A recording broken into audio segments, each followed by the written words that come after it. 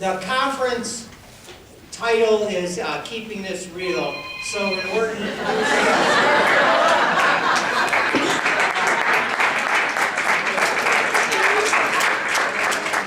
all know that we'd much rather be dressed like this today and be somewhere else.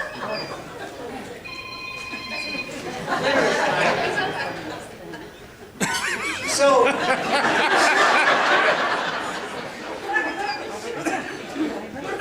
that's not my wife. So it's about being real. The people, the experiences, the stories, everything you're going to hear today is going to be their experiences to help you prepare for whatever problems, disasters may come across your way.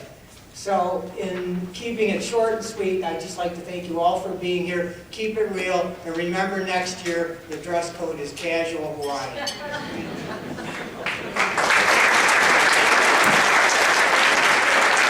But our first speaker, give or take about 6 hours, would have been right in the middle from Omaha, Nebraska, of today's snow dumping and 40, 45 mile an hour winds. Fortunately, he was able to get right on the leading edge of that and was able to make it here just safe and sound. We got our fingers crossed that the plows will be out there and he'll be able to get home and see his family after done here. But our first speaker, for those who remember, was able to give us kind of a walkthrough and a look at one of the two special pathogens transport teams for them, which was for the Ebola patients that were coming back to the United States. And I've had the opportunity to have some different conversations and communications with Ben over this past year, and it was very interesting when asking some of our EMS partners, what's something that would appeal to you? They said, well, we'd really like to hear what's happened over that first year, some of their lessons learned, because as we were moving away from just Ebola, but for special pathogens, some of their lessons learned, the impact on them, on their system, some of the costs, the training issues. I couldn't think of anybody that was better to come and bring us that information again than our first speaker, and that is Ben Tizer. We'd like to give him another great East Lansing welcome, and he's going to be taking the first step forward as we go. Matt asked that I make 2 hockey references, so Ben is like dropping the puck for the second half of the NHL season, and I think everybody missed probably one of the most important things that happened today. Puxtaparny, whatever, Phil, the little groundhog, didn't see the shadow, so spring's coming early this year. So there we go. Welcome again to Ben Tizer.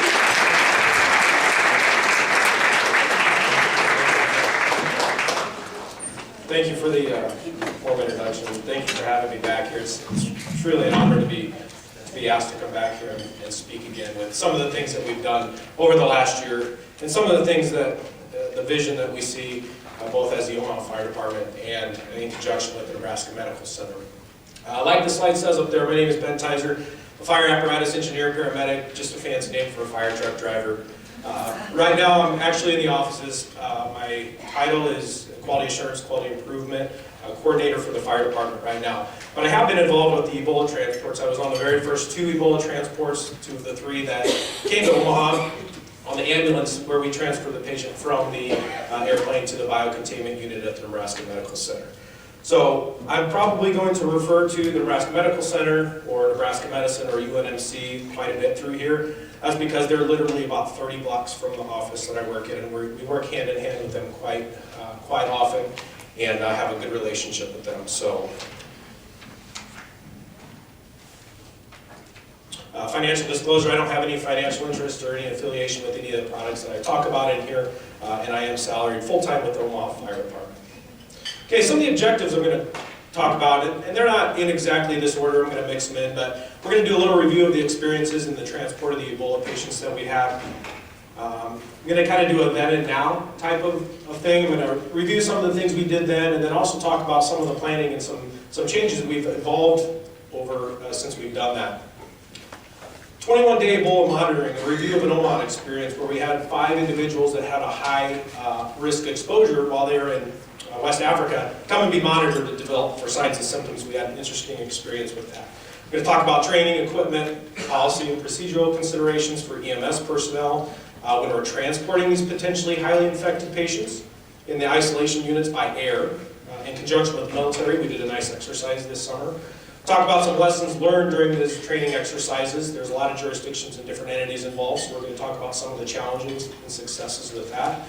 And then some regional planning considerations in conjunction with the hospitals that we work with, or you will be able to work with when we're transporting these highly infectious patients. This is Nebraska Wesleyan University. It's a university in Lincoln, Nebraska. It's their periodical. My wife went to school there, so we get this in the mail every quarter. I found it interesting in the winter quarter that we got this. And this is the cover. It says BioCourage on there. What's BioCourage? I have no idea, neither did Google, but we can only assume that it has to do in referring to the courage that we might have when we're facing these bio threats. Okay? It's kind of hard to read, but under BioCourage it says, across the country, the 2014 Ebola outbreak sparked panic. In Omaha, it sparked resolve. And I don't think that could be any more true with our experiences that we've had with Ebola. So what is resolve? I looked at that, a definition, again I Googled it, can be either a verb or a noun. To settle or find a solution, to decide firmly on a course of action, okay, those two make sense, or a firm determination to do something. Determination, I think this pretty well sums up what we've evolved in Omaha since we first performed and cared for these Ebola transports, and then what we've done since then to prepare for future ones. How is EMS preparing for this? I think one of the biggest challenges we have is funding. We need to make sure EMS is included in the primary stages or the early thoughts of this. Currently, federal funding is only allocating about 4% to emergency medical services for disaster preparedness. 4% is not a lot. The NAEMT Board, National Association of Emergency Medical Technicians, actually recently issued a position statement. They called for EMS, who's a recognized pillar of the medical surge response critical to disasters, to be included in the National Emergency Response Network. We're there 100% of the time on all these disasters. Think about Hurricane Katrina, these Ebola transports, 9/11, Hurricane Sandy. This position statement specifically calls for inclusions and integration in EMS as a primary partner in all aspects of the preparedness planning, equitable and stable funding, comparable to other partners within the emergency response network, such as hospitals, biocontainment units, things like that. And then we need the resources and training opportunities that are accessible to all EMS providers, which I think we're going that way, especially in the wake of this bioterrorism, or I'm sorry, biocontainment type of stuff. How do we do this? It's simple for EMS. We can join or get involved in these groups. The NAEMT, it's like $40 a year to join. Although you don't probably have a hand in exactly what they're doing, their financial support allows the people that know what they're doing and have their hand in the correct places. It allows us to benefit for EMS. How did this start for Omaha Fire? A little bit of review. Omaha Fire Department EMS chief, my boss, got the call at his house one night. John from the biocontainment unit called him and said, hey, we're getting an Ebola guy in 72 hours. Can you do the transport? My boss, if you knew him, he'd be like, yeah, no problem, that's fine, whatever. Called his boss, fire chief, and said, no way. And he said, well, what do you mean no way? He goes, I'm not putting my guys through that. Took a little bit of convincing, and he said, well, we're prepared for this. You know, we go on hazmat incidents all the time. We don't know what that brings. We have the equipment to deal with the unknown. Right now we have the benefit of the known, so let's just do it. A little bit of convincing, he said, okay. So the next day the fire chief came, selected 2 paramedics, myself being one of them, that would agree to do the transport. And the fire chief comes into your office and says, will you do this? And first thought is not no, it's going to be yes, so I said yes. And then the paramedic shift supervisor, who was going to be on shift that day, was also the other person. What did we do in that time? We scrambled to learn how to prepare 2 ambulances.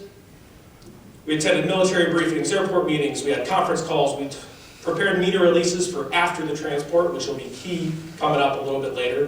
And then we were told to wait and keep things quiet. If you remember last year, I said we had to tell nobody what we were doing. I couldn't go home and tell my wife why I was getting all this overtime, which I never get overtime, staying late in the offices and everything, and she was getting a little suspicious for a little bit. But it all worked out. How does it go now?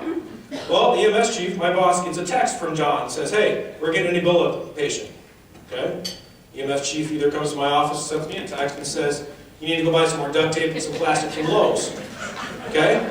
Must be getting an Ebola patient is my thought. And then we determine what shift is working. We contact the trained personnel because we train people specifically for these transports across all shifts right now. It no longer has to be me and the other guy that did the first two.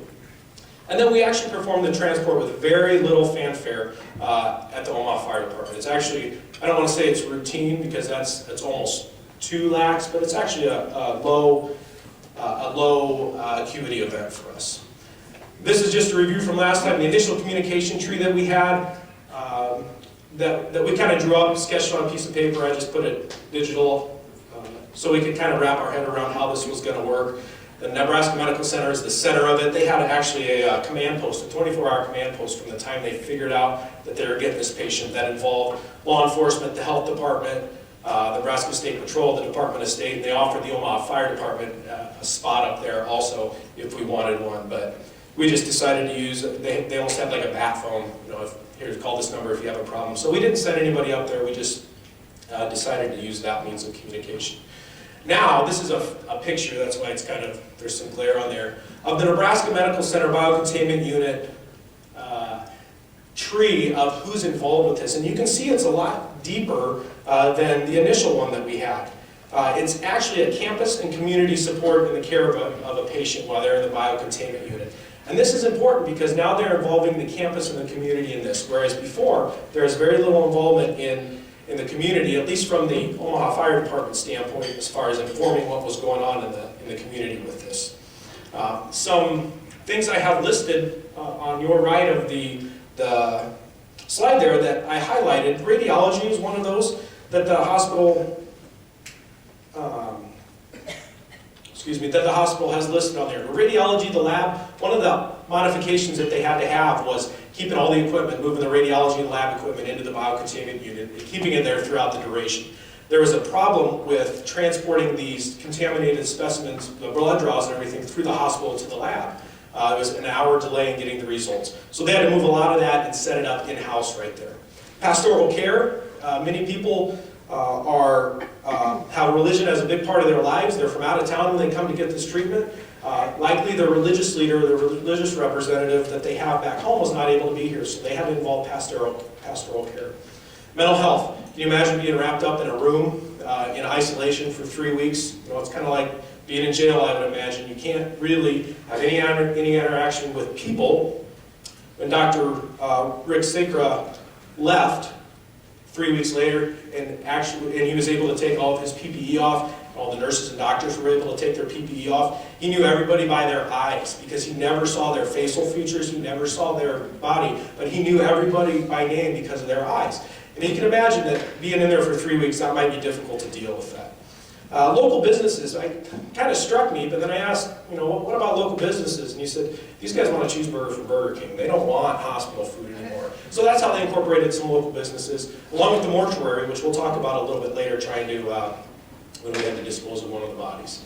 Primary care after discharge was another one that kind of struck me. It's not like you can print off instructions from the emergency room and say, follow up with your doctor for your Ebola care, right? They had to set that up and do kind of some follow-up planning with that preparation.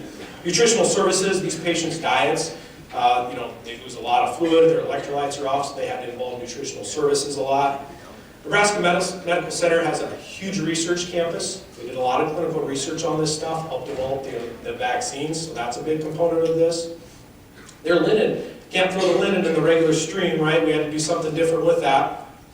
We'll talk about that a little bit later. And then media relations, they did 2 updates a day. The problem was keeping that patient's privacy and remembering HIPAA when they were updating the news media with this. But you can imagine the news media was set up there for weeks to know what the status of these people were as they went through there. And then the crematorium, there's a little bit of planning. That was a question that I had last year that I will address a little bit later. Okay, if you remember, last time there was an Offutt. When we received the patient at Offutt, the brief was 91 pages long. Okay, it was very, very detailed. We had to stage under the cover of night. We moved our ambulance there the night before, parked it in a garage. The landing strip was out of sight, out of the media. State Patrol helicopter was over guarding us and trying to get a video of it that had a live feedback to the command post. It's a big elaborate thing. Okay, Same with Epley. Epley was only one page, which we later found out was because they never thought they'd have to employ this. They thought Offutt was going to handle it when they signed it. But now it's not. Epley was our second one, so it's kind of hard to see, but there's a little area in the top picture that says media. So they actually let the media have the site of the airplane for these subsequent transport, mainly because we knew it would ease some of the public outcry if we actually involved them. Okay, here's the routes. You can see it up top is Epley Airfield. The bottom is Offutt Air Force Base. They're actually interstate highway direct routes, so it wasn't too bad to get there. Law enforcement did and still does escort us, just for security purposes. Usually there's 2 in front of us and 1 behind. It's kind of a chase vehicle. 6 and 12 miles are the distances. But if you remember last time, we had to go a longer way. We actually had to drive 9 miles, and we had to go north around through Epley Airport because that black circle right there is actually part of Iowa. And we can't drive through Iowa with highly Category A infectious patients. Okay? That's important because one of the things that these regional hospitals need to incorporate is plans so we can transport over state lines and do some interstate transports. And we'll hit that a little bit later too, but I wanted to remind you that that was one of the challenges that we had early on. Before preparation of the ambulances, we had 2 ambulances. One was a primary, one is a backup. We actually had that for all 3 transports. Now our plan is just to have 1. It took 6 people, 2 hours. Bare minimum medical supplies. We had to wrap up all of our cardiac monitors, our airway and our oxygen bags, our medication boxes and everything. We wrapped those in biohazards and put them in a cabinet on the outside of the ambulance. In order to have an advanced life support ambulance in the state of Nebraska, we have to have all that stuff on there. So we put it on there. It was just kind of out of sight, out of mind, knowing that we were not going to use it on these patients. And then a stair chair in case we had to bring the patient down the steps from the airplane. The initial preparation, we used 6 mil plastic. It was a 100-foot roll. It was 20 feet, so when we put it up either side of the wall, it was U-shaped. It was one big piece of plastic to keep the integrity. We made seat coverings. We put it in the corners and essentially outlined all the seats in the back of the ambulance, so if we had additional patients or if we had healthcare workers that needed to ride along, they had a place to sit right there. One of the downsides of this is we didn't have seat belts available. But that was one of the things that we had to deal with. Double taped edges. If you can remember, the duct tape that we used was waterproof. It was the expensive duct tape. It was, humidity does not do well on this. It was vinyl and Formica. When we taped this to there, we used the cheap stuff first during practice runs, and it didn't stick. So we actually went to the expensive waterproof duct tape. And then the floor mounts for the cot, we actually had to cut a slit in there in the plastic and tape it. You can see the nice tape job that we did down there that was sealing it back off in case of any fluids down there. And then the back doors, cut and fitted it to the top. We taped over the hinges, and then there's a piece of rolled up plastic that we had to drop down over some of these patients, although they had masks on. If they got sick and they had some projectile vomiting, we didn't want it to be all over the back windows instead, so we had the plastics down there. Here's the finished product. When you open the back doors, it's completely encapsulated, it's wrapped, everything's covered except for the ceiling, the ventilation system, to keep positive air pressure in there. You know, we cracked the front windows and had to keep positive air pressure in there. Kind of looks like E.T. when Steven Spielberg did it. I brought that up last time, and that's what I remembered seeing that. It was all wrapped up. And it's not too far off. They have the respirators on there and everything. Now, give a couple firemen 20 days off a month, which are our normal schedule. 10 24-hour shifts is what we work, so we have 20 days off. There's a lot of things that we can come up with on our days off. Now, I didn't come up with this, but there's a group of 5 people that came up with this new thing called BioCell Ambulance Protection System. And essentially what it is a ambulance containment system in a box. And this is about a 1.5-minute news article on here that I think sums it up, and it'll benefit us. I'll just play this and then we'll talk about it in a second. Like Lenny Gersher relied on to defend themselves from an emergency health situation for years. And you would have to cover all the surfaces to protect from the spread of droplets from an infectious disease, or in the case of a decontaminated hazmat patient, It can take up to an hour and a half to get it done. You remember during the Ebola, there were families who sat sometimes for hours in their homes waiting to be transported for care, while the first responders were waiting, prudently so, to protect the inside of the equipment, to get their biosuits on and have them all in place. To fix that problem, lifelong Connecticut paramedics Lenny Gersha and Bob Holdsworth are two of a group of 5 who've created BioCell.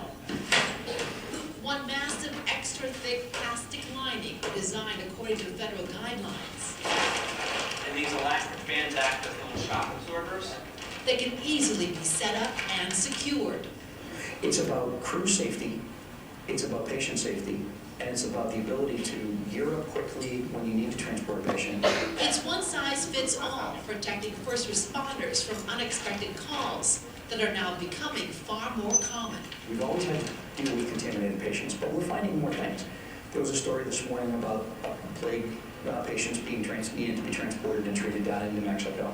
As quickly as it was assembled, less than 8 minutes, it was disposed of in an even shorter period of time, done outside the so-called dirty area. The North Branford Fire Department is the first in the country to add it to its protective arsenal. It's a major breakthrough in a very inexpensive and most effective way to protect personnel and vehicles, dealing with not only hazardous materials exposure, but the consequences from Ebola, MERS, and SARS. It's only $397, right? Free shipping though. One size fits all. It's nice because for people that you don't have the resources, like they said, you can put it in within 8 minutes. It takes a couple people. Something to consider instead of wrapping it in plastic. It's nice to keep in your ambulance. You can put it in a compartment. It's small and you do that. I'm not advocating for it. I'm just saying that since this Ebola transports happen, that's one of the things that has been improved upon as far as isolating the patients in the back of the squad. PPE donning. This was a hot topic after I presented last year. I got a lot of questions on PPE donning and doffing, actually. So for the driver, we just wore an N95 and goggles with our level C suit. Okay? Any clothing that was worn under the suits was treated as biohazard, disposed of, just like they do in the biocontainment unit. Double glove, duct taped. For the person in the back, it was the same outfit except for the respirator. It was a PAPR, which is a encapsulated head, powered air purifying respirator. Positive pressure has a HEPA filter on the back, so these patients that are these caregivers that are taking care of the patients have fresh air, and it actually keeps them cool because you can see it looks like a marshmallow puff man on there. It actually circulates some air a little bit better than not having one. And then the old radio mic duct taped in the ear over here. We would think that in a year that we would have a different improvement than that, but that's not the case. We still use waterproof duct tape in the ear. With a little bit of sweat and moisture on the skin, it actually still holds the best. The first time we didn't do that, we just put it in there, it actually fell out, and then he lost the communication with us. There's some posters for donning and doffing. These are right from the Nebraska Medical Center website, which I'll show you on the next slide, that we use every time we put on the suits and every time we take them off. Remember that most contaminations happen when we're doffing, so it's just as important to have somebody, a buddy system, running this checklist when you're taking these PPE off as well as putting it on. Where did I get all this stuff? This is a fantastic resource that the Nebraska Medical Center has made. It's called the HEROES website. I put the website up there. Has a lot of information on how to prepare your hospital or your facility for a response. There's biological, chemical, radiological response, information about decontamination. There's videos with each one of them. There's interactive learning modules where you have to click on things and kind of respond to what they're doing. Information not only on the Ebola and highly infectious diseases, but Mark 1, the duodote kits, hyperbaric chambers, level A suits, level B and C suits. And then what I found interesting, well, in addition to the isopod, was a body sealer basics video. So it actually tells you how to seal a body after they are deceased that has highly infectious disease. There's actually this contraption that helps you seal the body, and there's a video that shows you how to do that in case anybody's interested in that. Cooling vests. There was a question about cooling vests. I was talking to Matt by email a little bit and kind of asked about those. They were looking into them. So I asked the Nebraska Medical Center, what do you think about cooling vests? And one of the 2 quotes I'm going to use today is, "We will never use them again. We hated them and threw them away." So, which ones did they use? I have no idea, but they actually used them when they were taking care of one of the Ebola patients as kind of a trial run. And the nurses tapped out early and hated them. They were heavy and cumbersome for them. Now that was just a personal preference. I'm not saying that they're not a good idea. I don't know exactly what brand they used, but it all had to fit under the suit, so it was a one-piece cooling vest on there. But that leads us to how hot is too hot, or how long can you live in these biosuits and work in there? Usually 2 to 4 hours is about what they were doing when they were working in the biocontainment unit. In the pre-hospital setting, when we were transporting them, 2 hours maximum is what we were in them. But Nebraska Medicine, the biocontainment unit, is actually developing a study to monitor these core body temperatures while in full PPE and come out with some recommendations on it. Now you need to remember that Nebraska Medical Center, University of Nebraska, is a big research facility. They have about a dozen buildings, 1 million square feet. They look at things like DNA synthesis and quantitative fluorescence microscopy, however you say those words and everything. And so when we approach them and say, hey, can you monitor our body temperature every 5 minutes and give us a report, I think they're going to look at us and say, that's probably something we can do. They're going to do this when they're performing normal patient care tasks. You know, it's going to be a real life situation where they actually have people, you know, they're probably not going to be real patients, but people where they're going to be rolling them over, they're going to be changing the sheets, they're going to be moving them, helping them to the commode, moving them to the bathroom. How are they going to do this though? I'm sorry. Some of the things that they're going to look at, the rate of rise, the highest temperature that the body hits, the comfort level, how they're feeling, their mental status, their fine motor skills and everything over a few hours. And they're going to actually swallow a pill. The person that is in the suit is actually going to swallow a pill that's going to monitor their temperature and be able to transmit in real time as it goes through your digestive system. I can think of a few other ways that they monitor core body temperature. I think that the pill is probably the best way that they're going to come up with this. So. But the nice thing is, this hopefully should come out with an ideal amount of time that we should be in full PPE. And when I was talking to John from the Med Center that's kind of heading this up, he's actually never thought about it until we talked about it, but involving EMS in the pre-hospital study in this. Our environment outside of a controlled 70-degree room is a lot different. It could be cold outside, you know, weather like this, although today's not bad, or it could be 95 degrees when these patients come in and land and we have to be outside waiting, transferring from the airplane. So there's going to be a lot of components to this, and I'm going to be kind of interested to see what they come out with from this study. Loading and transport is still very smooth and uneventful. This is the actual airplane of the first patient on Offutt Air Force Base that was coming down there. And then we have the chase vehicle. It still essentially goes like that, where we have a vehicle with people in PPE in that SUV back there in case there's something that goes wrong in the ambulance or they need additional help. The only thing that's different is there's actually less media. A lesson learned with this. Okay, this is not us, but this is from Dallas-Fort Worth. This is that nurse that was contaminated. It only takes one person to violate the integrity of the disease containment concept. Okay, we can all see what's wrong because it's circled in red right there. That cowboy that thinks he's immune to Ebola or whatever he's doing. I don't understand that. But we can relate to this because if you remember last year in Omaha, it only takes one person to ignite a public firestorm based on perception. And I use the word perception because there's that guy that says Omaha Fire and Rescue on the back of his polo shirt, who happens to be our medical director. Looks like he's standing right next to that. And there's a man in my office that wears a white shirt every day with a gold badge that came pleasantly into my office the next day and put this newspaper article on my desk in the morning and said, "What is this?" And the mayor wants to know what this is too. I said, "I don't know, Chief.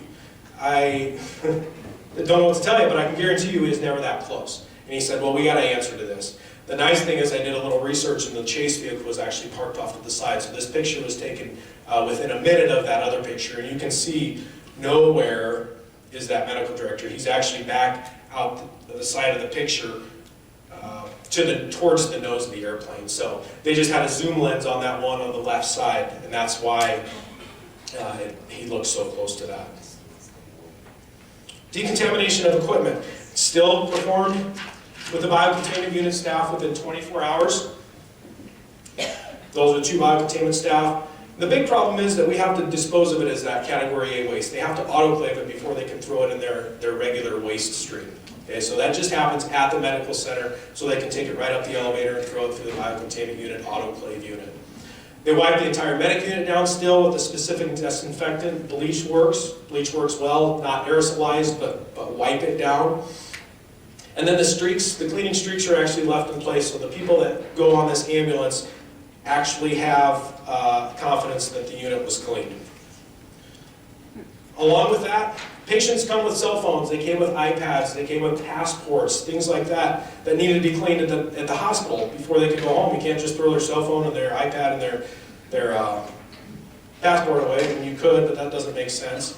So they actually bleach contaminated them and then applied this UV light. And the blue picture is the one in a room in the biocontainment unit they were applying the light to, and then the other one is in the ambulance that after they cleaned it, they apply this UV light, which is supposed to kill everything else in there.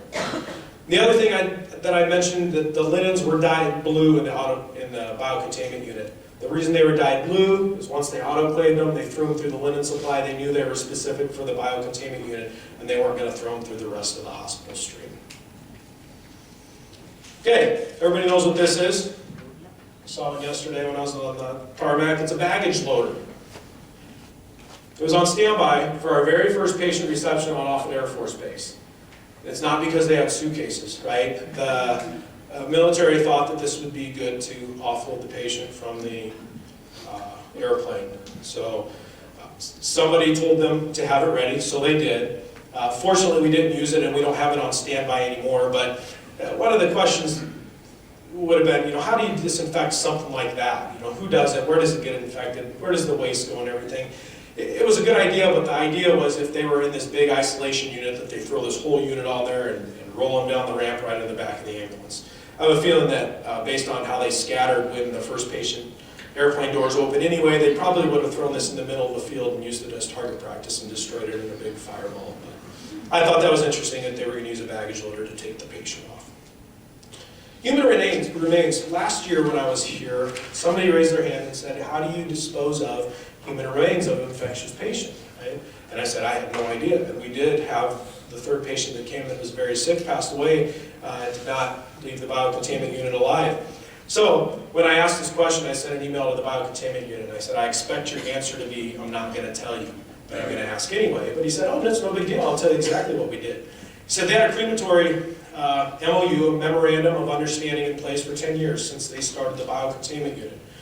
The transport team was the hospital staff, and they put containment layers on this patient. I said, what do you mean containment layers? And he referred me to the CDC website that tells you exactly how to do this and how to dispose of somebody that has a highly infectious disease.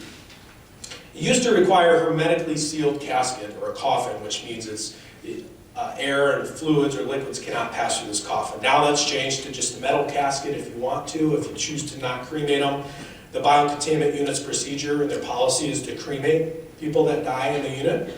Okay? The big thing that they say is there's no autopsy performed unless there's extenuating circumstances that's approved by the CDC and the health department. It's absolutely necessary. They leave the IVs, the endotracheal tubes, their breathing tubes in place, any catheters in place. They don't want to pull anything out, risk contamination. They don't clean the body. They do not embalm the body. The only thing they do is they actually take a picture of the deceased's face, because instead of putting a toe tag on them, once they're sealed up, they never get opened again. They take a picture of their face and then actually put it on the outside of the body bag as their identification method. So in the hot zone, they actually use 2 layers of that. When I referred to the body sealer bag in there, I kind of chuckled when I saw that on the website, but that's what they use to seal these patients. And they put 1 layer on, they seal them with a heat gun, just like you would, seal food. And they wipe it down with wipes. They put a 2nd layer of that bag on there, wipe it down again, and then they put a body bag, just a standard body bag with a zip tie on there. They decontaminate everything that it's on, the gurney, and then they roll that gurney out to the cold zone, put it on another gurney that's clean, take it down the elevator, put it on put it in a hearse, and then they take it right to the, and cremate it just as it is in there. So, hopefully that answers the question that was answered last year. Okay, 21-day monitoring and Omaha experience. This is kind of interesting. On March 14th, 2015, 5 Americans came to Omaha following a high-risk exposure to Ebola while they were in West Africa. They were caregivers that they had some kind of high-risk exposure. I don't remember the details of it, but it was enough to warrant their evacuation into Omaha. to come to the medical center, the biocontainment unit, to be monitored. They did not have any signs and symptoms when they got here, so it was a very low-key transport. Omaha Fire, we essentially put them in a minivan and took them to their location, not isolated or anything like we did before. They were housed at an undisclosed location. It was actually their apartments for the transplant patients. There's a big tower. Nebraska Medical Center, UNMC, is actually a big transplant hospital. So they have places for families to come stay, and we put these guys there. They were given a card, essentially with a phone number on it, an identification that says transplant unit. You know, it's the same thing they give to all the families to call if they have any questions or any problems. On day, it says 14, but it was actually day 19. I made a typo. I'm sorry. This is correct. Day 14, the individuals are allowed out of confinement per CDC. When they're allowed out of confinement, they have some criteria. They need to maintain a 3-foot social distance. They can't take any public transportation. They can't interact with the public at all. But they can go outside and jog and everything. These people are athletic people. There were some of them that were stir crazy after being in there for a couple of weeks that they wanted to get out and run. And the other thing is they couldn't tell anybody they were being monitored for Ebola, which I thought was a pretty good thing to say.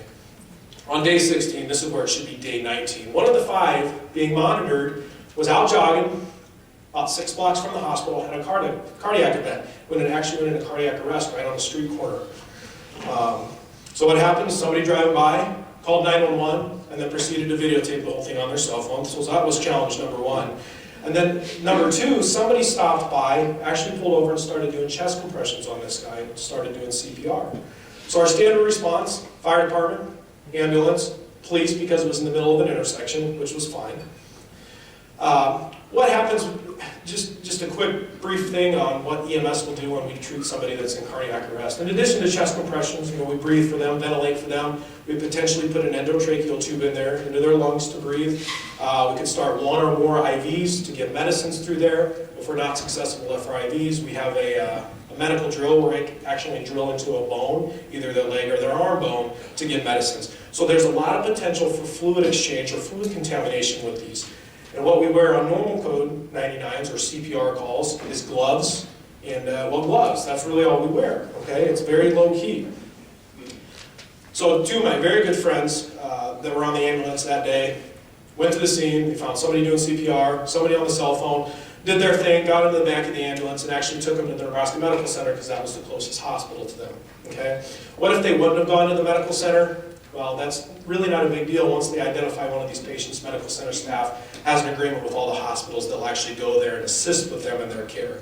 But they went to the Nebraska Medical Center, which is not a big deal, okay? Happened to be the biocontainment hospital. And then they identified the patient. The nurse started digging through the pockets of this patient, and they pull this transplant card out with a phone number on it. They say, oh, it's a transplant patient. They're like, well, that's funny. There's no zippers or stitches on it that would indicate that. So they called the number. It actually went to one of the biocontainment people, and she goes, you're kidding me. And whatever other bad word she said that I can't say up here. Zoomed right down to the ER, and she looked, and she said, yeah, it's him. Well, meantime, this guy has a pulse back, okay, which happens only about 8% of the time statistically. So you got to do something now, right? He needs to go to the cath lab because he had a heart attack, which is what put him in cardiac arrest. It wasn't hard to convince the hospital staff that this patient was safe, okay? He was 19 days in. We know most symptoms start from between 8 and 10 days. 19 days in. So once they talked to the hospital staff about that, who was already versed on Ebola because they work in the same building as the biocontainment unit, they sent him to the cath lab. This guy went to the normal ICU without any kind of special precautions anyway, which was fine. Some other individuals, on the other hand, were not so convinced. The EMS did actually okay with it, but the people that we had the biggest problem with was the police department. And when I say problem, it was getting them to understand how it was not a big deal, and the whole city doesn't have Ebola now because of this patient going into cardiac arrest. So a quick little deal, although it was not medically indicated, they actually did a biofire test for Ebola. This is how they test for Ebola in somebody's blood. It's a $39,000 machine. It's a little blood sample, 2 minutes of hands-on time. They essentially draw the blood, put it in a little cartridge, put it into the machine, and in an hour, it tells you one of those things, if there's anything that shows up in the blood, and one of those you can see is the Ebola virus, okay? This is not something that you can just willy-nilly buy and test. There actually has to be some health department and CDC involvement whenever you test. They want to know if you're testing for Ebola, that's not something you just do, so. But they did this test, got the state health department involved. The test was negative, everything was fine. Almost. After action review, okay? This was kind of a big deal. We had a person that was being monitored, go down, cardiac arrest, okay? People wanted to talk about it. Douglas County Health Department, Nebraska Medical Center, Omaha Fire, and Omaha Police were present at this meeting at the health department. So in review, Omaha Fire Department was dispatched to CPR in progress. Bystander CPR was performed on arrival, which actually saved that guy's life. If that bystander would have gone, he likely would have died. So that was good. The problem was that bystander got in their car and left when the ambulance showed up. We still have no idea who that person was to this day. Okay? No idea. How do you do that though? The police said, well, we need to put out a media release asking for this guy. And I said, you want us to put out a media release and say, hey, this guy had Ebola that we don't know who this you are. Would you come and please identify yourself? Not going to happen. Okay? Biocontainment staff immediately responded to the emergency department. It was less than 10 minutes. Our supervisor got to the hospital under 10 minutes. The medical center, the biocontainment people were already there. Patient treated in the normal stream like we talked about, went to the cath lab, ICU, actually went home from the ICU after that, neurologically intact with no problem. Concerns by the Nebraska Medical Center staff, there were really none. Okay? Same with the Omaha Fire Department. A little education to the crews in the field, said, yeah, I know you had gloves on, you didn't get any splatter or anything on you, your likelihood of getting Ebola, especially since this guy does not have it, is low. Concerns by the police department, notice it doesn't say none by there. The first one, Good Samaritan contracted Ebola and spread it throughout the city. Don't know who it was, that was their #1 concern. Officers who were on scene blocking traffic were exposed, so they put a call out to the officers that were on the street that responded to this call and said, hey, come to the hospital if you were here. So there were 2 officers that showed up. One of them was actually out of his cruiser, kind of walking around. The other guy was in his cruiser blocking traffic, and they both showed up. And we said, well, why are you here? He said, well, I was blocking traffic, and I was close enough. That guy wants you to test me. Obviously, that didn't happen. The big concern that the police department had was they didn't have identification on him as a monitored individual. Like, the thing they wanted was a big orange wristband that identified them. And they really didn't have an answer of how the public might handle that if they had somebody jogging down the street that said, you know, a big Ebola sign on their head or whatever they wanted. But the whole police department point, which I could kind of see, was if it's not a big deal for these people to be out in public, why can't you just tell us where they're staying? That was the whole thing. The Nebraska Medical Center never told anybody where these people were staying because they didn't want the media surrounding there. We knew the media response would be big. And then we didn't want people, you know, these people to be threatened in any way by those that didn't want Ebola in Omaha. Okay, so at the end of the after action review plan, there was really no resolution to how we were going to do this. The cops' requests were buy a treadmill, put it in there, and they keep them in for 21 days. We know that there's some kind of civil rights things that we need to really think about from locking somebody up for that long for really no reason. Okay, a critical component that we learned is early media collaboration.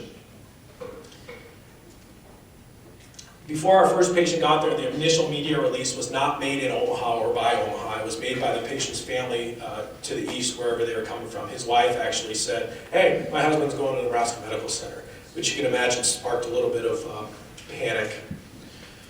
Same with Epley Airfield. The second transport went there for certain reasons. And you can tell that the airport executive director and the legal counsel there were also watching the news and watching the hype. They didn't want that patient there. Okay, a little bit of coaxing and education was the big thing. They finally agreed to it. But we also learned that we were going to do a media release beforehand and actually explain to everybody where this patient was, so they're not going down the terminal and going through security like everybody else is that's going to the airport that day. They're actually going to be offloaded in a separate area, kind of by the mail, where all the mail is handled at the airport. Our big lesson learned, don't hide the preparedness, okay? We saw that Nebraska Medical Center had a record census during the period the biocontainment unit was occupied. Going back, when they did their census numbers, everything, they made the correlation that during that time they had a record census. Why is that? We can only imagine that it was partially because their confidence in their ability to treat the sickest of the sick. There's a little excerpt from that BioCourage magazine or periodical that I showed up there that I'd kind of like to read some parts that have to go along with this being prepared. The biocontainment unit staff was prepared for the reality of the patient care inside the biocontainment unit. But what about the other side of the wall? Public fear and misinformation promise to make life pretty hot outside the hot zone. Dr. Baltus, the Nebraska Medical Center's communications director, said the team's desire for transparency actually worked. So they didn't want any of their patients to learn about the presence of Ebola, an Ebola patient, in their hospital by watching CNN from their beds. Okay? He wanted them to hear from the medical center staff exactly what was happening, precisely what they were doing to keep them safe. So they drafted a letter for the patients and the families outlining the biocontainment unit's work and safety measures. They hand-delivered to every patient in the hospital. They really spread it out to the team and showed everybody in the hospital this letter, talked and walked them through their contents and asked for any questions. Before they went into it, he said they fully expected that some patients would listen to him and say, okay, transfer me the heck out of here, right? He said that didn't happen to any patient. Nobody in that hospital asked to be transferred. And he said, why is that? He said, trust. He said the community displayed a great deal of trust in Nebraska medicine. In fact, Nebraska medicine saw an all-time high in patient volume during that Ebola response. So that just goes to show that being prepared and showing your preparedness up front. And that can go for EMS too. We've taken a more proactive approach to interacting with the media and showing our preparedness and exactly what we're going to do. How is this accomplished? Lots of media involvement, and we're actually in front of the cameras instead of behind the cameras. Firemen are never really one to stand in front of the camera and kind of pose for pictures and do that. You can kind of see in the upper right picture, the guy on the left in the blue shirt, his goofy smile. He's obviously awkward standing in front of there knowing this is going to be posted in the paper. But I think it's telling. The bottom right corner picture, it's kind of hard to see, but you can see there's probably 4 or 5, maybe 6 video cameras in there. That's actually in the back in the housing of a C-17 aircraft carrier that carried these biocontainment units. Okay, so the media was allowed on the Offutt Air Force Base and actually allowed to take their cameras in here and put all their eyes on this stuff. Okay, what a fantastic example to do that. And EMS was involved with that from the front. That was the Patriot 15 exercise that happened in July. It was the first ever Department of Defense national exercise on transferring a highly infectious patient. And the purpose of this was to demonstrate that we can work with the military and agencies, fire departments, and then hospitals, the collaboration between all of these in the United States, which is going to be key to managing or mitigating these disasters when they come up again.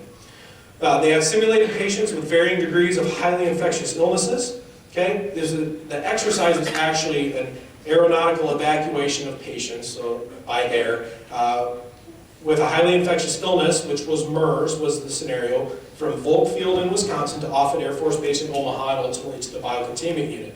So you can imagine the level of interoperability and the, excuse me, the level of collaboration that we had to do. When they arrived, additional healthcare workers started to show signs and symptoms on there. One of the big gaps that we found on this was communications.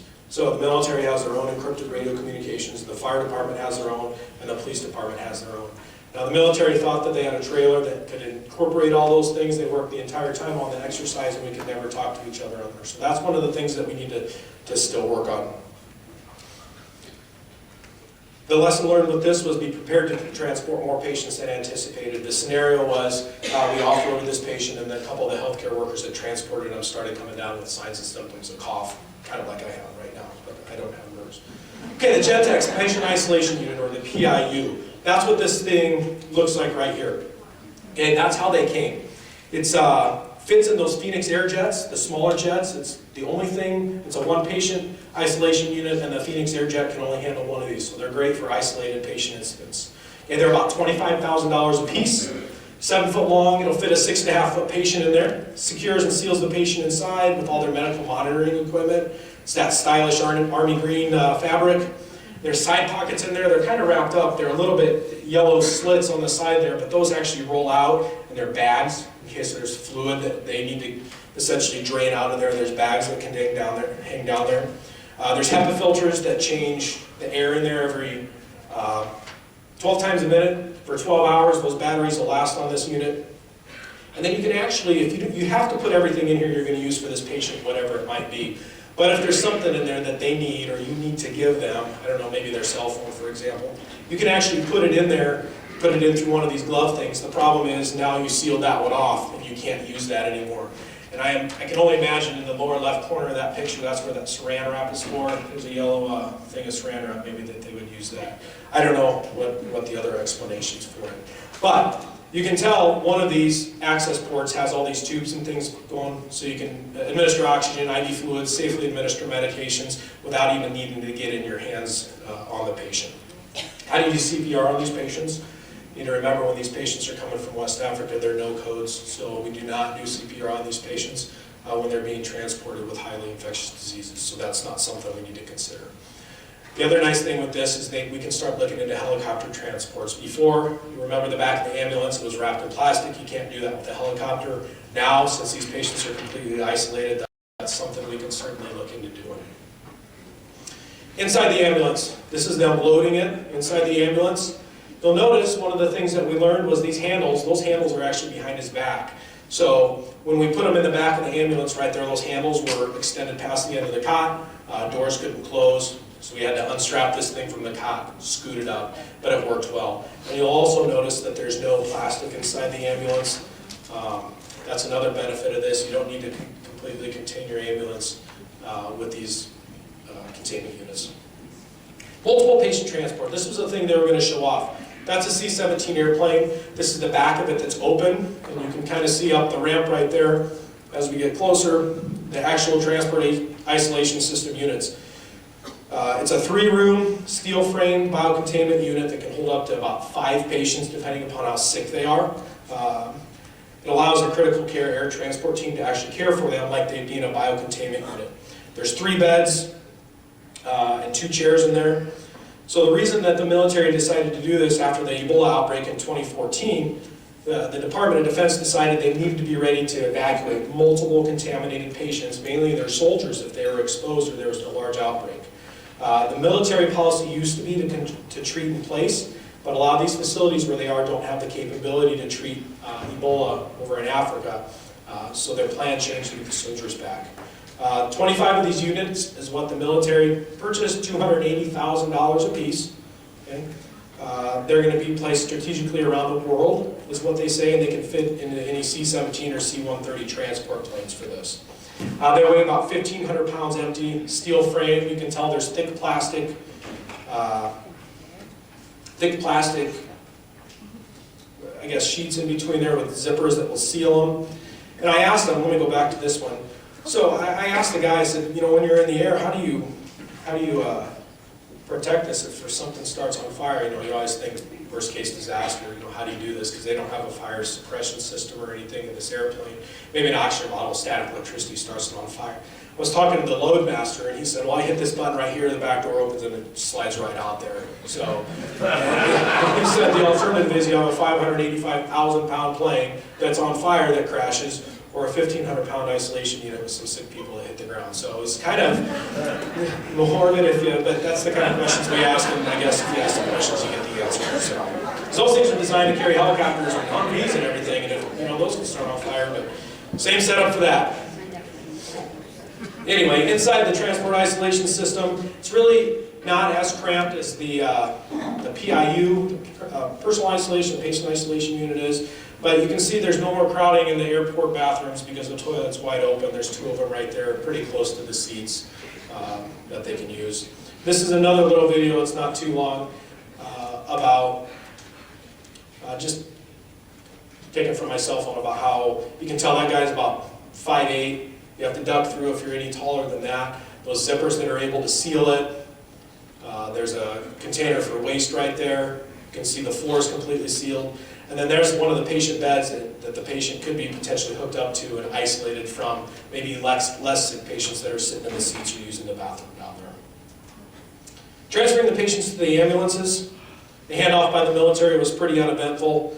The back of it opened, they wheeled the patient down, put him in the back of the ambulance. You can tell that this is crowded with this PIU in the back of the ambulance. Now there's plastic draped around there because we didn't know what we were getting as part of the exercise, so we were ready for just patients that were not contained. But you can tell putting somebody on the bench seat that were exposed, it can be pretty cramped quarters back there. As far as the transports go, considerations for safe transports of patients infected with Ebola virus. This is an article that was published in the Pre-Hospital Emergency Care in 2014 that was expedited. I brought this up last time. This is just a nice resource for emergency medical services to refer to when they're preparing that. I have that article. If anybody would like me to email that at the end, you can send me a request for that. Okay, training considerations then. Didn't change much. We have Ebola responders. Training included multiple surrounding departments. The medical center and the UNMC guys helped us do this with CDC guidelines. That really didn't change. As far as the region training goes, that also didn't change. We got out to all the surrounding fire departments. We came up with some ambulances that would be dedicated Ebola response ambulances. And the big thing that I talked about last time was a lesson learned from the flight attendant from Dallas to Omaha. She was staying in a hotel by the Omaha airport, called because she was having flu-like symptoms, said she was on the plane with international passengers. That caused a lot of panic with our guys. So we really hammered home the 3 questions that you need to ask that's going to either include or exclude the Ebola criteria, and those I have listed up there. Once we got those ingrained in everybody's heads, we have not had a problem with anybody since, and it also helps since the Ebola scare has died down anyway. Training and planning considerations now, what are we working on? Okay? And why does this matter for EMS? Well, it matters for EMS because these hospitals that they're designating that I'm going to talk about right here, they need to have some way to get the patients in between them. And the person they're not going to call are the Uber, Lyft, and the Lyft drivers. They're going to call EMS to do it, right? So we need to be aware of these hospitals and how to deal with them.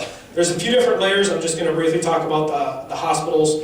The assessment hospitals, these need to be able to assess, isolate these persons under investigation for Ebola virus, care for them until Ebola is either ruled in or ruled out. For up to 96 hours, they need to be ready. There's other criteria that they need. You know, the recommendation is no more than 2 hours apart from each other, so we don't have to subject these people to long transports away from their house in the back with EMS. And they need to have specific lab, isolation, personal protective equipment, disposal requirements that they need. Okay, Ebola treatment centers is the next one, and I did a little research. From what I found, there's 3 Tier 1 Ebola treatment centers in Michigan, Ann Arbor, Detroit, and Grand Rapids. The purpose of these is to actually identify and treat the Ebola patients. So if an assessment hospital, they come up with somebody that's positive, they're actually going to transport to one of these Ebola treatment centers. They're capable of providing comprehensive patient care.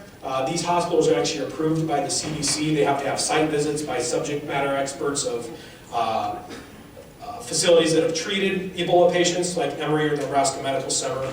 And they also have to fit into those other things like Category A waste removal, be able to dispose of all that. One thing I found interesting in Michigan, there's a special pathogen response network, and just from reading what I found is they established these tiers, Tier 1 through 4 hospitals to treat these types of viruses, in the Department of Health and Human Services, Michigan hospitals, fire departments, and local health departments, and the regional healthcare coalitions are involved in this. And it's nice to see that there's actually 4 tiers of hospitals listed, and they're a little bit more proactive in Michigan than they are around the rest of the country. Although Michigan is part of Region 5, they don't have a regional treatment center. That's actually in Minneapolis. Okay, there's currently 9 of them. The whole purpose of this is to provide not only care for Ebola, but for other highly infectious disease that could potentially pop up. There's a 5-year funding that Congress approved. Just over $3 million is what each of these facilities get. But these regional treatment centers are responsible for planning and actually establishing a process for transporting these patients back and forth between these hospitals. They need to come up with the ground-to-air, air-to-ground transport protocols. Part of the thing that they really need to do is get these interstate agreements in. Like I mentioned, we had to take the long way because we couldn't drive through Iowa when we transported from Epley. State-to-state transports, including the governor involvement, is going to be critical for these individuals, or these individual treatment centers to be planning with. So I'm going to just read one more little excerpt out of this. It says, multi-level interprofessional collaboration to isolate these highly infectious disease patients is crucial to contain future outbreaks. So what these regions realize is the capacity to adequately manage these few cases of Ebola virus that have occurred or that could potentially occur. The question is, these pandemics or the larger domestic outbreaks might be a bigger challenge because the ability for these facilities to simultaneously treat all these patients might be a little low. The Nebraska Medical Center, they have 10 rooms in their unit. They can only treat 2 Ebola patients at a time because of the tremendous amount of resources that it takes in there. Here's another resource for some Ebola information, and really to any highly infectious disease training. It's the Nebraska Ebola Method, another website that's listed down there. Has a lot of checklists, PDFs, and then some resources for facilities and EMS to actually go and look up some Ebola information. The other kind of big thing, there's 2 more big things that I want to talk about briefly. The National Ebola Training and Education Center. This is actually a partner between the 3 hospitals, Emory, the Bellevue Hospital in New York, and the Nebraska Medical Center. And what they're doing is they're going for federal funds for construction. Before, federal funds could only be used for actual response type of thing, but the language bill approved December 18th of this year now allows these facilities to go for construction. Okay? The Nebraska Medical Center is actually building a training center for infectious disease response. It's over a $100 million training center, and this federal funding bill actually allows the Med Center to go for money from the feds for that right now. All the hands-on training, certification, and donning and doffing of PPE, policies, procedures, management of waste disposal, all that needs to occur. You can't just talk about it in a room or in a classroom. You need to have hands-on. So the Med Center is going to actually build this facility where it simulates a biocontainment unit, a 12-person bed. And the nice thing is, they're going to build it so if they have to take care of a lot of patients, they can actually transform it and put it into real-life effect and not just a training center, because it's going to be designed with the ventilation and everything with it. In the interim, they're actually using the live biocontainment unit. Now, EMS has been involved in this training with the medical center. They've trained over 80 healthcare systems, including all the Ebola treatment centers, and they're incorporating Omaha Fire EMS into this training right now. And once they get this training and education center built up, they'll actually open that training up to people around the nation for additional training.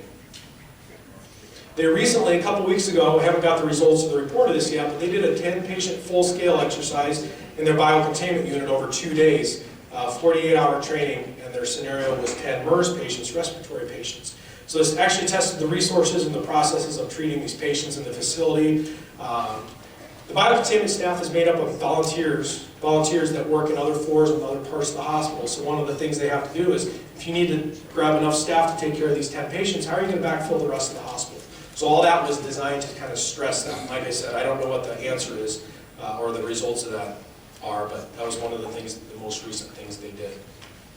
The last thing I want to briefly touch on is this National Leadership Academy for the Public Health. This is actually a program funded by the CDC.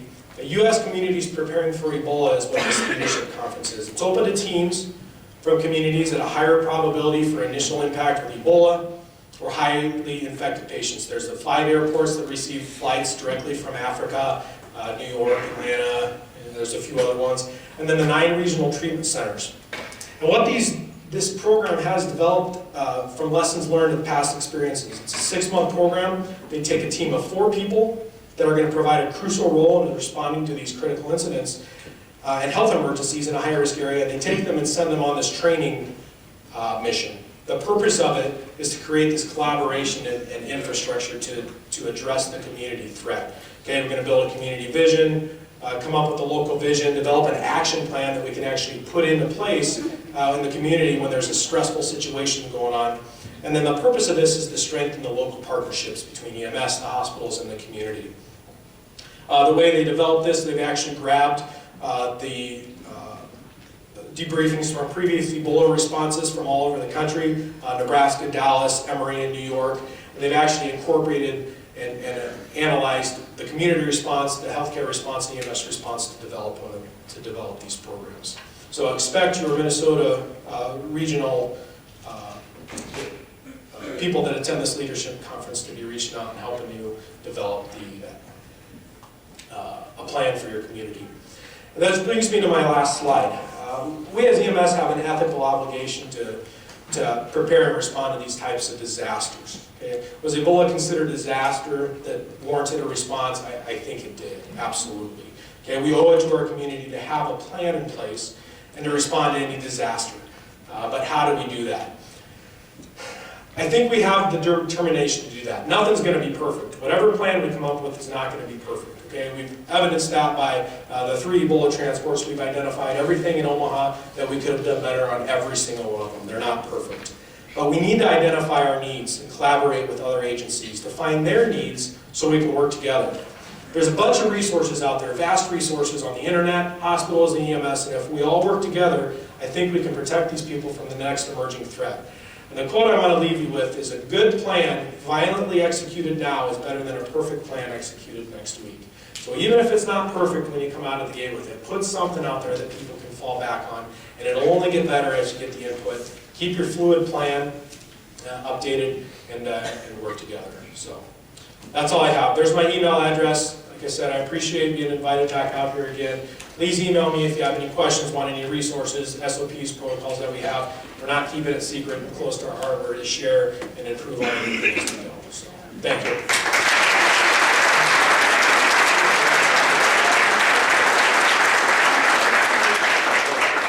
If anybody has any questions, do you have to answer questions right now? If not, I'll be hanging around with lunch. And speak up loud. PIU unit. Yes. Is that one-time use? It is a one-time use. Yeah, you cannot claim it. The personal isolation unit is a one-time use, and so is that the multiple isolation use. As soon as you have one patient in there, it gets thrown away. So without further ado, I'd like to introduce, and I'm still going to probably not say it right, but Amatz Brandis.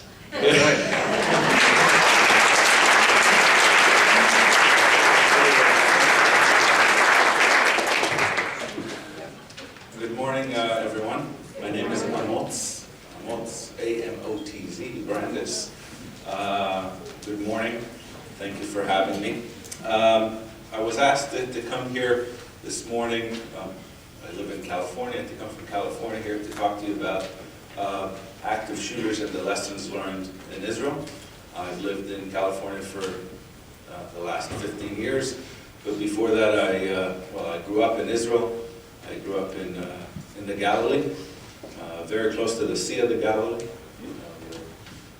New Testament, so it's right above the Mountain of Beatitude. That's what you see from my parents' porch. That's where I grew up, in a kibbutz in Israel. After I spent 18 years living in the kibbutz, I joined the Israeli military like every Israeli citizen. I joined a recon unit that specializes, it's for an armored division, specializes in working in very small groups. And I was deployed mostly in Lebanon. Interesting, the fact that when you are deployed about 6 miles from your house in a war zone, it's a very different experience. Because you can literally go to an ambush, look back, and see that your parents didn't go to sleep yet. And I'm not exaggerating. This is the reality. So I was in the military, like every Israeli citizen, and I wanted to go to college. I applied and got in to go to UCLA, and that basically what brought me here to the U.S. When I got here, I said, okay, so how do I pay for UCLA, right? And the only job available for me was to apply and eventually get into to work for the Israeli consulate in Los Angeles as a security agent and a profiler based on my Army experience, but also, I had to go through a lot of training as a profiler and as a security agent. I worked at the consulate, a variety of security responsibilities, but also 80% of my work there was also to work as an agent for the Israeli airline. I don't know if you know, the Israeli airline has a very unique security system around it. I'll talk a little bit about it. It's not that unique to Israel, it's just because it's an airline and it flies out of the country, people are exposed to it outside of Israel. In Israel, the way we protect malls or protect schools are very much the same. It's just airline is more complicated and it's abroad. I did this, and then just before 9/11, I graduated from UCLA, and I went to work for Chameleon Associates. That's the company that I'm now a partner in, and we started this. 9/11 happened 2 months after I joined the company, and then we said, okay, there's a skill gap, a lack of knowledge in the United States that we can bring from Israel, since we've been dealing with it pretty much since the 60s or the early 70s. We've been dealing with acts of terrorism, acts against aviation, but against any type of environment. I mean, you look at the types of things that people are now saying are new. You look back at Israel and you see the same incidents happen in 1970. Okay, first hijacking, coordinated hijacking of an airplane happened in 1970. If you don't remember, it was 2 American airplanes that were hijacked and 1 El Al airplane that wasn't, because of the response inside the airplane. This was in 1970. It wasn't 9/11. So if you look back and you look at the history of incidents that Israel had to endure and deal with, really started a very long time ago. And so when you are, one of the things to learn from Israel is to learn through its history and through its battles with terrorism, the types of things that were put in place. Some have worked, some have not worked, but it's better to look at that microcosmos called Israel, which is, Israel, if you don't know, is the size of, the entire country is the size of the state of New Jersey. So it's a very small country. But you have an environment where you can test. Okay, it's a laboratory for EMS, security, law enforcement, military, that you can really see how things work and don't work. So I'll talk to you about those lessons learned across history. In the last 15 years, I've been going around the country and around the world doing a lot of training on Israeli security methodologies. My focus, I know that people in the crowd here, most of you are dealing with the after the fact. Okay, what happens after the first gunshot is fired. In fact, most of you deal here not with the first gunshot, but what happens after the gunshots stop. Okay? By the way, and I'll talk about it, law enforcement in the United States, all over the world, usually deal with after the gunshots are finished, not when they are. If you look at most responses to terrorist attacks, when the law enforcement responds, 3 minutes, 4 minutes, 5 minutes, already done. So I dealt with, in my capacity, what happens before the shots. The Marines call it left of boom. What happens, or left of bang. Okay, what happens before the boom. So I dealt with that, and also the first second or millisecond of when the first shot is fired or the bomb exploded, etc. So I'll talk to you about those aspects. I will leave towards the end some time so you'll see what is done in Israel in terms of recovery, in terms of mass casualty treatment. Again, this is your profession, but I know for a fact, because I took people to Israel, I still do, to be trained there, that there are certain things that are applied in Israel that are not applied here that I think you would find interesting. So that's my background in sort of in tying it to what you're going to listen to in the next hour and a half, 2 hours here today. And I'll try to be interesting, so it's a long time. So. One thing is, I'm more of a trainer than a public speaker. So if you have questions, anytime, raise your hand. And I want it to be more of an interaction, because that'll I think will make it more interesting as well. So let's start with history. And let me ask you, see, I'm already starting with an interaction. What is more effective in terms of from the terrorist point of view, an active shooter incident or a kidnapping, hostage-taking situation? Hostage? Why do you say hostage? Anybody? The media attention. Okay, it's also very lengthy. And, it takes sometimes a day or two or many hours. All the media comes in. I'm getting attention throughout the world to this thing. So why don't we see a whole lot of hostage-taking situations? If it has more value to it, we don't see a whole lot. What we see today is mostly active shooters. The main reason, it's more difficult. So if you were on the terrorist side or thought like the terrorists, it's more difficult. You have to put in a lot of planning. Active shooters don't take a whole lot of time. To give you an example of why hostage-taking has more value to it, just in this crowd, how many of you heard of the Lod Massacre in 1972? Okay, there's like 5 hands, 10 hands, something around. How many of you heard of the Munich Olympics? All right. See, how many Americans were killed in the Munich Olympics incident? 0. How many people total were killed in the Munich Olympics? 11. How many people were killed in the Lod Massacre? 24. 75 injured. How many were Americans? 16. Yet none of you here heard about it. You see the effect? The Munich, the hostage-taking has a lot more effect than terrorist effect, media effect, fear effect, than active shooters. All right? The Lod Massacre, the reason I put it here, it's a wake-up moment in Israel. It's sort of the Israeli 9/11. What happened was in 1972, 3 Japanese terrorists landed in Israel, the Ben Gurion Airport in Israel. At the time, it wasn't called Ben Gurion Airport, it was called the Lod Airport, which is the town near the airport. That's why it's called the Lod Massacre.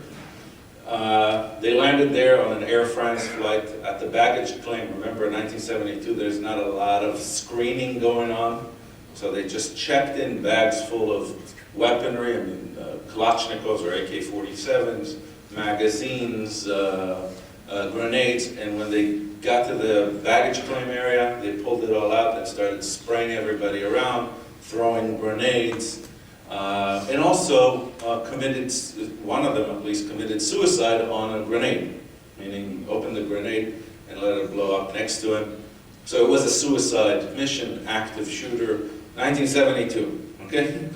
So I want to start where we started, and we started in 1972, thinking about those things. What do you think is 16 American citizens were killed on that day. The reason, there was a group of, a church group that came out of Puerto Rico that flew in that same flight. Basically, we're waiting for their luggage to come in the carousel, and they were standing right next to them. So, so that's why 16 out of the 24 were Americans.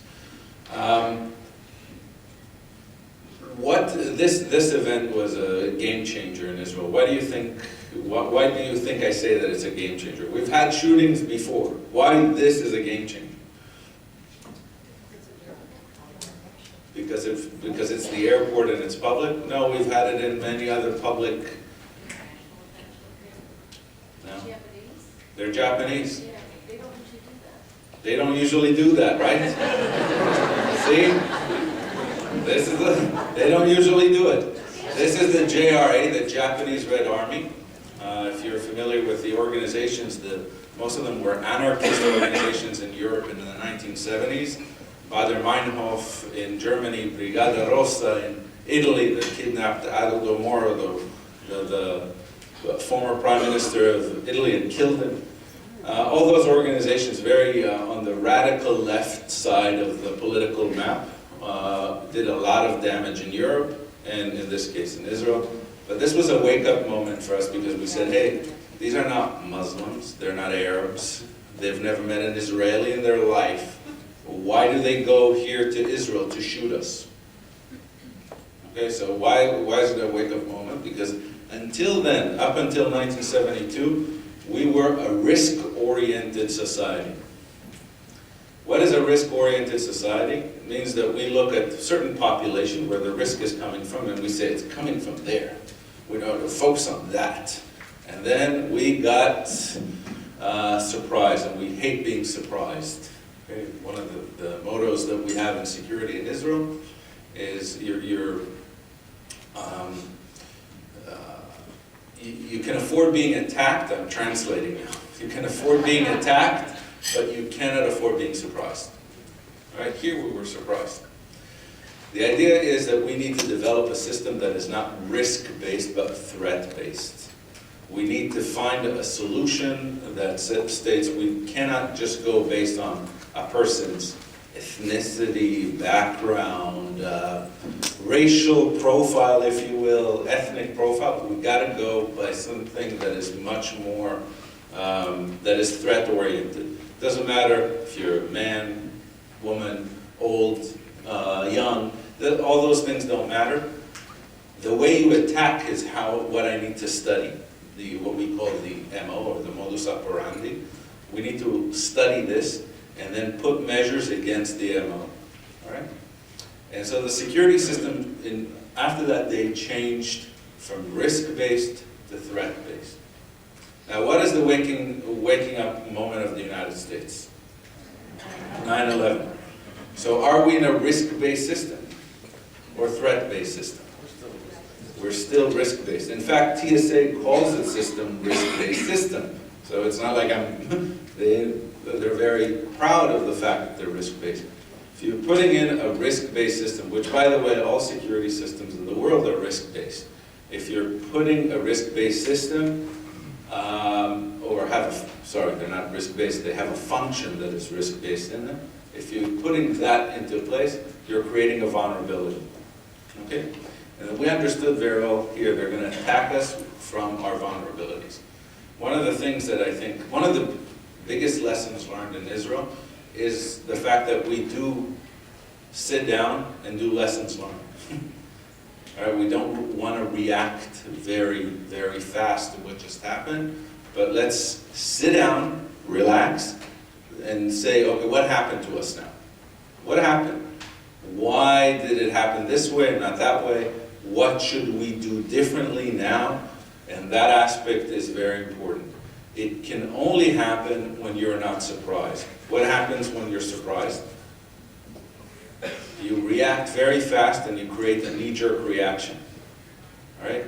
A knee-jerk reaction. I remember 2002, 4th of July, active shooter, Los Angeles airport, where I just left LA 3-4 months before that, a little bit long, 6 months before that, but all of my friends were there when the shooter came into the terminal, if you recall, 2002, and started shooting, killing 2 people, injuring 1. And I remember that I called all my buddies, what's going on, and they told me, I don't know what's going on, but SWAT teams are landing, and the whole country is now on the airport, and the airport is now closed for 10 hours. And the thing is, it was a knee-jerk reaction. It was a knee-jerk, the person is dead already, clean it up, let's go, next, okay? That's the Israeli approach to it. You should take that into, one of the lessons learned that we've learned throughout dealing with these things since the 1970s is the fact that we have to recover very, very fast. By recovering very fast, what do I mean? After a suicide bombing attack next to a mall, at the entrance to the mall, within 4 hours of the attack, the mall would be open for business. Okay? Why? Not because we're great, but because this way we're mitigating, diminishing the terror effect. Okay? We're not letting them win. It is a very important part of responding to terrorism is the recovery for the entire country, the civilian population, to go back to business very, very quickly, and I mean in terms of hours. Now, what is the biggest hurdle that you need to succumb in order to get to a situation where you have such fast recovery? Anybody? Fear? No. No. Ego. Ego is the biggest hurdle. Okay, and I don't know if you know a lot of Israelis. Israelis have very high egos. So it is very difficult. Why? Because something happened. Now it's my time to shine, right? Now I need to come in. Now we need to show with all the equipment. But guys, it's done. Investigations, criminal investigations. One of the things that we've learned from these things is we should not treat it as a regular crime scene. Why? Who are you going to prosecute here? The guy's already dead. Okay, the only thing that you might want to get to is some intelligence to find out who are the operators that send this guy to do this. But let me tell you, terrorism, most of them, within an hour after the incident, what would they do? Send a tape and say, we're behind it. So the idea is, not to look at it in the traditional criminal way of thinking, but to look at it more in terms of how do we beat terrorism. And that's the idea. So the evolving threats in Israel have been, constant. 60s, we've seen active shooters and hostage taking, a lot of hostage taking. You remember in the US, that was also the case. Hostage taking, mostly for money, or to state a political cause, but there was, at the end of it, there was no killing. Okay, like the Cuban hijacking where planes were taken to Cuba and the pilots had a 2-week vacation in Cuba. In the 60s, 80s, mega terrorist attacks. That was, now one of the things that you will see in Israel is that everything is about 20 years, 30 years prior to it happening in the US. All right? So mega terrorist attacks, 80s, actually Israel and the US share a very similar incident, and that is the attack on the barracks, the Marine barracks in Beirut. One of the most successful terrorist attacks ever to occur. And Israel, if you don't know, lost 85, I believe, soldiers and security agents from the Shin Bet in Tyre in Lebanon. That same year, same MO. Okay, so mega terrorist attacks, attempts on airlines. This is where the entire Israeli system around aviation security was developed. 90s and 2000s, we've seen suicide bombing campaigns. And we don't see them anymore. Since I think 2005 was the last suicide bombing in Israel. And we'll talk about why. And since 2010, what we see now is more of knife attacks, lone terrorists going just with knives, not necessarily weapons. If weapons, they're pretty old weapons. And doing lone wolf type of attacks using knives and also vehicles. Okay, so just basically going on the street and ramming people. I'll show you some of those incidents. So this is how it has evolved. Anybody, when you look at history like that, why has it evolved and didn't stay the same? Why did they change the MO? Anybody? Getting better at detecting it? Okay. Either detecting or putting security measures. So one of the best example is 90s to 2000, there were suicide bombings in Israel. And what stopped it? A wall. Basically a wall, a fence. It's mostly a fence, not a wall, between the Palestinian population and the Israeli population that allowed some time for intelligence. One of the things that people don't understand here, because the geography of the United States is so different, so vast, big, that geography gives you some time. In Israel, to go from Tulkarem or Kalkilia, those are Arab Palestinian cities, to go to a urban environment, or the center of Tel Aviv, let's say the center of Kfar Saba, the 5th largest city in Israel, is a 10-minute jog, okay? Jog. And there was no fence.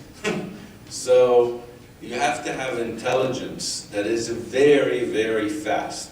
Not just getting it, but also putting it out there for people to use that intelligence, both in the private sector and the government sector. That distance, the fact that you have no distance, and the bomber leaves his house and 20 minutes later he's inside of Israel proper, blowing himself up next to a mall, creates a huge, huge problem for intelligence, also for security. That fence is a delaying fence, and that delay is what we needed. Okay, it's not a whole lot of delay, but it still is a delay. So now what we see is things that are more, we call it popular terrorism or organic terrorism. A guy who decides, I'm in a vehicle, I've had enough, I want to hurt people, I listen to this kind of social media, these kinds of news. Here we go, a bunch of people in a bus stop, let's ram into them. Okay? That's what we see now. Very difficult to stop in terms of security, very difficult to stop in terms of intelligence. But we're making an effort. This is our new lessons learned are now happening now as we speak. Okay? So the threats changed with the measures that were put against those things. One of the things we learned is the fact that we need to really separate law enforcement, security, and intelligence. In the United States, these things are all together. All right? Think about police officers. You think most police officers deal with intelligence, they deal with security, they deal with law enforcement. We say, let's separate. Those who deal with intelligence should not be law enforcement. Okay? The intelligence part of law enforcement should only be towards crime, not towards terrorism. But when it comes to terrorism, we have agencies for it. Okay? And inside Israel, it's the Shin Bet, the equivalent, by the way, of the MI5 in England. Very similar. Okay? And the Israeli system is based on the British system. Just like there's MI6, which is the equivalent of CIA, there's MI5 that in the US there's no equivalent to. I don't know if you've noticed. The United States is one of the only democratic countries in the world that doesn't have an internal intelligence agency. You would say the FBI is an internal intelligence agency, but no, it is a federal law enforcement agency. You see the difference? Why? Because those are police officers at the end of the day, that their key target is prosecution, not threat mitigation. Very difficult, a very different objective if you're an intelligence officer, not thinking just putting a person behind bars, but mitigating something over a long period of time. So we separated those things. Police, you just do law enforcement. So if you go to an Israeli airport, whether it's a small one or the biggest one, Lod or Ben Gurion Airport, you will not see police officers. You will see tactical security officers whose job it is to respond tactically when shots are fired. They are not there to arrest anybody. They're not there to enforce the law. They're there to shoot if they need to. Okay? They're trained. Think about it like an air marshal. All right? That's so complete separation between law enforcement and security. Law enforcement, you enforce the law. You deal with the after fact, not before the fact or during. And so the system was developed that way. Most attacks are very short and aggressive. Those are some of the lessons learned we've had from all those incidents in 50 years that we've been dealing with. Racial or ethnic profile is a vulnerability, and forget now the politics behind it and the legal aspects of it. It is a vulnerability because that means I'm putting one group and saying that's a higher risk and that group is a lower risk. And what would the adversary do? come in as a Japanese, right? The Japanese terrorists, by the way, interesting enough, why did they attack anybody? No? What was the motive? They were on a contract by the Popular Front for the Liberation of Palestine, the PFLP. What was the contract? We will give you training. You send 3 of your terrorists to Israel to do this. Why? Because the Israelis are looking for Arabs. They're not looking for Japanese. Right? So they attacked us, you know, using the lowest risk criteria. That's the police response is always too late. Always. Okay, so let's not develop a system that is based on police response. Here, today, now that the U.S. is starting to deal with active shooters more and more, the focus is still on police response. And I'm sure the police would be very good at it, but it doesn't matter. You're too late. Yes? So that's a hot topic. So if you're not going to use your police to respond to your active shooters within any system, be it a church, be it a school, be it a government building, who should be the responders to that shooter? Security. But I will show you what do I mean by security. I don't mean security like we see it in the U.S. I mean a different kind of security. Much more physically fit than most police officers would be here. As a requirement. It's a requirement, and I'll show you what the training and whatnot. At a very rudimentary level, you'll have to have security that, or a civilian population, and I'll talk to you about that as well.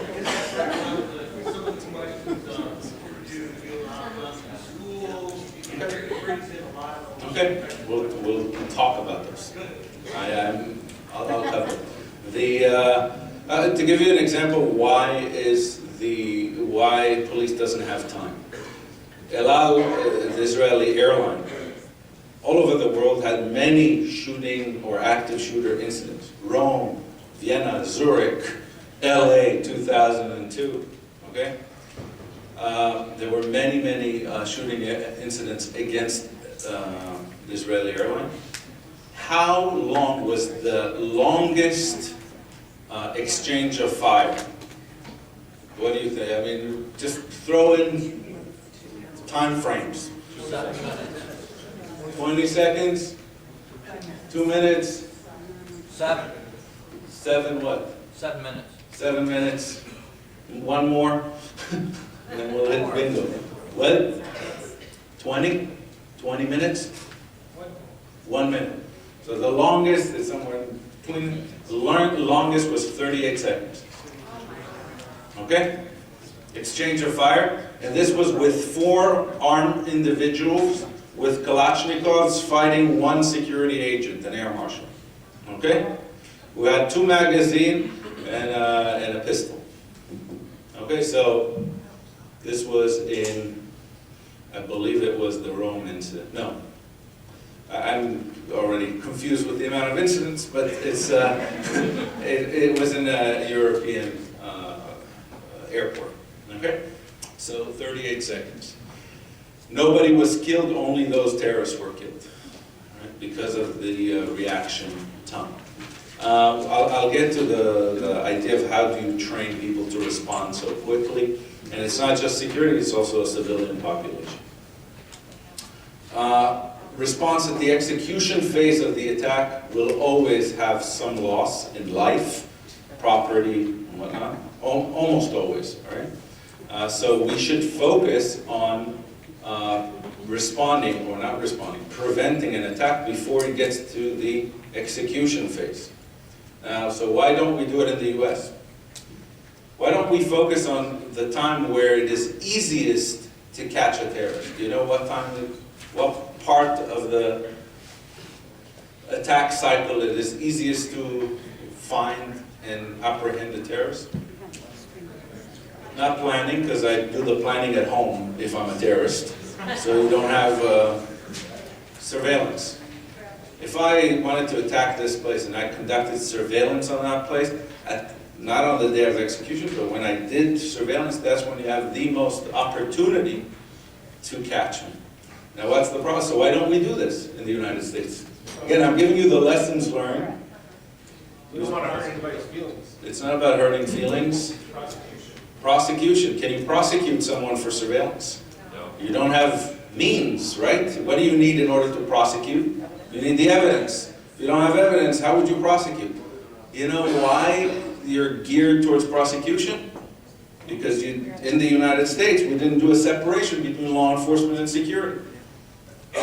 In the United States, law enforcement, when you but you stop someone because you think he's suspicious, at the end of the conversation, a police officer needs to say to himself what? You thought you met me on the street, or you stopped me at the street and you think, this guy's suspicious. No probable cause. At the end of the conversation, the exchange, you have two options for the decision. Crime, no crime. In security, what is at the end of the conversation, what should be our decision? Threat, no threat. Which is very different. Right? If you think about 9/11, again, this is where you think about things and how through the adversary's point of view. 9/11, if the terrorists would have been stopped by law enforcement just before they went on the plane, would they be released and go on the plane? Yes. Today, if another 9/11 happened and the terrorists are stopped before the plane, would they be allowed on the plane? If there's no intelligence on them? Yes. They could have the worst intentions in the world, but if I can't prove it, I'm sorry, I'm out. For us, no, we look at intent rather than means. Now, what's easier, by the way, to find? Means or intent? Much easier to find intent than means. Much easier. Means are much, much harder to find. I know that you think, okay, I'll find the gun, because you're dealing with criminals. But with terrorists, by the way, 9/11 was an issue of means. Did they have any means? What did they have? Box cutters? They could have used a pencil. They could have used a broken glass. It's not an issue of means. It's an issue of intent. When a guy goes into a vehicle and goes and rams people, is it an issue of means? Your own vehicle is the mean, okay? Stop looking at means, look at intent. It's much more powerful and useful, okay? How do you find someone's intentions? You ask him. You ask him. It's rather cheap, okay? It doesn't take a whole lot of technology. You just ask him. No, but they're not going to tell me what a normal person with well-intentions they'll have a cover, okay? And going through a cover is usually easier that was, by the way, my job as a profiler, to constantly talk to people and ask them, why, where, how come? Very inquisitive, very nice, but most people will have an answer, unless they're up to no good. Okay? By the way, is it legal for me to ask a question? Yeah? Can you tell me I don't want to talk to you? Also, but that to me is an indicator. Not always, by the way. Most of the time when people don't want to talk to you, they're either thugs, not terrorists. Terrorists would like to talk to you. Thugs won't want, or lawyers. But, so I know, okay, that comes with that profile. All right. So the adversary tries, of course, to destabilize, create a situation of fear, disorder. So the faster we recover, the better it is. So the main lessons learned is that we need the national security strategy has to have three things in it. First, prevention. We should focus on prevention with both intelligence activities and security activities. The first ring of security is always intelligence. That's the one that goes out there. The second is security. One of the things you see in the U.S. since 9/11, there were many. One of the things where the U.S. really did take or adopted lessons learned is in intelligence. And we hear all the time in the news, a terrorist was found here, was found in California, Michigan, wherever, with the intent to do bad. The problem is intelligence is not perfect, and when that ring is not enough to stop a bad guy, you have to put in security measures to be able to respond to it.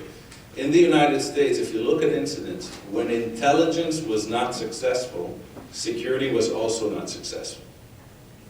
Okay? Look at almost every incident, you'll see that security wasn't successful in being the second ring to intelligence. Right? But, so if something is wrong in the security element there, it should be addressed. Second aspect of national security strategy is if we are not successful in the intelligence and the security, and the incident does happen, we have to move very, very fast and to create a situation where the adversary is as fast as possible put on the defensive. All right? Meaning putting pressure on the adversary.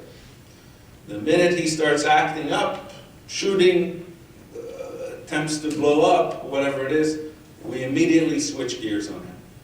Okay? So the shooting tactic, the concept of movement, the idea of how a single operator is moving towards the threat, all of that developed in the 70s in Israel. Now law enforcement in the US is now changing, since school shootings and all that is starting to change its concept of operation, right, for those kinds of incidents. So in Israel, it started, again, 40 years ago, and we've learned a lot from it. Recovery and mass casualty response must be very fast, and again, not just on the hospital side, but also in the scene, the actual scene of the crime, if you will. We have to finish it as quickly as possible and go back to business, live a normal life, because otherwise they win, not us. Okay? So one of the things that I see in the US, if I look at it, if I do some comparison between the two countries, I see that there's a lot of effort on the after the incident. You see these, this is from San Bernardino. These officers will not, they're all well-trained, capable, well-equipped, great. But it's already too late in so many regards. The before and the during needs a lot of work. Intelligence-wise, again, a lot of effort has been done both overseas and in the United States, and we can see the results. One of the problems, though, that when we deal with the active shooters we're now dealing with, it is and we have the same problem in Israel. It's very hard to get good intelligence on these people because they do not belong to a network. All right? That's the difference, by the way, between the Sunni type of terrorism that we've dealt with and the Shiite terrorism that we've dealt with. Anybody knows the difference between Shiites and Sunnis? Okay, so a little bit of a history lesson. But it relates to what we're dealing with here. Shiites, and I'll try to be as, to relate to you as, probably mostly Christians in this group. Shiites are like Catholics, while Sunnis are like Protestants. Okay, what's the difference? The reason I'm saying it is because the structure of that religion is very similar to Catholics or Protestants. Catholics, there's one guy in charge, right? Okay, who's the guy? The Pope. The Shiites, who's the guy in charge? The Ayatollah Khamenei in Iran, he's the guy in charge. And he's the Pope of the Shia faith. And with the Sunnis, who's in charge? Who's in charge of the Protestant faith? No one. Whoever claims to be in charge that day for that, 4 people here, 5 people here. Okay? That's the idea. Much more difficult, intelligence-wise, to deal with Sunni terrorism that has so many different variations and whatnot than Shiite terrorists, like Hezbollah is a Shiite organization. Al-Qaeda is a Sunni organization. One of the things that you see now throughout the world, people constantly say that, we're dealing with, they hate Christians, they hate Jews, but what the main subject, or the main issue that the world is dealing with now is a major fight between Sunni Islam and Shiite Islam. That's what we see. This is Syria, this is not so much Egypt, but Iran and Iraq was all about that. And who won the Iraq War? I know the U.S. claims that who won the Iraq War? Do you know? Iran. Iran won the Iraq War without shooting one bullet. Okay, why? Because who's in Iraq in charge now? The Shiites.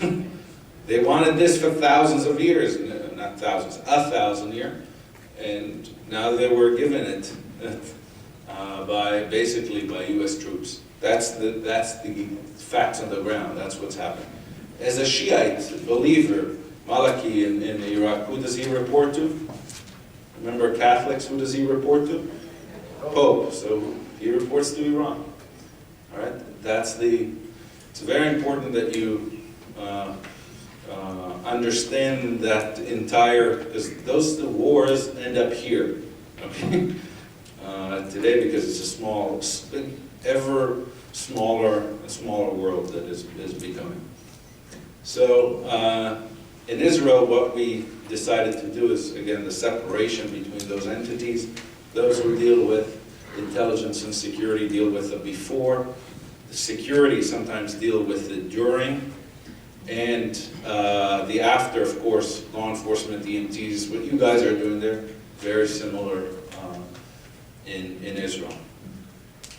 By the way, after is usually easier to deal with because it's already, you have some sort of, it's not this amorphic problem that you're dealing with. It's, very, very tangible problem that you're dealing with. So let's talk about each of those before, during, after, and how we dealt with it in Israel, because again, my objective here is to show you lessons learned and what we can learn or implement here. Just so you'll know, Israel is, because a lot of times people are saying, well, it cannot work in the US because here civil liberties are more, but guys, there's no difference between the United States and Israel. No difference. In some respects, Israel is freer than the United States. Okay? To give you an example, we don't have an executive branch that is so powerful. The executive branch of the United States is the most powerful in all of democratic nations, if you didn't know that. In Israel, the executive branch cannot do a whole lot because it's part of the legislative branch. Okay? So your minister, your foreign minister, is not a representative of your, he's not doing the job of the prime minister. Sometimes he's like this with the prime minister because he belongs to a different party. Okay? Think like John Kerry would belong to a different party than Obama. So that's, by the way, most of the world is built out. So we have the same issues. Sometimes it's harder to work in Israel, sometimes it's easier, but generally speaking, as a democratic, free society, we deal with the same issues. Okay, civil liberties, organizations, and then politics, and you know. So intelligence capabilities, we have to focus on human, not, what's human? Human intelligence. Not focus on just on cyber and SIGINT, what is called signals intelligence, but rather on human. The ability to know the adversary and to get to infiltrate their organizations, right? And also the idea that we need to terrorize the terrorists using intelligence. So since the 80s, Israel has developed a strategy that was very controversial up until 2001. That strategy was a strategy of assassinating terrorist leaders. Okay? Why do I say it was controversial? Now we do it. Yep. So as a small country, you're not allowed to, but when the empire does it, it's now, it's okay now. No, it's a standard. The only difference is we do it usually a bit different. What's the method of attack that the U.S. Military is using to assassinate terrorist leaders? Drones. Israel usually, we use drones as well, but the idea is to infiltrate. And so, for instance, Hezbollah, the guy who was behind the Marine barracks attack, if you don't know, was blown up 5 years ago when he went into his car in Damascus, 6 years ago, to Damascus after celebration of the Iranian Revolution. It was the anniversary of the Iranian Revolution of '79. He went into his car and his headdress blew up in the car. Now, what's the difference between this and a drone? This type of, or another incident, the terrorist, we call him the muhandis, the engineer. He was the engineer behind many of the suicide attacks that happened in Israel. He one day got up, picked up his phone. Hello, Yihya. His name was Yihya Ayash. Yihya, is that you? Yes. Boom, the phone blew up in his, like this. What's the difference between this and a drone? It's not the collateral damage. What happens to an organization once I got into your phone? I terrorize the terrorists. A drone comes from over there, but here now you cannot trust anybody. You send a message to the terrorist organization that there are people around you cannot trust, meaning create the fear in them. The MO is everything. To deal with terrorism, you only have to, sorry, but it's a messy job, but that's the way it is. Okay? So the focus is on human. It needs to be very fast, and it needs to be to have collaboration between all agencies. The picture that you see here, these are two British terrorists that in 2003 blew up a pub that is adjacent. You see those windows there, the white windows? If you walked 10 yards to the right, you will be at the American Embassy in Tel Aviv. Okay, so that's the bar. It almost shares a wall with the embassy. Literally shares a wall. So they attacked an American bar next to the American Embassy in Tel Aviv. They were British terrorists. That day we learned that they came from England, so that's a Mossad operation, like the CIA. This is foreign intelligence. But they also spent time in the territories in Gaza, and that would be a Shin Bet operation, like the equivalent of FBI here, right? And also they were in Tel Aviv, in a place where the jurisdiction over intelligence would be the police. So there has to be, and there was another intelligence agency, which is the military intelligence that they should have been on their radar. So we saw that if those 3-4 intelligence agencies did not share the information, it wouldn't have, they would not succeed. In this case, they didn't have information, so they couldn't share it. But an incident like that illustrates why information should be shared. So we do threat-based security. Threat-based security means, this is the security element now, that we are, first of all, creating a security methodology and language that everybody can use. Do you have a methodology for security? What's a methodology? Methodology is, I'll give you an example from law enforcement. There's a law enforcement methodology in the United States.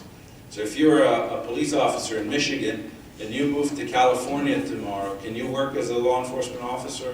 You'll pretty much, it's the same thing. A few different laws, but the methodology of how to police is exactly the same. There are a few cultural issues between agencies, between police departments, but a police officer speaks to a police officer anywhere in the country with the same verbiage, and they all understand each other. Why? Because they share a methodology. Okay, the applications are a bit different, but that's a methodology. If I'm a security officer at a school here, and I'm speaking to a TSA agent or speaking to a a guy who's protecting the Pentagon, can they speak the same language? That means they don't have a methodology. See what I mean? It needs to be the same methodology for security, which is threat-based, meaning developing MOs, suspicion indicators, and I can go into all of those things in detail, but one of the concepts that we developed is a concept of predictive profiling. What's predictive profiling, as opposed to racial profiling, is that we focus on the MO, how the adversary, every person that I look at, every object that I assess, I need to think about how a bad guy, criminal or terrorist, would use this guy, or if he's the bad guy, what would he say to me, how would he move, where would he go, etc., etc. And by learning the MO, I'm able to find them. And that was very successful in identifying terrorists that went through the intelligence ring and preventing attacks before they happen. One of the other things that we learned in security, push security outward. You look at most public spaces, government spaces in the United States, where are they secure from? From the inside. Courthouses. A lot of you here, law enforcement, you go to a courthouse. Where's security? Is there one guy outside? So when would you deal with the situation? Okay, you look at airports when you go in. Where is the law enforcement officer positioned in a TSA checkpoint? After you crossed into the secure area. He's very secure. Why shouldn't he go outward? He should go towards the threat. He should bring outward. It needs to push outward, outward, out, out, out. Whether it's a school, whether it's a why is it important? You asked me about response. Let's say I have a security officer that is not very proficient or professional or able to tactically. If they start by shooting the security officer outside the building rather than inside the building, I got how many more seconds? 10, 20, 15. Maybe another minute because they heard it and locked the door. That's a whole lot. Does it cost money, by the way, pushing something outward? Does it? I'm talking about the same resources, just push it outward. Okay? Now, the problem is what? What's the biggest hurdle we have to go through? What? Be the guy that gets shot. No, it's not. Well, in security, you have to be willing to risk your life. That's a given. Actually, where I'm coming, it's a given. But no, the biggest hurdle is comfort. Because it's cold outside. Or it's warm outside. That's the biggest hurdle. It's not nothing else. Pushing decision-making downward, which is probably the hardest thing for a country like the United States to implement. What does it mean? Last week I was interviewing security officers for a unit that we're creating for a company out of Texas, and I asked them, okay, you just heard 3 shots fired from across the parking lot over there, what do you do? So the first thing that they do is they pick up a radio or a phone. That's what they tell me. I'm going to call it in. Why? You're the guy with the gun. Why do you call it in? This is a public environment. There are many people who would call it in for you. You go, you hit the target. That's it. Don't call it in. There's no need to call it in. It's gunshots. People will call it in. Okay? But the thing is, why does he, and it's not one guy that answered me that way. It's dozens of people that I've interviewed. They all answered the same way. Why? Why did they say, I need to call it in? I need to come. They're trained, but it's also about decision. I need to make, I said, it's your decision. Go. You're protecting. Nobody's going to come in. There's no cavalry. You're the cavalry. Go. You know what I mean? So it's the fact that I'm looking for someone to tell me it's okay, not just to communicate it up the chain of command, but in Israel what we said is we push everything downward. There are no generals. You operate alone. Okay, one of the challenges that we've had with that is most of the people who work in law enforcement security in Israel come from the military in Israel. We all served in the military. When you serve in the military, you have different tactics. First of all, you work in groups. You attack in groups. Now you have to attack alone. Okay? You normally don't deal with civilian populations that much. So we had to transfer the knowledge of a soldier into a fighter, a civilian fighter. All right? Creating a civilian fighter. So the idea is that if you detected something, I'll give you the tools on how to assess it quickly and how to respond quickly. Detect, determine, deploy. It's you, don't call it. Also as a profiler, I can tell you, if I met someone and interviewed someone and I thought he was a terrorist, I don't need to call anybody. I need to say, here's the terrorist, here's why, this is what needs to be done, go, go, go. That's it. And then everybody follows my decision. I don't have to. Why? Because we don't have time. Everything needs to be very, very quick. You want me to show you how quick? Here's where the videos start. So, more interesting than just me talking.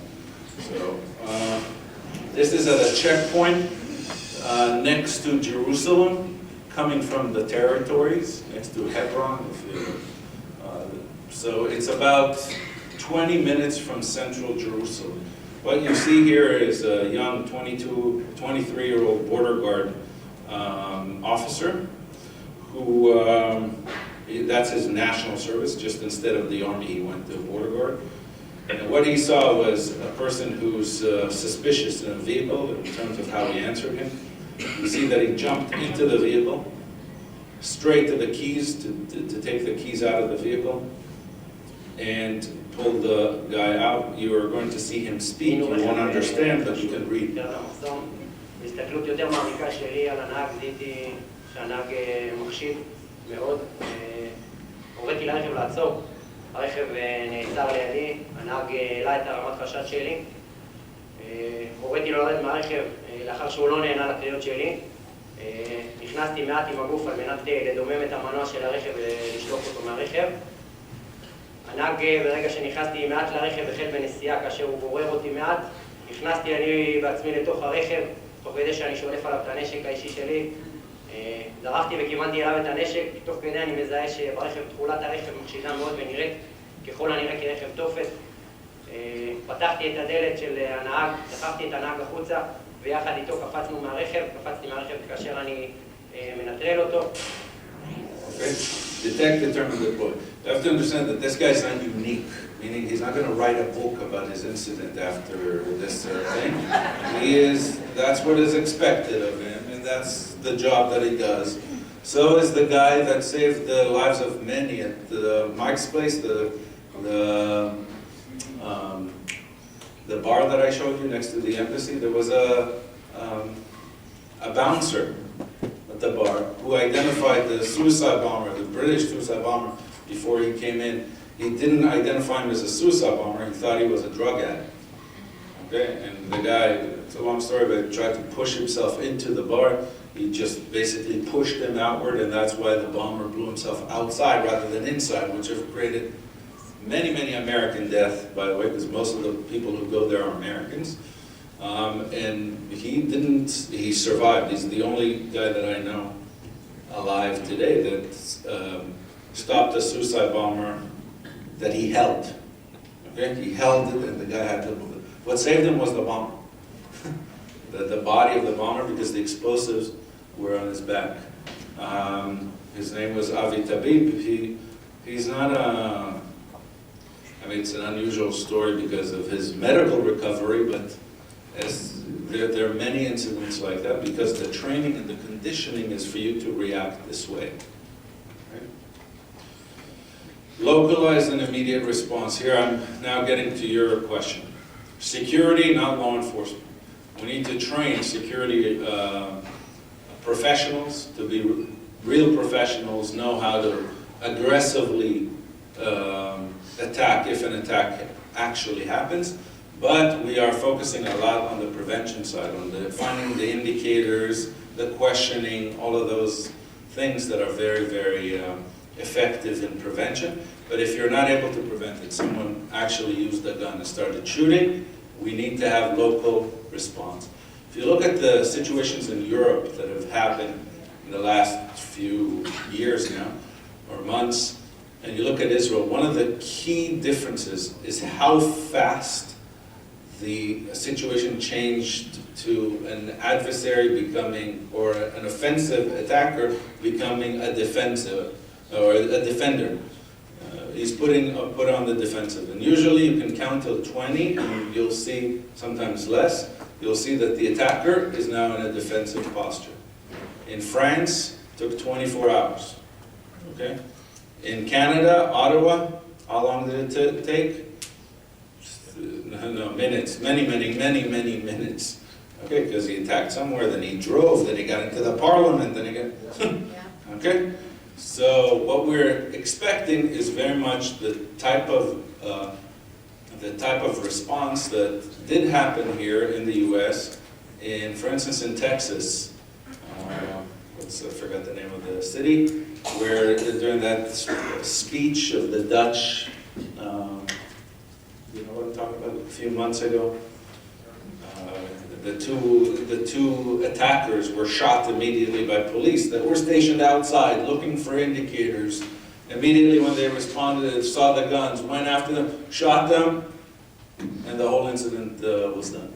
The Dutch parliament member who came to speak in Texas, they wanted to attack that event, and they were not successful in it. So that's what we want to create, a situation where the response is very, very fast. So attacking the attacker concept, creating a concept of an individual fighter. You're a fighter. We actually, this is a literal translation, we call them fighters. The tactical security officers, we call them fighters. Your job is to fight, run, fight. Use Krav Maga, which is the Israeli, it's not a martial art, but it's a fighting technique. And use very aggressive, fast response. Here you see, these are, before you see what they go through, these are security officers that are going to work the metro, the light rail system in Jerusalem. Okay? So they are security officers, they are not police officers. Many of them are contracted security officers, they're not government employees. But the government regulates their training requirements. Okay, you have to go through this training, you have to be, and this is just Krav Maga training for them. So you'll see, the idea here is to create muscle fatigue. Okay, you're running, you're doing this, and now you need to deal with these guys. Okay, this is for security guards. All right, and this could be for, let's say, a courthouse security, a metro, a mall would have security at that level. And these are all young guys that come straight out of the military. They're used to it. They just need to keep on doing it for another 4 or 5 years, and usually they go and do better things with their lives. It's not a career, security in Israel. It's something that you do for 4 or 5 years, and you go do something else. Usually, this job is for students, security jobs. You get out of the military, go to school, you do security while you're in school. Okay? So, the pay is... Security is the minimum wage job. So, and I know. So here the pay would be, that client in Texas. Now we're building a group like this for him, made out of in-house security, corporate security. They're starting here at $16 an hour, which is high in the security industry.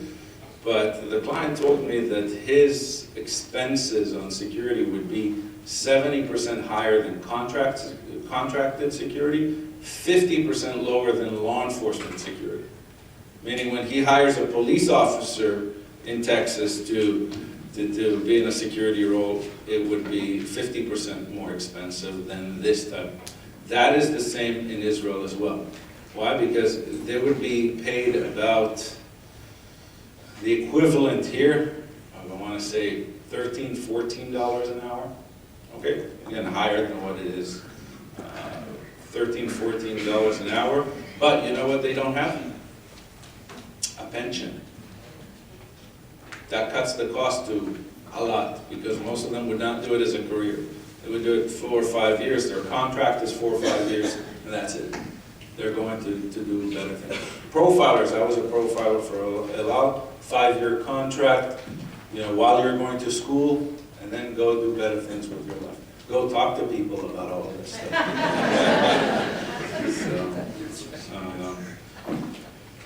Civilian response. The idea is, and this I can tell you a personal story, I grew up very close to the Lebanese border in Israel. Very close. We had, you guys have snow days, right? Schools are shut down. We had terrorist days. Great, we have a terrorist day, no school. What is a terrorist day? Is when mostly Hezbollah terrorists would get over the fence, the border fence, and they were looking for them. Now my high school, for instance, was about half a mile from the border. So you're not, sending the kids. They usually did it during the night. So you're not sending the kids in the morning if you're still looking for the terrorists next to, in that environment. It's a rural environment. But what they do is the government is issuing and financing civilian response. So in those places where there was really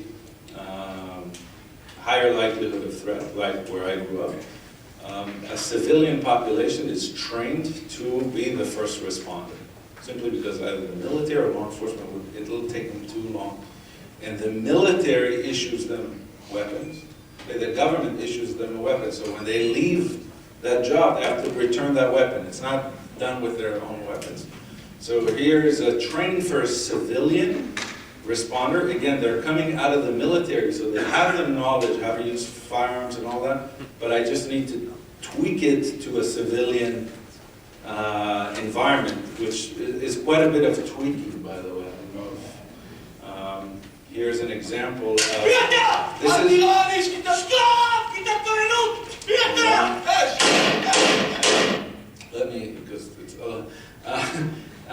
this is a surprise drill for civilian recruit to this kind of civilian response. The idea is you're an individual fighter. You go alone, you shoot alone, and you are, the shouting that he's conducting is for the civilians that would be there. Citizen, go down on the ground. But it's a surprise drill, so he doesn't know who are the good guys and the bad guys. Okay? You see the movement is very, very fast.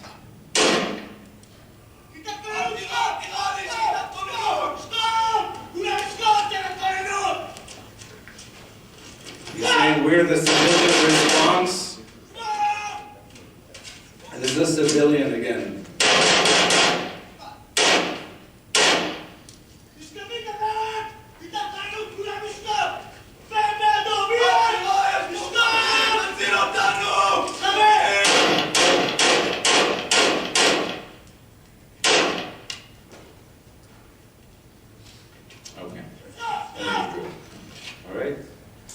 But these civilian, by the way, my father, after the military came here, so I was never part of that kind of civilian response.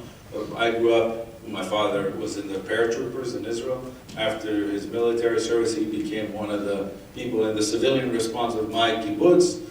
He always, had an Uzi under the gun that was under the bed that was issued to him by the government, not by him. Wasn't his. Again, he had to go through this kind of training. So I want to show you the speed of response in different situations. It's very important. You're going to save a lot more lives if the speed, okay, not by doctors, but if the speed of the reaction and putting that person on the defensive would be fast. So this is Ottawa. What we've seen. This is inside the Parliament in Ottawa, and you see calmly, carefully walking towards the threat. I understand it because it's all about personal safety and all of that. Still, people are moving very, very slowly. That's the fact. Why do I show it to you? Because the concept in Israel is very different. I don't care about personal safety for the security officer. In fact, your job is to draw fire to you. Constantly. Okay, the same law enforcement know it, but that's how we train security officers. Draw the fire to you. Okay, that's the idea. And respond very, very quickly. This is Jerusalem 2 months ago. Knife attack on police officers. These are border guards. So these are 22-year-old, actually 18 to 21-year-old border guard officers that are doing their national service.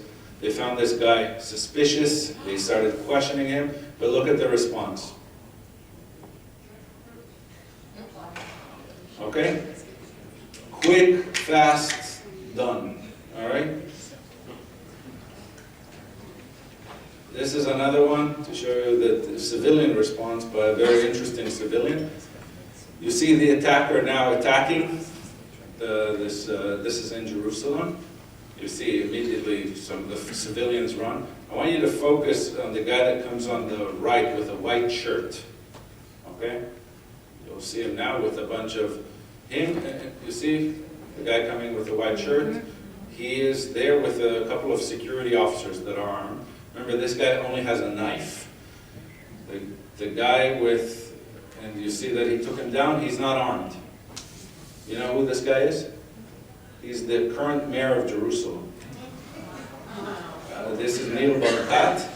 He, yes? I'm just going to interrupt you, but so more people are surviving, they're not suicide bombers. Is it more advantageous, or do they commit what we call suicide by cop, and people kill them to take them down, or is it better to keep them alive, and if so, what are you finding? We don't think in tactical terms of keeping them alive. We're thinking about neutralizing the threat. Okay? For instance, one of the controversial things for people who go to Israel is that security officers are taught to shoot the guy in the head as they're moving forward. But they say the guy is no longer a threat. What did we learn from MOs of the past? He might not be the only guy, yet I am the only guy here. I'm the only security officer. I don't need to now deal with you, cuff you. You decided to shoot, that's it. I need to deal with the second one, and the third, and the fourth, and the fifth. So continued pressure, move, move, move. You are not finished. Now, not all of them die in the process, but many of them do. In this case, he didn't die. Neil Barkat, the mayor of Jerusalem, he's the current mayor. This was a year ago. Was on his way to work with his security team. Suddenly, you hear this. This is happening right at the street corner that he just passed. Stopped the vehicle, told his VIP protection team, by the way, they're not supposed to do it. But he said, no, we're going. So he's the client. And he went and jumped on the guy. And he's also, his military background, he was an Air Force fighter pilot. So, cost concerns. Who will talk about costs? See, I want to cover everything in 1 second. Cost concerns. Tactical security officers are usually less expensive than law enforcement. Okay, just because of focusing on veterans and students as the pool to create these kinds of jobs and security. Threat-oriented security that is done for the adversary but not for the public is usually less expensive. One example. You go to an airport in the United States, you see police officers armed to the teeth with uniforms and vests and everything, which cost a lot of money, right? And they are all there. You see a lot of overt security in airports in the United States and in Israel, and in Europe as well, and in Asia. In Europe, you will see a soldier with a submachine gun if you walking the airports. In Israel, you don't see tactical security officers in the airport. Why? No, they're all undercover. Why do we put them as undercover and not overt security? Are we smarter? No. They don't have a target. Good. Who's the first target for a terrorist in an airport? The armed security. So if in an environment where people are constantly moving, like a train station or a terminal, that sort of thing, tactical security is always covert or plainclothes. Cheaper, by the way? Much cheaper.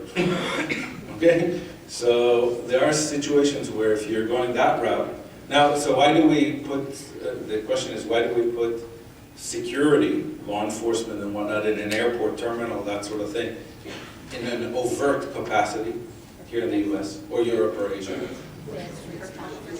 For you guys, for everybody, so you'll see that there's security.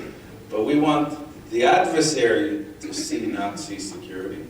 All right? Any Floridians in the house? People from Florida? No? They always get it because I always ask them, what are you more afraid of? The alligators that you see or the alligators that you don't see? Okay, so that's the concept. Question? Yeah, I'm just curious, the cultural, everybody at what age goes into the military? Eight. And women? 18. And they have everyone. And then Not everyone, by the way. The religious Orthodox do not go to the military, but yeah, all the Jewish Israeli population goes into the military. and I've been to so what you're saying is just right on. We take that I mean, it's a plus that there's I mean, that makes it easier when you have a large population coming out of the military, that you can have that skill and perspective and concept into security. But it's not like you were in the military, now go and be security. No. We have to teach you something because you've changed environments. Right? But definitely in terms of mental preparedness, conditioning, physical conditioning, you're much more prepared. Now the United States is not, has a huge veteran population that is looking to do something meaningful with its life and, out of the military. So the U.S. is very similar to Israel in that regard, if it tapped into that resource. Okay. Success measures, many attackers were stopped by security forces prior to the attacks. In recent years, very little mass casualty, meaning those attackers that use a knife, even those who use a vehicle, end up maybe 2-3 people that are injured or killed, okay, in this whole attack, as opposed to a suicide bomber when we have 20, 40 in a much more difficult situation for first responders, EMTs, etc. So the ratio changed. Once you use a knife or even a firearm of some sort of pistol, then the ratio changes. Usually it's 1-to-1 or even 1-to-0, meaning one terrorist down, 0 casualties. Okay, or 1 terrorist and 1 casualty, and that's it. All right, not more than that. That is a major success. Usually 20 seconds, within 20 seconds, an adversary is put on the defensive. Very rare cases of misuse or deadly force resulting in innocent lives being lost, and this is very important. There was a case about 3 months ago in a bus station in Israel where there was a terrorist who started shooting, and a mob, basically, of people, they killed security killed the shooter, but there was another guy who started running. He was an immigrant from Sudan, basically a refugee from Sudan into Israel, that started running as well, and they thought he was the bad guy, and they killed him. But it wasn't security, it was basically a bunch of, they used chairs and whatnot because they thought he was the bad guy. So that was unfortunate, but we really don't have situations where security and law enforcement have used poor judgment and used lethal force, lethal. Okay, they might have used very violent action, but it didn't result in someone being dead. And that is because the procedures are very, very clear to everybody: when to open fire, how to open fire. I've gone to, how many law enforcement organizations have an SOP for dealing with a suicide bomber? Tactically, zero. Okay, now this is an MO, I mean, suicide bomber or terrorism since 9/11, and most active shooters are suicidal. You need an SOP of how to deal tactically with a suicide bomber. If you don't have it, you're going to make mistakes, because people are going to think on their own. You can only push decisions downward if you told people how to make the decision. Don't say, oh, you'll make the decision as you go. It's not going to work. So, and people are going to get hurt, all right? So, fast recovery, this is for you guys. Restoring normalcy. Crime scene investigation is very limited in situations where it was a suicidal attack. You can, again, because there's nobody to prosecute.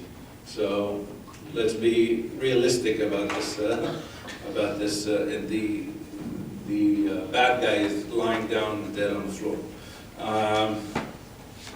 The coordination between the military and civilian forces in Israel is very tight, because Israel is very small, and sometimes the external threats meet the internal threats. I was talking to some of the people here outside, and I shared with them the story of 2006, the Rambam Medical Center. It's the level 1 trauma center of the North, which is used as the main civilian hospital, but it's also used as a military hospital, because if the Israeli military is fighting in Lebanon, the soldiers that are hurt are flown into that hospital, right? So it's civilian, and so talk about mass casualty on so many levels. And then at the same time, in 2006, the hospital itself was bombarded with rockets. So you had a situation where the medical team was working in conditions of being attacked. Again, lessons learned from that was they just finished last year a 3 floor structure that is used as a parking lot just outside of the hospital. They needed more parking. But what they did was they put in that the entire parking lot would have connections to oxygen, electricity, and whatnot, that the entire parking lot within 5 hours could be converted into a hospital that is protected from missile attacks. It's all under the ground, okay? So it needs to be cleaned up, and within half a day, it's a hospital, okay? It's a trauma center with, think about 3 levels parking lot, big trauma center, okay, big ER. That's, by the way, the entrance to that ER, that hospital there. It's called the Rambam Medical Center. I'm going to go into it. This is very similar to Israel. Aftermath response, I told you, clean it up. This is outside of the Sharon Mall in Netanya, 4th largest city in Israel. Suicide bomber that was spotted by security and was diverted to the right, meaning he didn't go in because security is outside, not inside, and it prevented a much bigger disaster. That security officer lost her life. It was an unarmed security officer that went to this guy when she spotted him crossing the street towards her, went, spoke to him, and asked him to take the suspicion indicator that he had, which is similar to that of an active shooter. He had a shoulder bag on him, and his hand was inside the shoulder bag as he was walking towards the mall. They identified him. She went towards him because the idea, one of the procedures that we have is never wait for the adversary to come to you. You always go to him. Why? Put him on the defensive, go to him. Also, you're extending your rings outward now, because if the attack starts another 20 yards, away, you're also having more time. Someone can close the window, the doors, etc., etc. Okay? So now, what problems do we run into the U.S. here if I tell officers, if you see someone across the street who's suspicious, you go to him? Why not? Why not? You tell me why not. Legally, is he allowed to?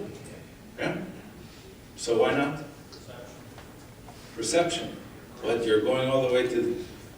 But the attacker will start from across the street. He wouldn't start the attack from go to him. Now, people will say, no, it's jurisdiction. What do you mean jurisdiction? I can go anywhere and ask anybody. I can go here and ask any one of you anything I want. Right? Legal? Okay, so there's no problem. It's really a matter of perception that I protect here and my boundary ends here. No. Your boundaries of protection start where the adversary starts. If the adversary starts at the parking lot across the street, that's where you start protection. Okay? That's the idea. When everybody's undercover, how do you know who's security? Not everybody's undercover, but it's a very good question. Tactical security forces would be undercover only in an environment that is very public, like a terminal. Okay? Not in access to a, to a government installation. And we will have, now people who speak to the public, profilers and whatnot, they will not be undercover. Okay? Now, the question is, would you have a blue-on-blue situation? Meaning, something happened, how would I recognize the bad guy from the good guy? They have hats that they would pull up and put in different colors, different things that they say that everybody would know that they are part of the good guy team and not the bad guy team. You had a question? Yeah. Does the tactical group ever respond to regular crimes that just happen to be going on in the area, or do they reserve that to regular law enforcement? Yes, but the focus is terrorism. Oh, the question was if the tactical group responds to crimes that are not terrorist related, the regular crime. Usually, no. Very usually they're not. If we see a crime happening in that environment, we would usually call law enforcement to do just like what they do here. Law enforcement, that's their job, to deal with crime. All right, to give you an example, when I was an El Al profiler, if I thought that someone is a smuggler going on my aircraft that I'm protecting, I will tell them, stop, hold on, I'll bring customs, I'll bring, I don't know, police, and I'll tell them, here you go, deal with it. If he's okay with you, he can fly.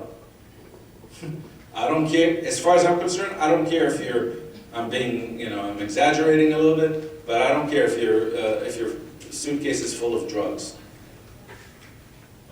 It's not my, it's not my problem. I'll work with police because that's their problem, but I'll transfer that problem to them. See what I mean? Yeah. Well, looking at your biography, you worked with Alpha Airlines, and what do you think of our federal air marshal program here in the United States? The Federal Air Marshal Program? I think generally speaking it's good. The idea that the problem that I have is not the Federal Air Marshal Program. The problem is what happens before the Federal Air Marshal. But you think they're trained well, they're not shaped like, They're not, they don't have to run as much on an airplane.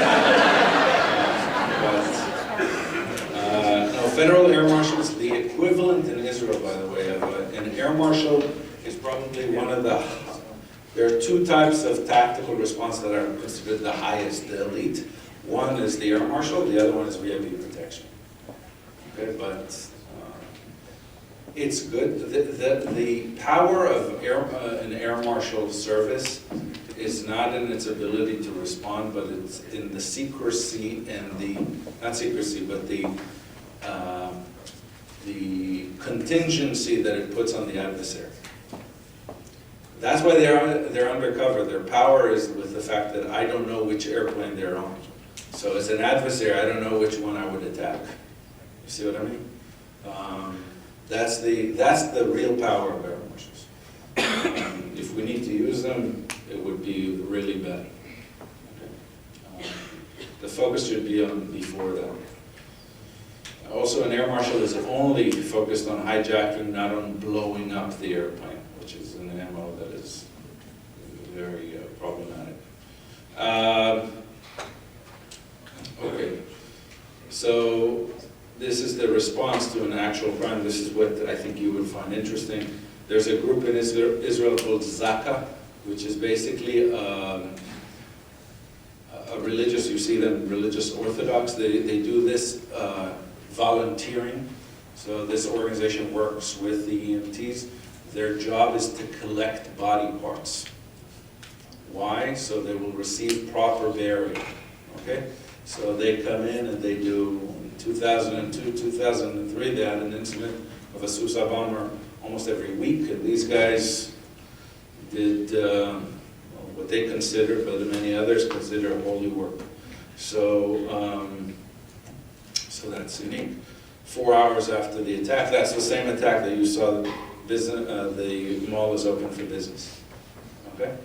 And the attack was about 20 yards to the left of this, where this picture is taken. Two systems or two things that I think you will find unique, and because I wanted to relate it to your professions and your what you deal with on a daily basis. One is the Adam system. Adam, anybody knows Adam, and you know the name Adam, that's my son's name too, but Adam, what does it mean in Hebrew, you know? Man, okay, like the first man, Adam, Bnei Adam, the humans are called Adam, Bnei Adam. So the Adam system is used by the Ministry of Health in Israel to coordinate efforts in mass casualty between hospitals. And this is just a patient management system, because what they saw in the suicide bombing events that Israel had to deal with, what they saw was not just the dealing with the patients that was the problem was the families and friends, and everybody's calling, and you have, let's say, 4 hospitals in a city like Haifa, and nobody knows where to go because their patients are going everywhere. So what they did was every patient that comes into the ER, there's a person at the entrance to the ER that takes a picture of that patient and takes very simple descriptions of this earring over here, red hair, whatever, okay? Female, male, very simple description of what they see.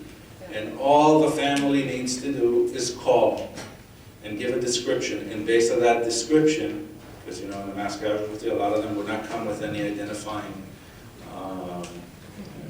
ID cards and whatnot. So the idea is to send the families to where they should go, families, friends, in relation to the victims. Why did we do this? Because there was a situation where families would come in and they would go bed by bed in order to find, and you would have, you know, you would have to look at 40 people injured. Now, I've taken many Americans to Israel, and they said this would not work in the U.S. Why? HIPAA, privacy, but the question I ask is, where is the privacy when you have families going through beds one by one looking at, it's, you know, it's a mass casualty, and it's used only for mass casualties, it's not used on a regular basis, okay? So, the other one is the city of Ashkelon's GIS system, very interesting. City of Ashkelon is a town of about 110,000 people. 8 kilometers, that's 5.5 miles from Gaza, okay? On the beach, beautiful city to visit. Ashkelon used to be a Philistine city. That's where Goliath came from, all right? He was Goliath was a Gazan, if you don't know. And Ashkelon developed a system, the city developed a system, basically through a volunteer, a guy from Boston, a geography professor, who knows GIS, Geographical Information Systems, very well. And he volunteered to the city to develop a GIS system that basically maps all the special needs populations and people within the city. So, and by special needs, I mean people who don't speak the language, immigrant communities. Why? Because in a situation of an attack, like they suffered many times, missile attacks and whatnot, they need to know that I'm sending a social worker that speaks Amharic or Tigray to an Ethiopian family, and I don't send a social worker who only speaks Russian and Hebrew. You know, so whether it's the blind or the people who have mobility issues, everybody is mapped. They volunteer to go on this database, but most of them do it willingly and not a problem. And again, it's a secure system. It's not shared or anything and used for other purposes besides emergency. But it really helped them a lot in directing the right sources to the right places at the right time. Okay? Again, things that might not fly here given privacy issues, but in an emergency situation, I think emergency tramples privacy. So the current MOs that we see now are these: organic terrorism, like I told you, the attacker at the street level, the grassroots terrorism, if you will, person that just decides in the morning, usually that person is pushed to do that through social media and through copycat phenomenon, the idea that I would become a celebrity if I do this. So that is the kind of terrorism that we see today. Many of them try to blend into the crowd. Here's an example. This is a guy who Palestinian guy who pretended to be a reporter. So he took on a press jacket, and it says press behind on his jacket. Think about it in a mass casualty situation, someone who just takes the appropriate jacket to look like the environment and then attack the soldier, and he was put on the ground, immediately shot, and that's it. Okay? And the soldier is being treated. The last attack that I want to show you from about 2-3 months ago, these are the attacks we see now. This is a guy who worked for the phone company in Israel, took his vehicle, company vehicle, he was a technician for the phone company, and that's what he did with that vehicle. And notice the response. Okay? So it just goes, spots a few people in a bus station, elderly and whatnot, but look, it doesn't end there. That's what I mean, attack in waves, attacking using multiple weapons. It's basically taking a butcher's knife. And you see, this is a security officer from a bank nearby. Okay, there's a bank just, and he shot him. And that's the effective response, not police and SWAT and whatnot. Soon you're going to see them as well. But notice why you need to shoot someone in the head. This is a good example of why you need to shoot someone.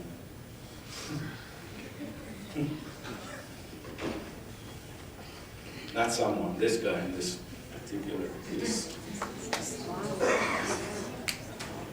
See, he gets up, he still throws the knife at him.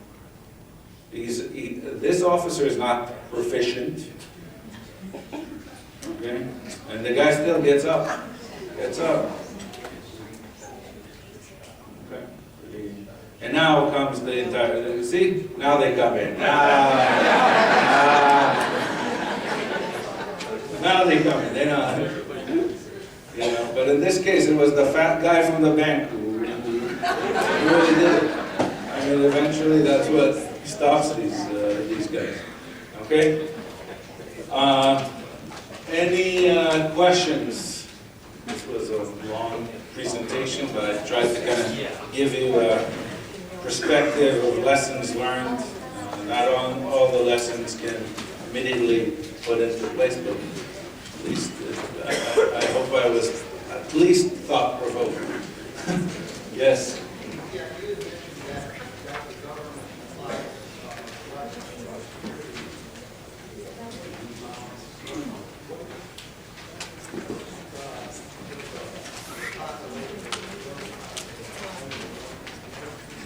Oh, good question. I put it in, and I'll repeat the question. It wasn't a presentation, I forgot to talk about it. The question was, what about the civilian population and the gun ownership in Israel, right? Important because they were, so those that were given the gun, those are civilian response teams that are in their little town or village or whatnot that need to respond. Owning a gun in Israel is extremely, extremely difficult. Gun regulation is very, very high. It's one of the most regulated countries in the world when it comes to gun ownership. However, there are a few of you who have been to Israel, I know already, just by your reaction so far, and you see a lot of weapons on the street.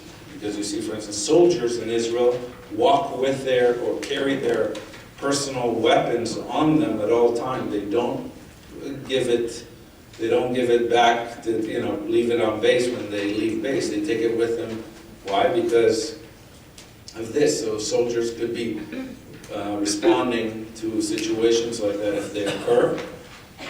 In fact, if you go on a bus, a public bus in Israel, the first 2 seats in the bus, on the right, next to the driver, are always reserved to active law enforcement or military, because the military is with guns, okay, with their weapons. As far as guns for civilians, you have to go through tests, establish that you really need a reason for it, for having a gun. You have to renew your license every year, and it's usually for one single gun, and that's it.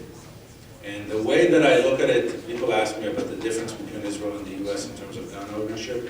I usually summarize it in one sentence. Here, owning a gun is a right. In Israel, it's a duty. Okay? The idea is that if you have a gun, there's a duty associated with that gun, that you are supposed to respond. Case in point, there was, the first slide was there was a picture there of the recent active shooter that we had in Dizengoff Street in Israel, in Tel Aviv. And this guy ended up escaping. I mean, he shot a few shots and left the scene, and it took time to find him. It was, everybody said, how come we weren't able to catch this guy sooner? There are many reasons, but he did flee the scene. But the biggest mystery of it all to the Israelis who listened to it was the fact that the media found out that one of the people in the bar had a gun on him, a civilian. And everybody was saying, how did he not respond? This is unheard of, that a civilian would not respond. It's sort of expected of you, and you didn't do anything, and you had the tool to do something.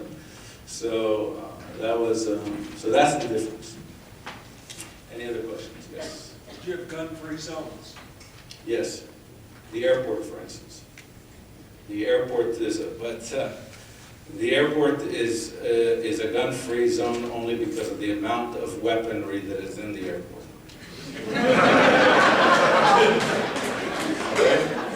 Meaning the idea is I don't want another person reacting in that environment. We have enough. Okay? But the gun-free zones here create an opportunity. Of course. Now, let me tell you this. I am not, I don't think, we work with many schools in California, mainly private schools. It's up to them whether or not they're security or whatnot. And I always tell them, I don't want you to arm a security officer that never shot a gun in his life, doesn't know how to respond.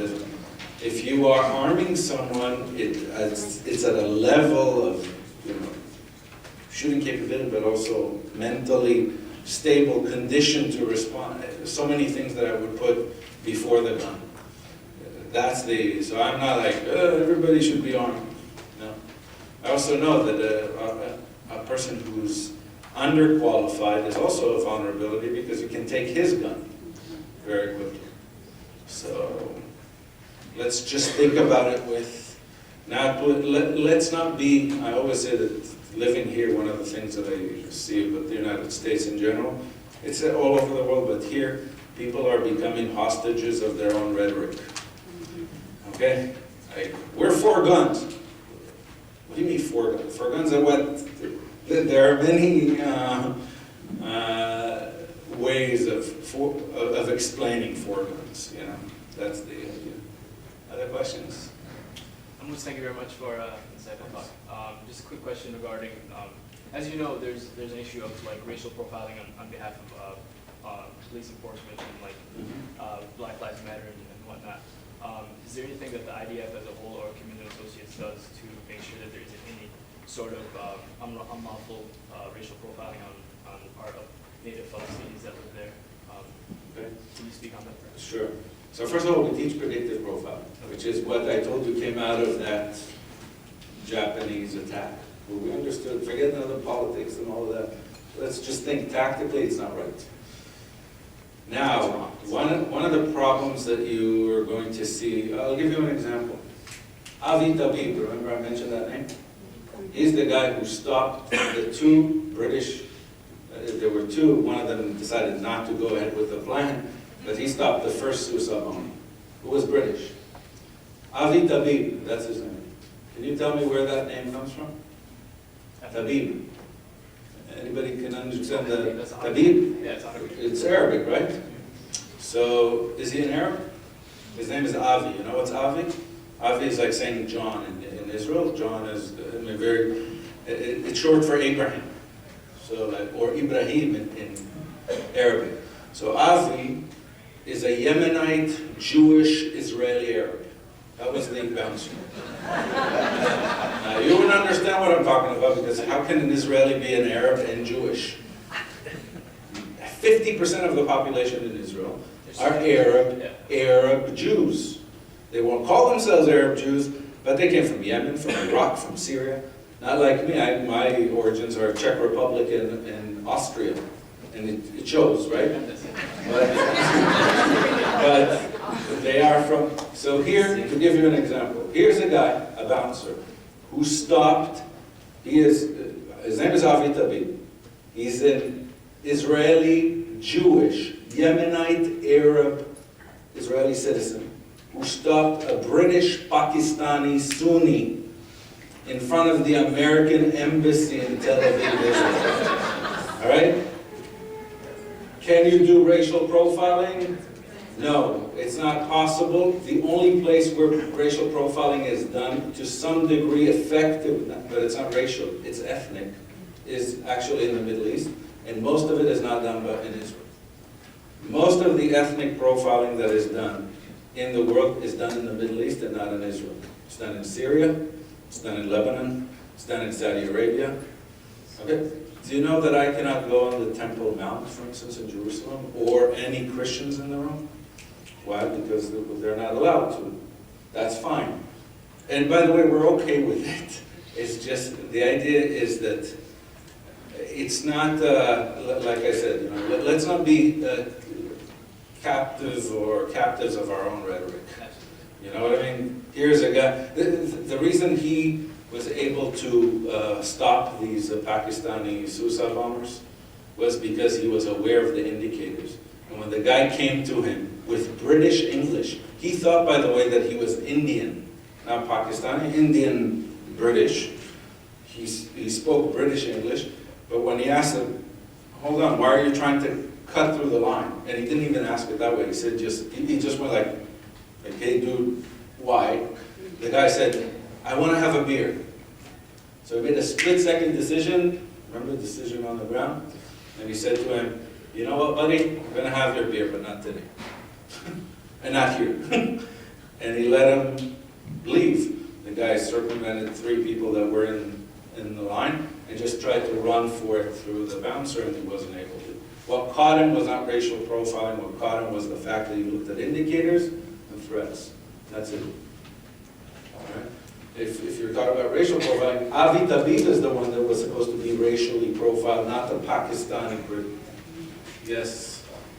This seems to be a hot topic right now, but do you think that Syrian refugees can be properly filtered and vetted based on your experience that would be potentially coming to our country?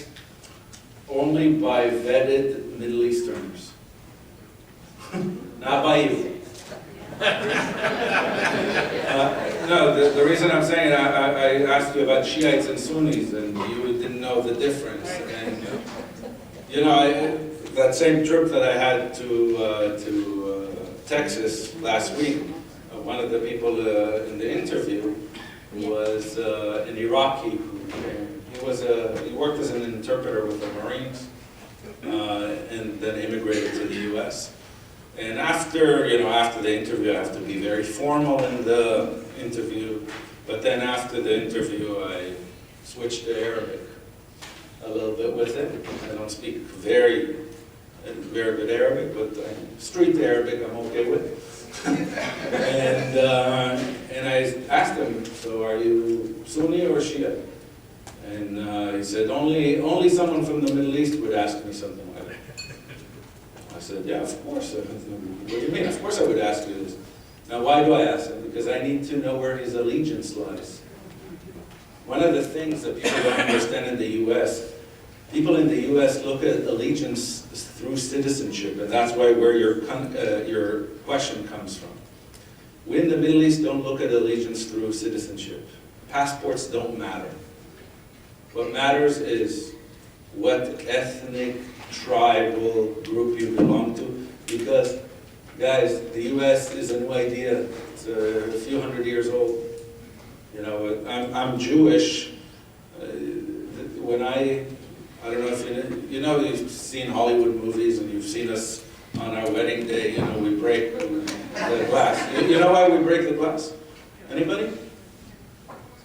So the idea is that we symbolize the destruction of Jerusalem in 50 AD. In every wedding of every Jew, we do this to symbolize the destruction of Jerusalem. All right? Why? So you see that something that happened over 2,000 years ago has an impact on how people live their lives. It's a much stronger connection sometimes than just citizenship. And the entire world is not really looking at those things and doesn't know how to evaluate allegiances, not just based on citizenship, but based on ethnic, tribal, religious identities, which that's the world we live in. You need to go to Washington and talk to the politicians. Do I? I'd say you need to go to Washington and talk to some of our politicians, because they don't understand that. Any other, do I have time? Do I have time or no? One more question? Yeah. I was wondering, the higher levels of government, have they really contracted you to use some of your security ideas? Because they're really great. Yes, so we were contracted by the TSA, for instance, to teach predictive profiling to the TSA and teach them exactly how this needs to be done.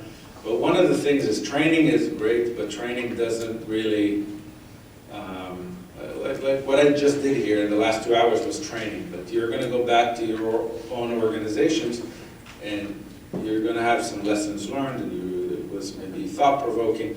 But what do I do?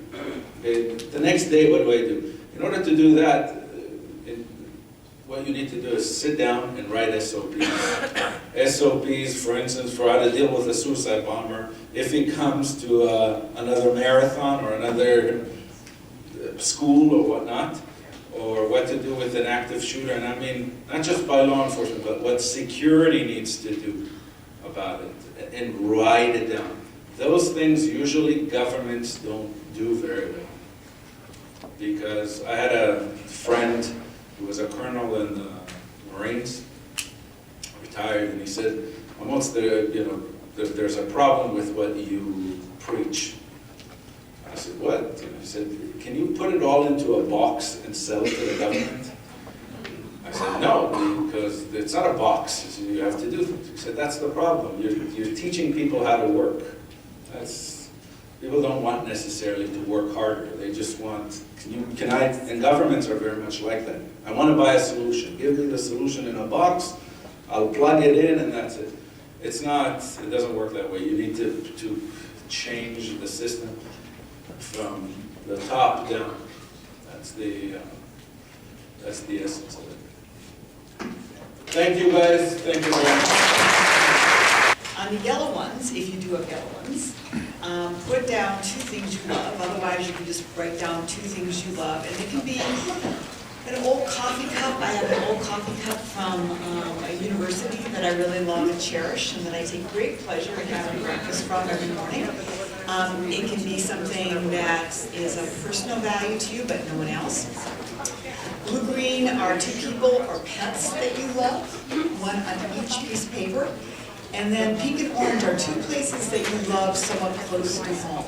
So I've got some trees in my backyard, and these trees mean a great deal to me. And it's kind of a nice place to go, and I like going down and walking by the ocean. So just take a few minutes to do that.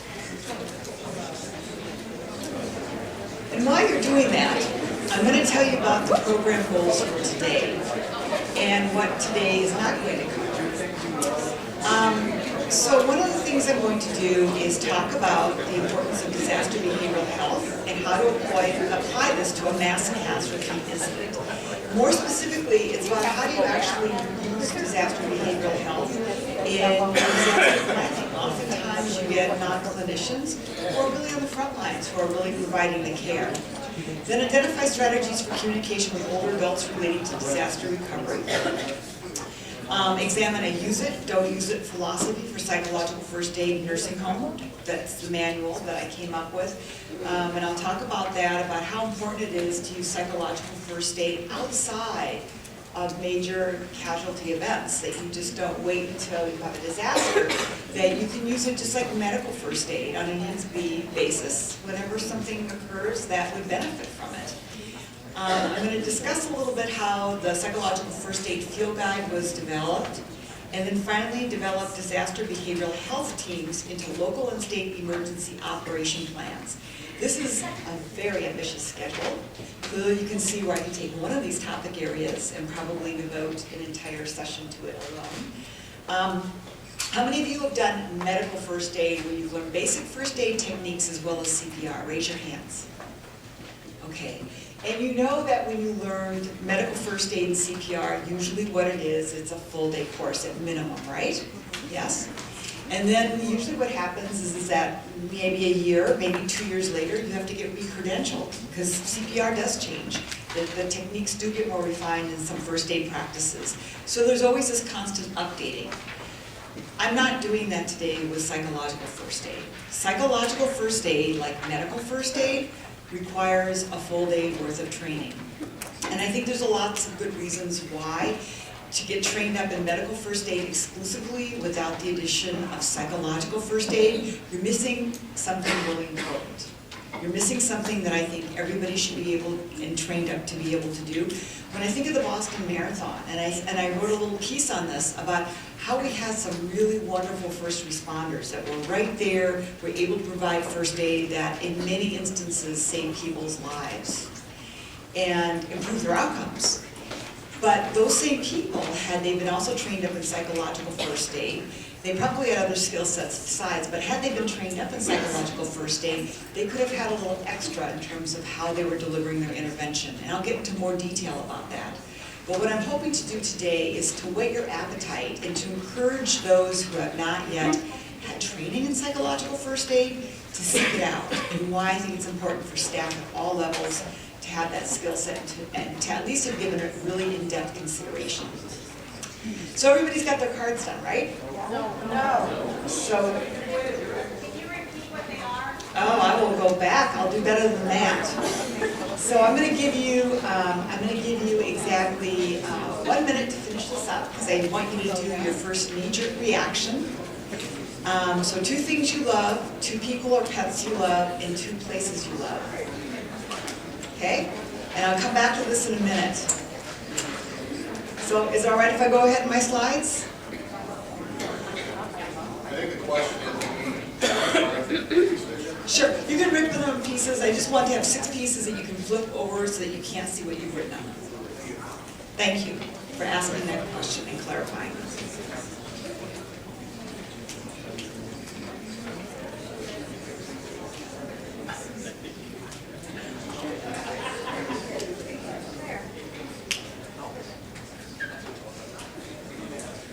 So when you get done with that step, go ahead and flip your cards so the writing is facing the table and you can't see what's written on them.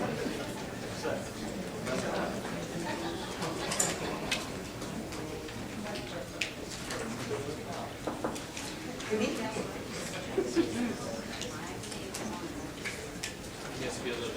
Speak louder? Yes. Okay, got it.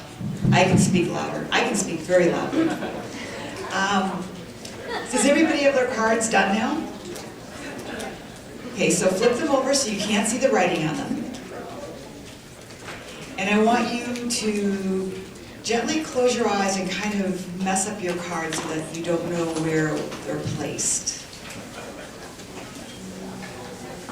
That's all right, doesn't matter.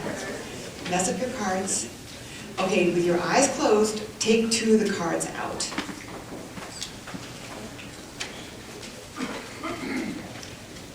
Okay, read what's on those 2 cards that you just drew. So I want you to imagine that you've just received word that a disaster just happened, and these are 2 things that you've lost forever. So why do you think we did this kind of exercise? I can hear some people gasping. Why do you think we did this kind of nasty exercise right after lunch at the beginning of my presentation? What do you think the purpose of that was? Why do you think I had to do this? Pardon me? Right, exactly right.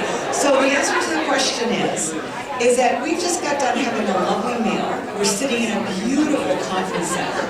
We're having discussions with really interesting colleagues, and we're extremely comfortable. It's temperature controlled, and it's really hard sometimes to muster the compassion, to muster the insight that people feel so keenly and so deeply, and so understandably so, after they've lost things that are really precious to them. And I think that what I wanted to do was to set the tone where you would really fully grasp, for just a fleeting moment, how catastrophic it would be and how life-altering it would be to lose those things. Because that's why psychological first aid is important. That's why knowing those techniques are important. People are going to say things to you, they're going to respond to you, most of them, out of trying to act compassionately and trying to make you feel better. However, they might not always say the right thing. Sometimes really well-intentioned words come out of people's mouth and they're not really on the target. We're going to talk more about that later as well. So I'm going to start out with my first 2 goals, goals 1 and 2. And I realize that I'm going through this material at a fairly quick clip. And so what I've done is I've posted a book chapter I just finished writing on older adults and people with disabilities and things that you can consider doing with them during times of disaster. And also some other handouts that are available that have been posted. And those are tools that you can draw on later on that will help you and that you can also give to colleagues and other people out in the field who might be working with you.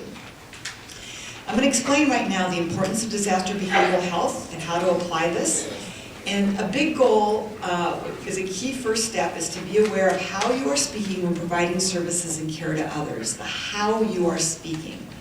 And then the second one is identify strategies for communication with older adults relating to disaster recovery.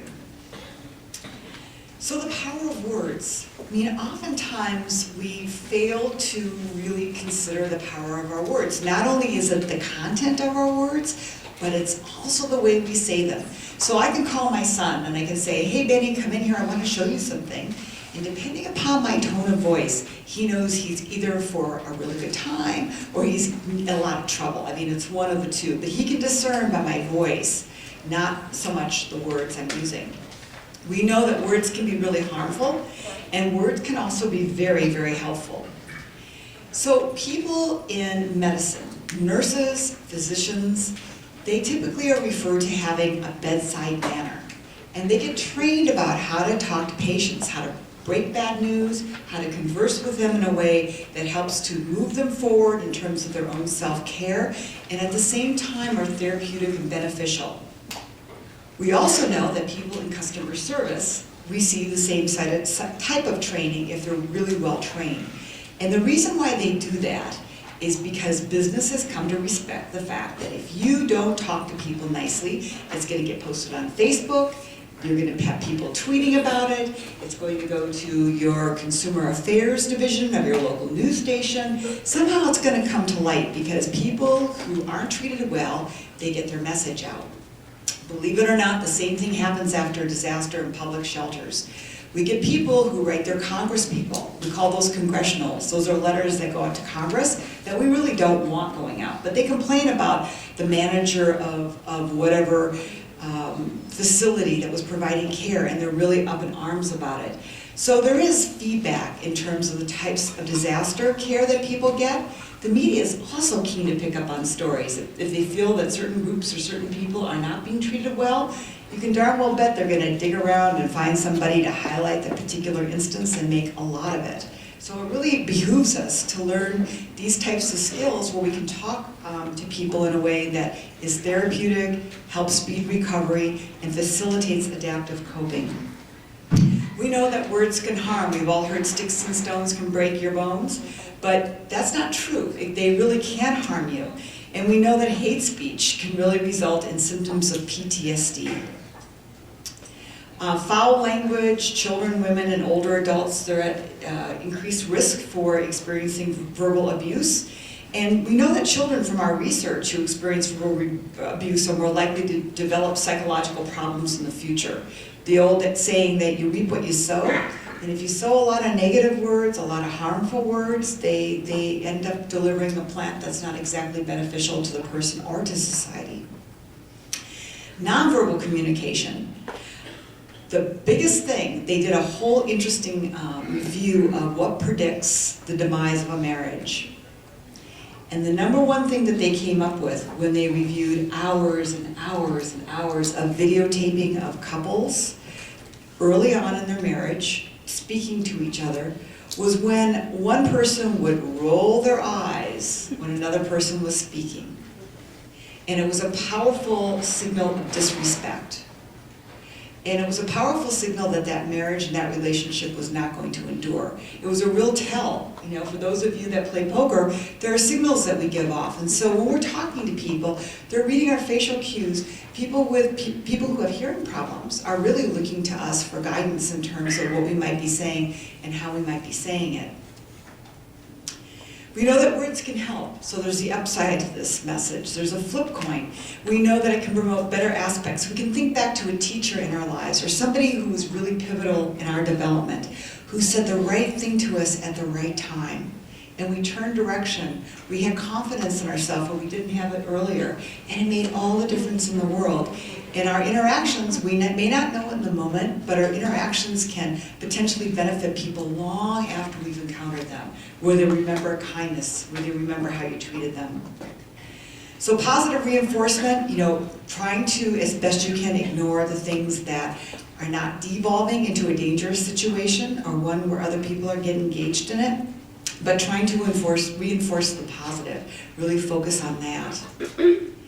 And we know that married couples, oftentimes the spouse will speak more kindly to their dog than they do their spouse. You know, come here, honey pie, let me rub your ears, let's go snuggle, let's go spend some cozy time.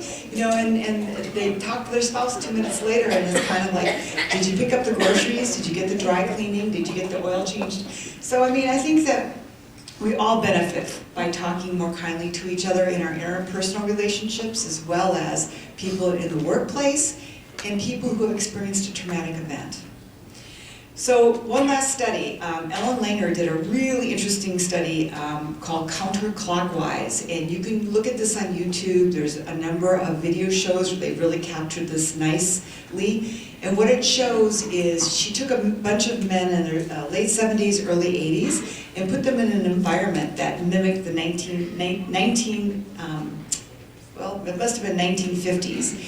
And so this was done in 1979, and what she found was, on a whole bunch of measures, these men started acting younger. They started moving more, they had more vitality, their memory improved, they started performing better on neuropsychological tests, but it was a profound impact because they had cues in their environment that they were much younger than they actually were, and they started to act accordingly. So words and attitudes to use. Show that you value and appreciate the life experiences of older adults. Oftentimes they're going to give you advice, whether you want it or not. And you can listen respectfully. You don't necessarily have to act on it, but you can listen respectfully or find somebody else who's got the time and the temperament to do so. Respect different opinions. Take the time to really listen, and I think most importantly is not to be experienced as somebody who's being dismissive. I mean, my kids, they call me out on it. I'll be home and I'll be cleaning the kitchen and washing dishes, and one of them will talk to me and they'll say, "Mom, you're not really here, are you?"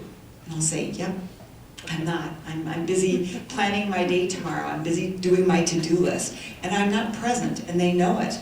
And other people know it for you as well.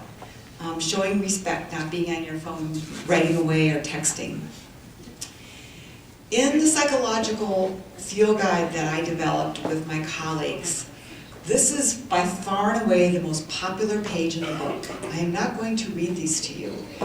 I do a lot of trainings with nursing home staff. And the CNAs, the Certified Nursing Assistants, oftentimes their training tends to really focus on things that they need to do to provide direct care. By that I mean helping with going to the bathroom, feeding residents, helping to bathe them, helping them with getting dressed, those types of activities. And there's very little, if any, emphasis placed on things not to say. And when I produce this list, when this list comes, people get to it in the manual, everyone starts to laugh. Because we've all said things on this list. We all have. Because they're go-to phrases, and they're phrases that we've been taught over time are okay. They feel good when we say them.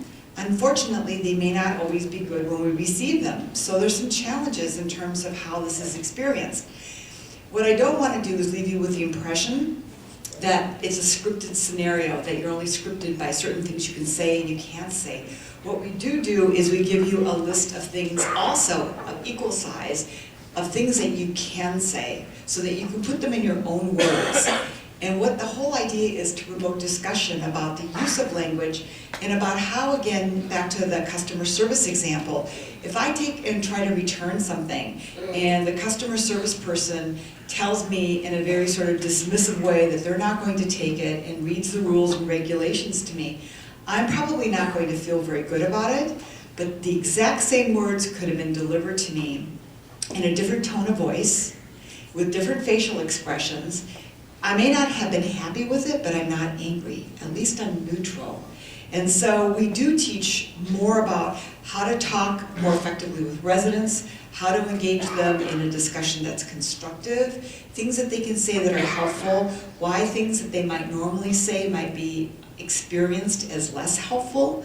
And having that discussion is typically very illuminating. The feedback we get on that, in particular, is very, very strong. Goals 3 and 4. Examine a use it, don't lose it philosophy for psychological first aid homes, nursing homes. Incorporate into training for staff and common day, everyday interactions. And describe a core component of psychological first aid and discuss the groundwork for implementing the training. So what do you see when you look at this picture?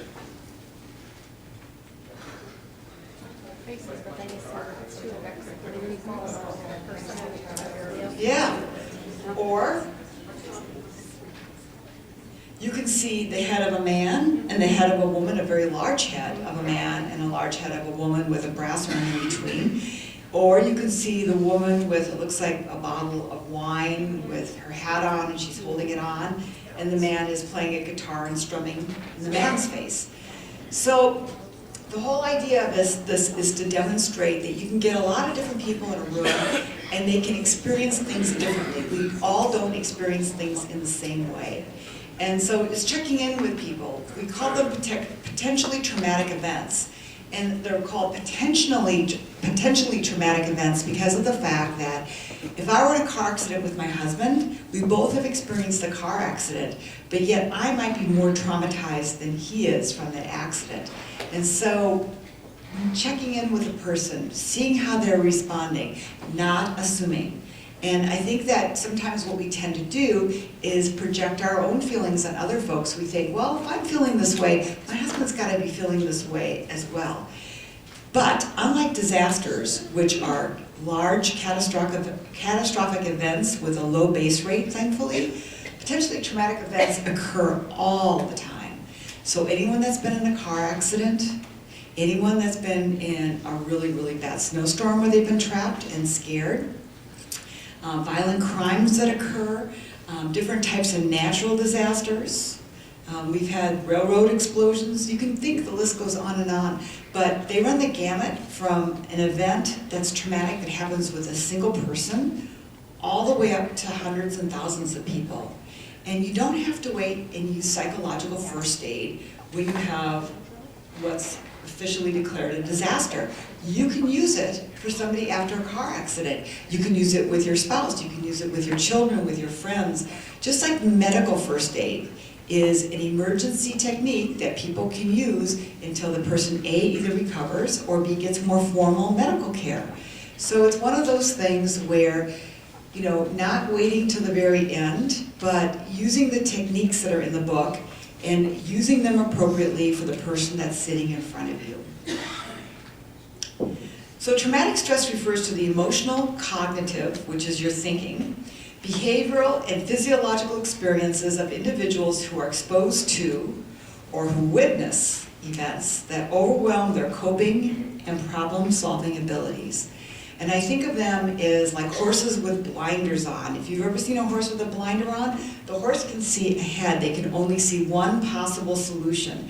And what we do with somebody who suffered a traumatic event, who can't see how to get to tomorrow, who's struggling with dealing with the here and now, is we just move those blinders back ever so little so that they can see more options for how they might respond and things that they're capable of doing in order to be able to take an active role in their recovery and to facilitate adaptive coping. We know who's at risk for adverse outcomes, and again, I'm not going to read this list to you, but one group that we tend to like not consider, which is sort of an understudied group, are people in the media. They tend to be on the front lines more often. And nowadays, with I'm from California, and I really live close to San Francisco, so we're just right now overrun with anything related to Super Bowl. And I can tell you, you know, one of the big issues is that with all those cameras rolling in a captive audience, it presents a really dangerous scenario. And so, you know, there's a lot of checks in place to keep people safe. But the media is there on the front lines, and they're exposed first, and oftentimes they're the last people to seek out any kind of assistance. So the way you can calculate this is you look at the nature, the type of disaster it was, the magnitude, how big it was, and how much damage it did, and the timing of it. Disasters that take place in the dark are more impactful and adversely affect people far greater than disasters that take place in the daytime, the same disaster. They also did a really interesting study, and they found out that hurricanes with women's names as opposed to male names, people tended to prepare far more for any hurricane with a male name than a hurricane with a female name.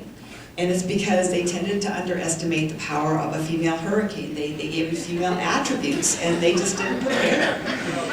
So, I mean, the timing of it and how it's labeled has huge impact. And in fact, there's talk with NOAA about, you know, going to a system where it's more difficult to discern the sex of a hurricane and giving it some sort of an ambiguous name so that people don't give it those types of attributes.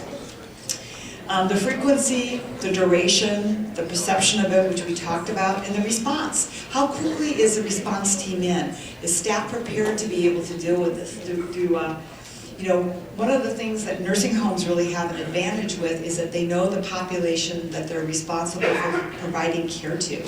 And they've given a whole lot more thought to how they're providing that care and the steps that are going to be taken in every phase of the disaster, which have highly different demands. And so they actually, we can learn something from nursing homes and how they function during disasters. These are some normal reactions to a traumatic event: profound sadness, grief, or anger, feelings of depression or anxiousness, edginess, irritability. So what happens is that you have an abnormal event and you have a very strong reaction to it because it's not anticipated. Everyone thinks it's going to happen to somebody else. And when it happens at home, it really does, understandably, cause a lot of distress. And it can look very strong, and it can be very scary to witness in people who are trying to deal with their feelings. What I want you to consider briefly is that the needs of older adults, because I do want to touch on them even though I've given you a book chapter with more details, they're not really based on age. So you get a 72-year-old person who's extremely vital and they're part of the response plan and they're going to take an active role and they're a real solution. And you can take another 72-year-old person and they can already be living in a skilled nursing facility and need to get care around the clock. So you can't base it solely on age. Age is not a good indicator of how much help somebody would want to get. And one of the biggest myths that I try to really work hard to dispel is that every person who's 65 years and older is a vulnerable population. They're just not. You know, and we're missing a vital resource. We're missing people who could be part of volunteerism. They could be part of paid staff, but we're missing a huge number of people. And so institutionalized older adults, nursing homes tend to have the best plans. They tend to be the best prepared and organized. Assisted facilities, they're still having growing pains. There's tremendous variability from state to state and county to county within states, in large part because many times they're run by a hospitality company and they're not regulated to the same degree that nursing homes are. Senior dwelling older adults, senior communities, generally speaking, are pretty together in terms of having sort of plans for how to help their older adults. But the older adult who's aged in place, they stayed in their original neighborhood, they've not moved out. And what's happened is that the houses around them now are occupied by people who are usually much younger than they are. Sometimes they have families, and they may have little or nothing in common with the residents of their neighborhood that they now live in. And those are the people that, if they're not affiliated with some sort of a religious organization or a senior center or something where someone knows that they're alone, they're the group of people that are the most likely to be overlooked during a disaster.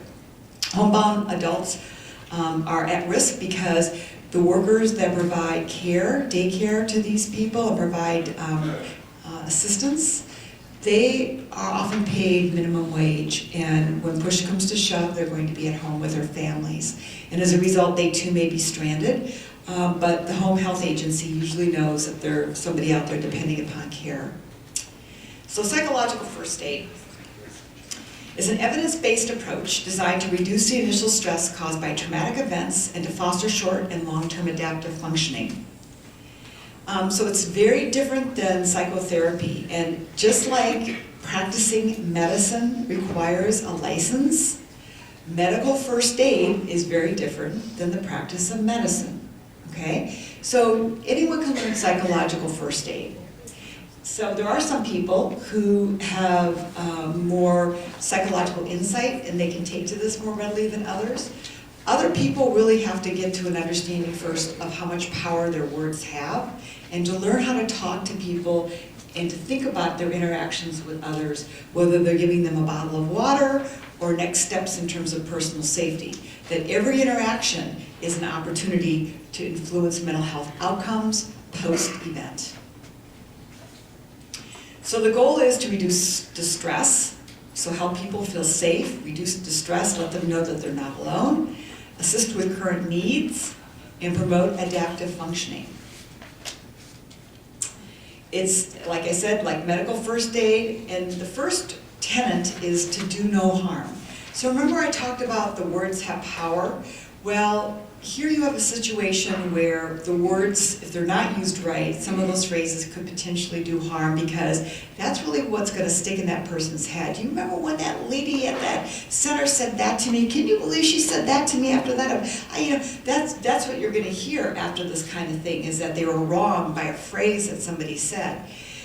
So what we want to do is at minimum deliver care that's sort of neutral and doesn't have any impact, or what's even better is to say things to people that actually empower them, make them feel like they have more control, to assume self-efficacy, self-control over their well-being, to take an active role in that, and to really foster that kind of thing.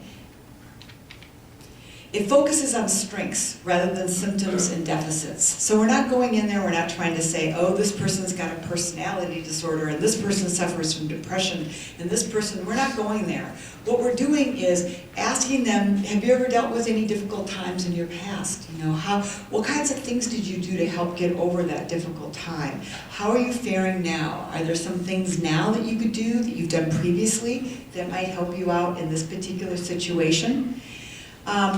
Identifying and strengthening coping mechanisms. So back to the horse with blinders, it's just sitting down with them and saying, look, you've already been able to get some food and water. Right now it seems like the biggest thing you're contending with is trying to find a safe place to sleep. Let's work on that next. Because they'll have a difficult time prioritizing. They're so overwhelmed that it's hard for them to figure out what to do.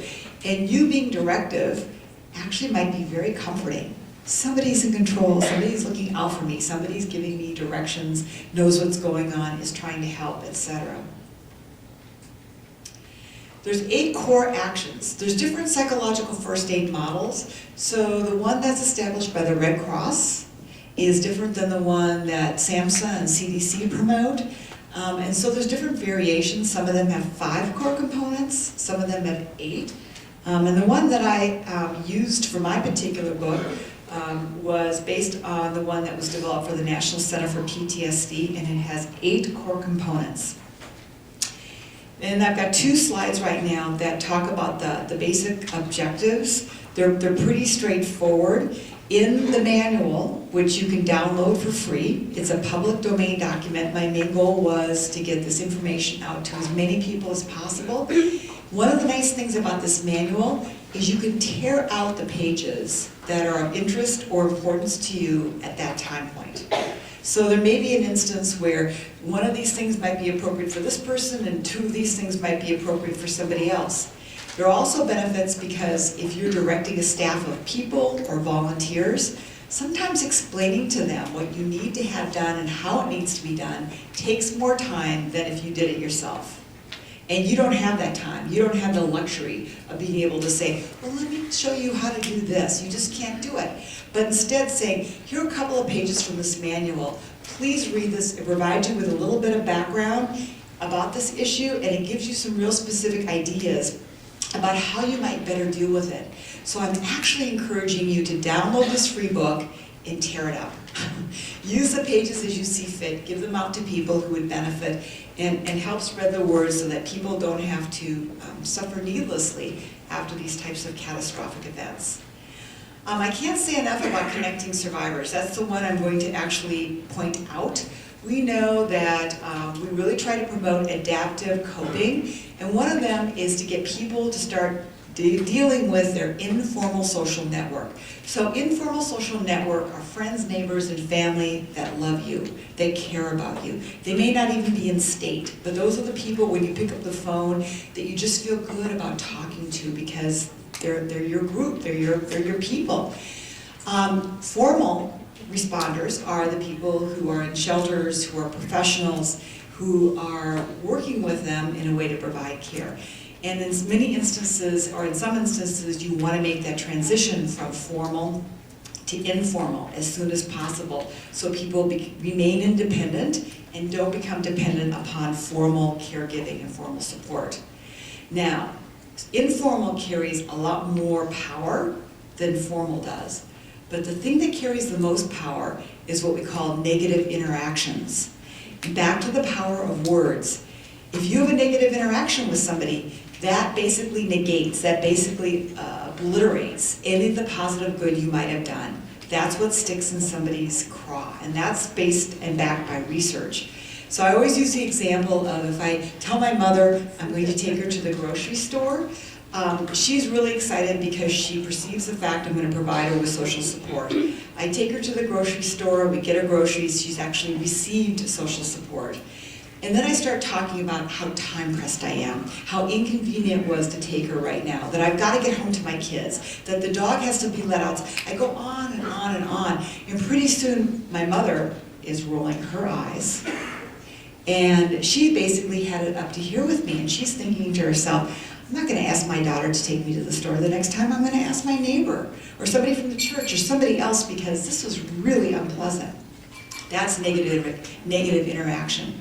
I did all those nice things for her, and yet she remembers the negative interaction. Again, special considerations when assessing older adults.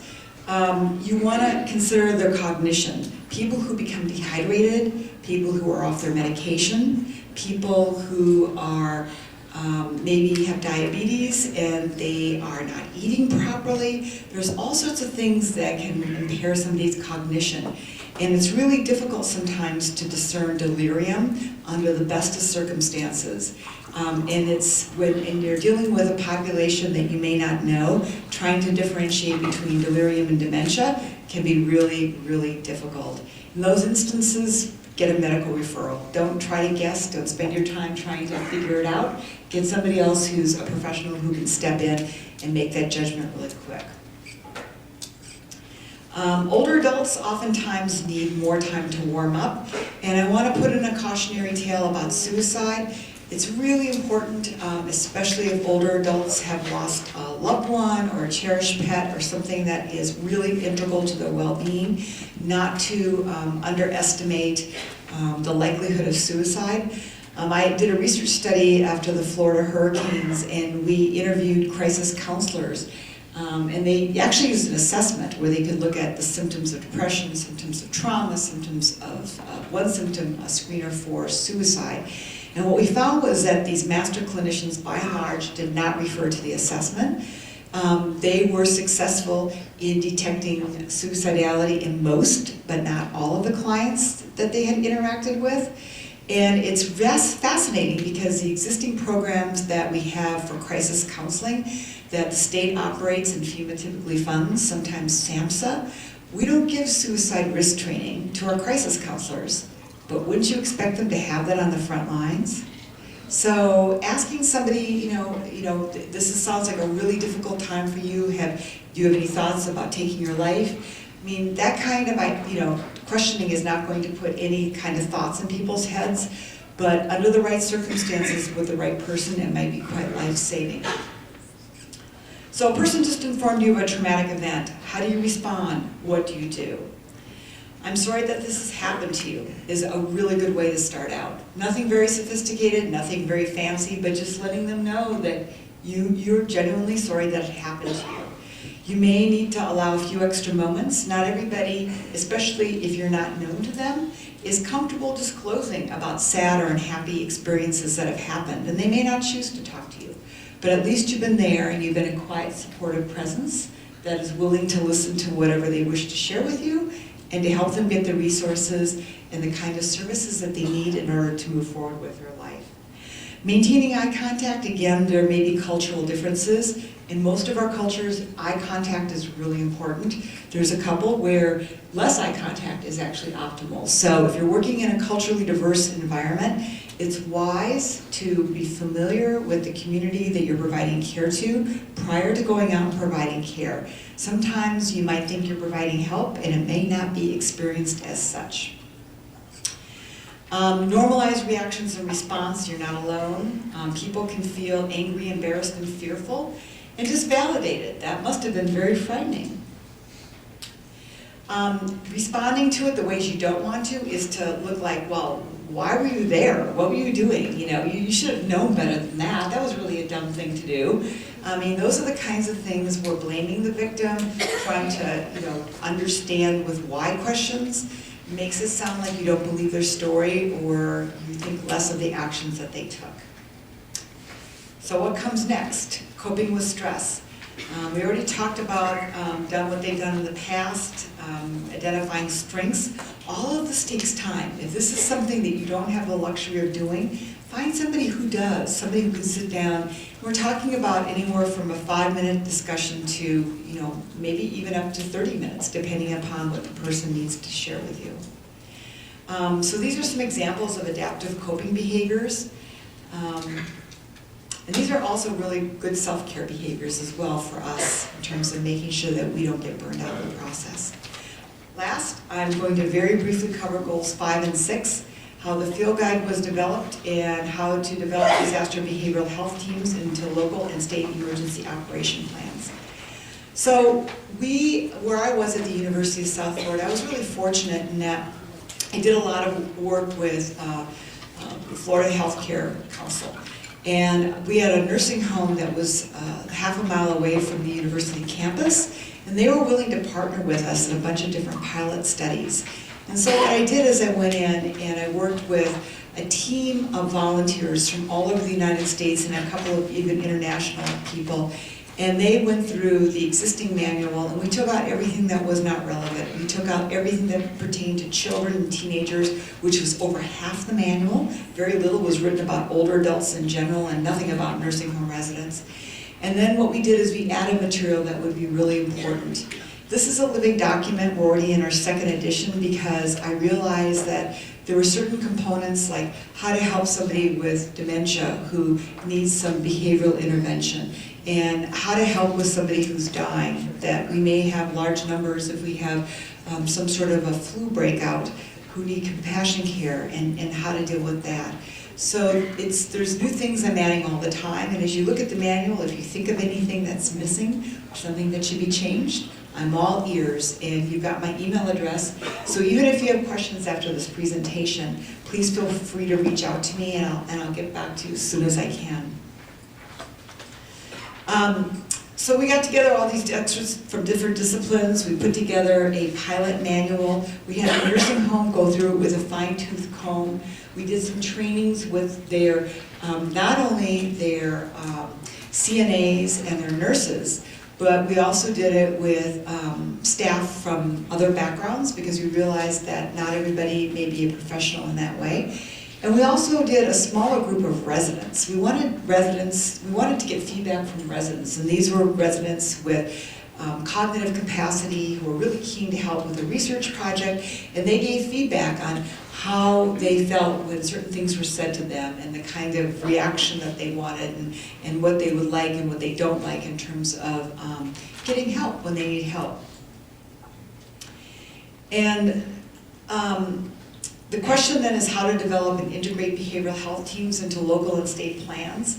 Well, my argument is that if you've been trained up in medical first aid and CPR, you should be trained up in psychological first aid as well. If you have any interaction with anybody on the job, you should be trained up in psychological first aid training as well. The psychological first aid training is not the domain of a separate independent team. It may be the team that helps to get the message out. It may be the team that helps to train others. It may be the team that is on the ground to kind of spearhead difficult situations and help with volunteers and other staff that are contending with maybe burnout or feeling overwhelmed themselves. So there is definitely a role for teams. But I'm just arguing that we need to cast a much broader net in terms of people who are trained up and able to provide this care and service, that it's something that falls to each and every one of us. Not everyone's psychologically minded. I spent the first 10, 12 years of my marriage trying to explain to my husband that mental illness really does exist. I mean, he's really smart, but it was one of those things where he just felt like people should suck it up and be able to get on with their lives and they should be able to do it on their own. And that's not the case. And there's a lot of other people, I think, who probably share his sentiment. So it's something where words have power is often a really fundamental step that we fail to talk about, because just like we teach diaphragmatic breathing, we teach breathing so that breathing is a really powerful tool for people who are hyperventilating. Oftentimes people minimize how much benefit they can derive from it because we all breathe. We all use words. But all those things can be very powerful if they're harnessed in the right way and done in a way that makes sense to the person receiving them. So that's it. I realized I went through my slides fairly rapidly and there was a lot that I covered. I'm happy to take a few questions before I leave. And again, I posted a bunch of material on the website, and thank you for allowing me to come and talk to you today.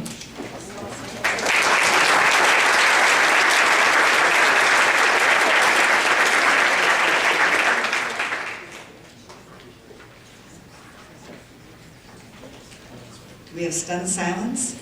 I guess I'll start with that. Pardon me? Yes? Were you gonna say- How do we avoid infantilizing adults? Okay, so how do we avoid infantilizing adults? And so basically, remember when I gave the expression of the spouse talking to the other one, like how she talks to the dog, you know, come here, baby? I think sometimes when we talk to older adults, and again, I think all of us at one time or another have done this, where you call somebody dear heart or sweetie or young lady. Young lady, a lot of people find that really offensive. I know that I just got done working on a grammar style book where, because I'm on the committee on aging for the Psychological Association of America, and elders, seniors, all those are taken out. We don't use them anymore in our writing. Everyone's referred to as an older adult. We're calling an older adult an older adult. So again, back to words have power. I think choosing the words that you say and being respectful of other people, and I think being respectful of other people is talking to them at the age that they're able to be talked to at. Yes? Would you repeat your website, please? So my website is going to be for, where is it going to be for Region 1? They were going to... On our website. Yes. So you can just let them know when we send out the thank you for coming, we'll give them the link to our website on there too. Okay, so when you get the thank you for coming, the link for the website will be sent out at that time. You can also, I have a bad name, Lisa Brown. I mean, there's only 500 million of me. I mean, it's just really difficult to track me down. But I am at Palo Alto University, which is in Palo Alto, California. And I do have a website. I am the director of the Risk and Resilience Lab. And so you can track me down if you want to track me down that way as well.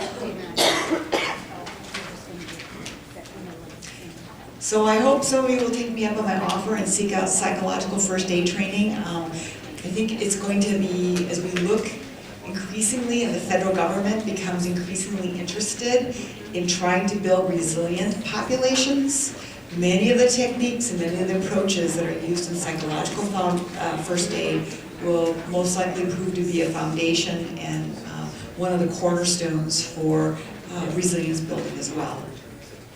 And down the line as we go. So my name is Clint Frame. I'm an area biomedical manager with DaVita Dialysis out of the great state of Ohio. I was waiting for throwing glasses. Oh, good. Yes. That's right. So I cover multiple states. So cover Ohio, West Virginia, Kentucky, a little piece of Virginia.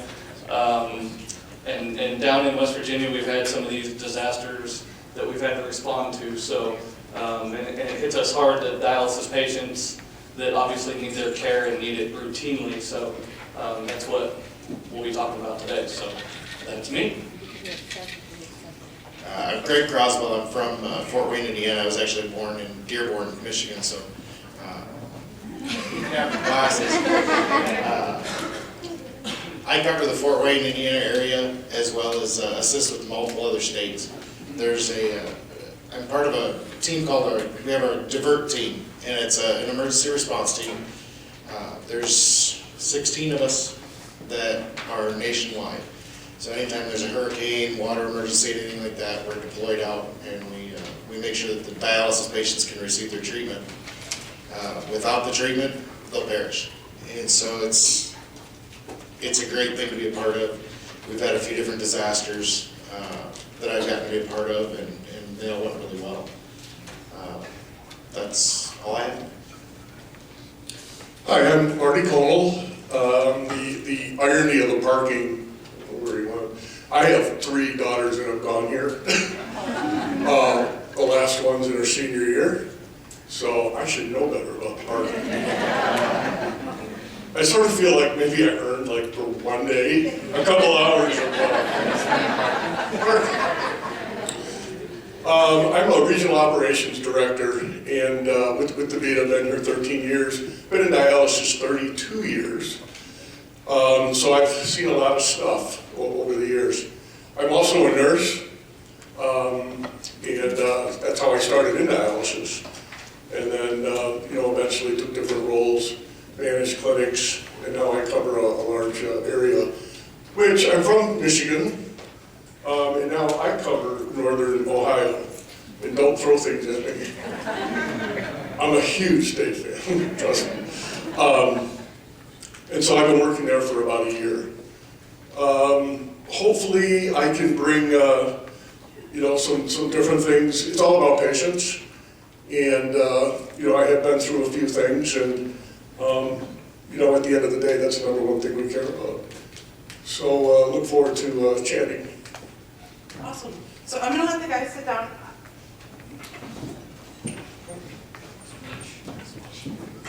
I drew the short straw to give the presentation today. So I'm Lisa Hoff.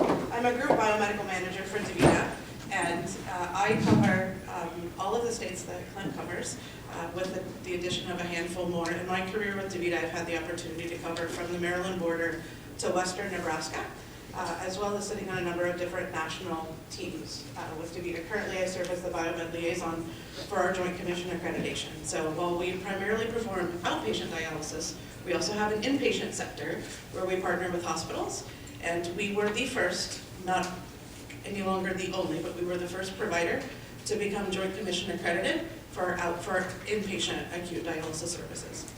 So pretty cool thing to do there. So a little bit about the agenda. We're just going to hit on a couple of topics. We'll spend a lot of time talking about our disaster response and our DIVERT team, as Greg mentioned. And then we'll talk specifically about the case study that we went through in Toledo in 2014. And then I'll also hit on some topics with civil unrest and Superstorm Sandy that we experienced a couple of years ago.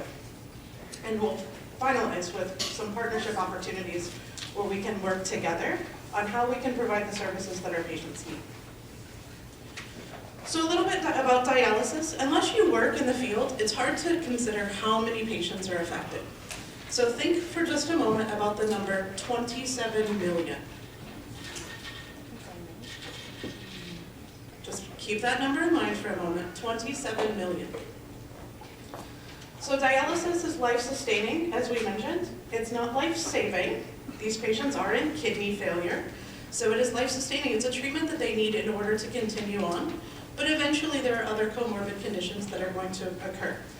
Normal frequency for inpatient dialysis is 3 days a week, approximately 4 hours per treatment. That's without the pre and the post and everything that goes on for a dialysis treatment. And the settings can happen in a center, which is most common. It can happen in a patient's home. There are 2 different types of home modalities that are affected, or it can happen in a hospital setting. So a little bit about inpatient dialysis. We in the United States, as we've heard throughout the day, we're a little bit different than the rest of the world. So in the US, approximately 89% of our patients are receiving treatment in an in-center setting. They go to a facility that's standalone, sometimes it's hospital-based or on the campus of a medical center, but they go to a facility and clinicians are helping to provide their care.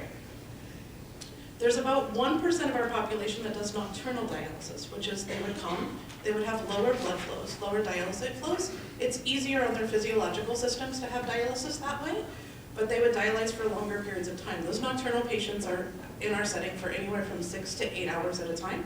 And typically it would be like an evening or a working shift. They would come to us about 3 in the afternoon, sometimes later, and dialyze all evening. And then the home treatments. There's peritoneal dialysis, where you have a catheter in your abdomen, and you utilize your peritoneal cavity to perform that exchange. And then there's home hemodialysis, where there's a really cool machine that kind of looks like a laser printer that you slip a cartridge in, and it's pretty snazzy. It weighs about 75 pounds, but it requires a caregiver. It actually takes blood outside the body, unlike peritoneal. So it's something that can be done at home with a little bit more savvy patient. But again, it requires some assistance, and it is blood leaving the body in those instances. So you see up here that DaVita employs about 60,000, we call them teammates. And we have about 175,000 patients. So what number did I ask you to remember a moment ago? When you take the number of patients times the number of treatments, DaVita performs over 27 million dialysis treatments every year in the US alone. So we forget about it often as a therapy, But I'm pretty sure if somebody offered us 27 million of anything, unless it's problems that they're dumping on your lap, but 27 million of anything, even if it's pennies, is something that's going to be substantial. So as a healthcare therapy, it's something that we need to think about and all of the nuances that go into providing a dialysis treatment. So then we look at our hospital partners. Life in a hospital is a little bit different. There are more medical personnel around. There's more systems in place. It's easier to think of a hospital as a safe haven for us to go to when there's an emergency. But what if, like in Toledo, the water supply is completely cut off? It's much more difficult to treat any patient, let alone a dialysis patient, when we have no water supply. So at the bottom of the slide, you see a little bit about our other business partners. DaVita has a branch that we have a pharmacy that helps and specializes in renal patients and the different interactions that are there, as well as Lifelines, some of our vascular access, and then an over-encompassing participant called DaVita Village Health. So a little bit about Divert. We heard a few minutes ago about a lot of things coming out of the hurricanes in 2004 in Florida. That's how Divert was founded. One of our full-time teammates was what we call a facility administrator in the state of Florida in 2004. And we didn't have a national response plan, because we have about 2,000 centers spread throughout the United States. We kind of thought 10 or 15 years ago that it was really difficult to put something in a box and put a pretty little bow on it and send that training out to everyone across the US and pretend that we could make it effective for all. But the response in a hurricane is similar to a response in a snowstorm, is similar to a response in an ice storm. We all have some of the same unique, somewhat unique, but the same characteristics that we need to consider, the same teammate needs, and certainly the same patient needs. Also, we didn't have all of our systems in place. In 2004, DaVita came to be in 1999 with about 400 centers across the United States, and we were in bankruptcy at that time. In 2003, we acquired our first centers after DaVita became two companies forming into one and beginning to rebuild our practice. So in 2003, we were just starting to grow. And in 2004, we had 4 hurricanes hit the state of Florida, which at the time we had about 65 dialysis centers, one after the next, after the next. We didn't have our systems in place. We didn't have a network. We barely had a 1-800 number to call in and get to our corporate offices, let alone some of the advanced technology that we have today to get messaging in. So Divert started as a 1.5-inch binder that on the front had an insert that said hurricane preparedness. And it had about 4 tabs in it, and they were fill in the blank of what you needed to do. It's not very effective now with 60,000 teammates to have this binder that we have to keep up, right? So from 2004 grew a whole bunch of these volunteers. And we have 2 full-time teammates that just do emergency preparedness, and the rest of us have other jobs every day that we then, when there's something going on, that we participate in. So some of the things that we've done since 2004 over the last 4 or 5 years is, as Greg mentioned, we have 16 key teammates. Most of those are biomeds, those of us that are experienced with facilities and medical equipment that are the leads. We also have a fleet of portable generators that are strategically placed throughout the United States. And then we have multiple disciplinary teams that I'll show you a slide in a little bit to discover the different folks that we have that feed into this. And then we've spent lots of time over the last couple of years developing relationships with the public and private sectors of those resources that we need in those emergencies that can help us, that we can reach out to and they can respond. One of the benefits of being a nationwide company is the fact that all of our resources are not located in the disaster area. So when something happens, all of these volunteers get into place. We are on the phone multiple times a day. During Superstorm Sandy, it was 5 scheduled conference calls every day, and then every 2 hours on the 2-hour mark. And then if there were additionals needed, that we would have those later in the evening. But it was a place that we could all go gather, get updated information, and go from there. So here's a little bit about our teamwork and the symphony of our teamwork. So you see the response team is in the center. So these are folks that have volunteered. They've signed up. We know where they live. We know what their resources are, and we know their access to the generators and the emergency equipment that we need. And then you'll notice the font and the sizing is a little bit different throughout the page. Biomedical services on one side, and DaVita Guest Services on the other side. Guest Services is our one-stop shop, one phone number for every teammate, every patient, every provider, every physician, every family member to call in and get routed to the folks that need to have help. That Guest Services line starts its life in Colorado.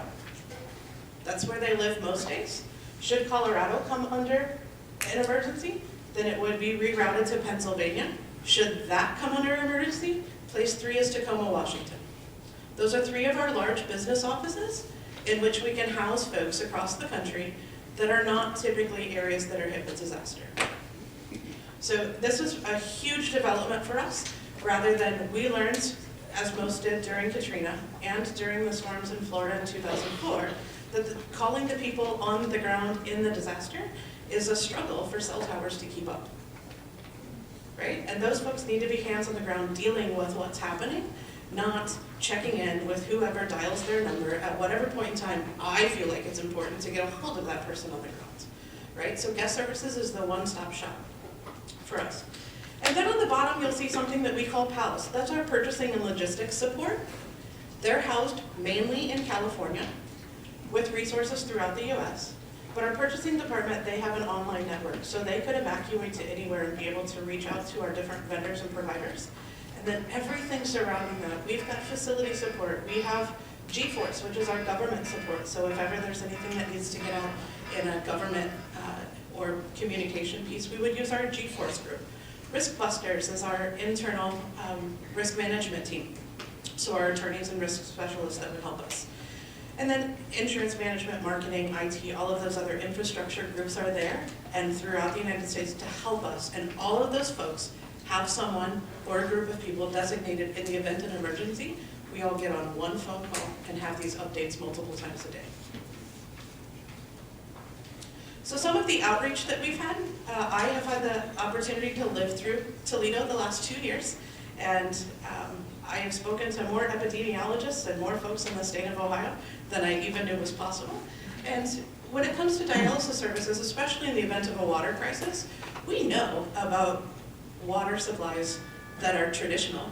We know what the EPA says that we're allowed to have for water. What we don't know is always what that means when there's a chemical contamination or some spill that we're not used to seeing in a dialysis environment, and what our technology is able to remove.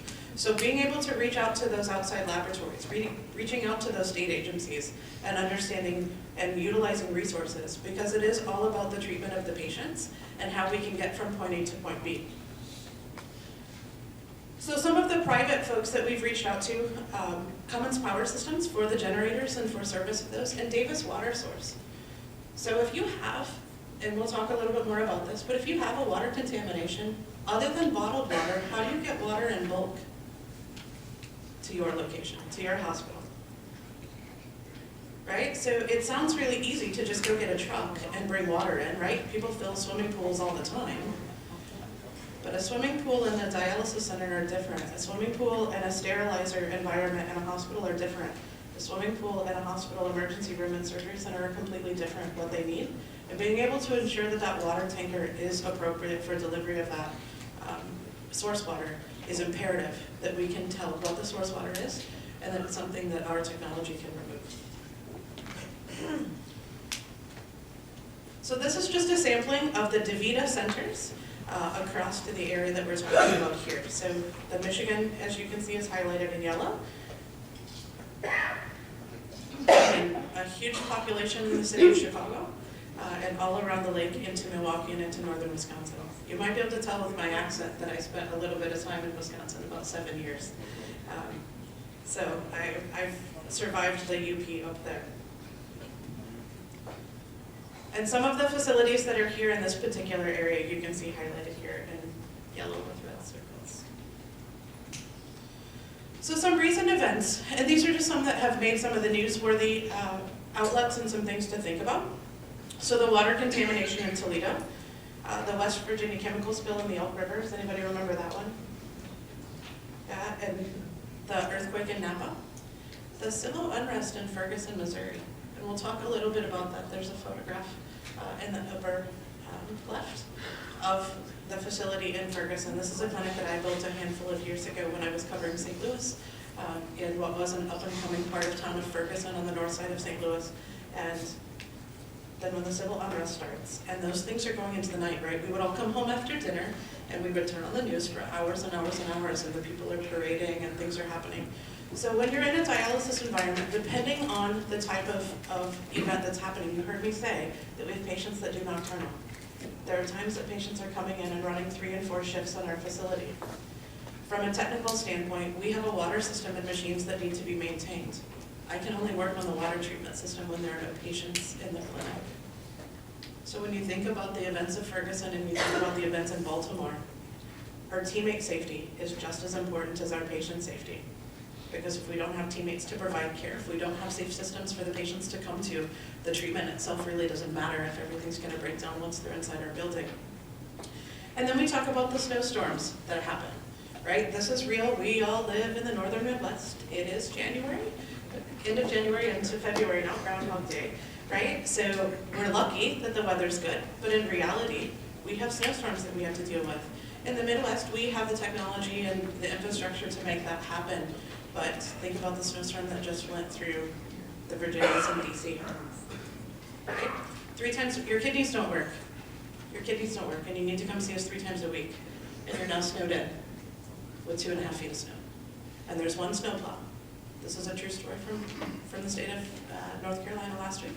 There's 1 snowplow, and it's up in the mountains. What do we do? How do we get there? And how do we train our patients on what they need to do in those instances where there is an emergency? This looks appetizing, doesn't it? I guess it's a good thing I'm not right after lunch. It looks like our flip water. So this is exactly what the water looked like in Lake Erie in 2014 and 2015. So for those of you that are not familiar with how dialysis happens, the primary component of what's called dialysate, which is a mixture of water, an electrolyte bath, and a buffer system, the primary component of that is purified water.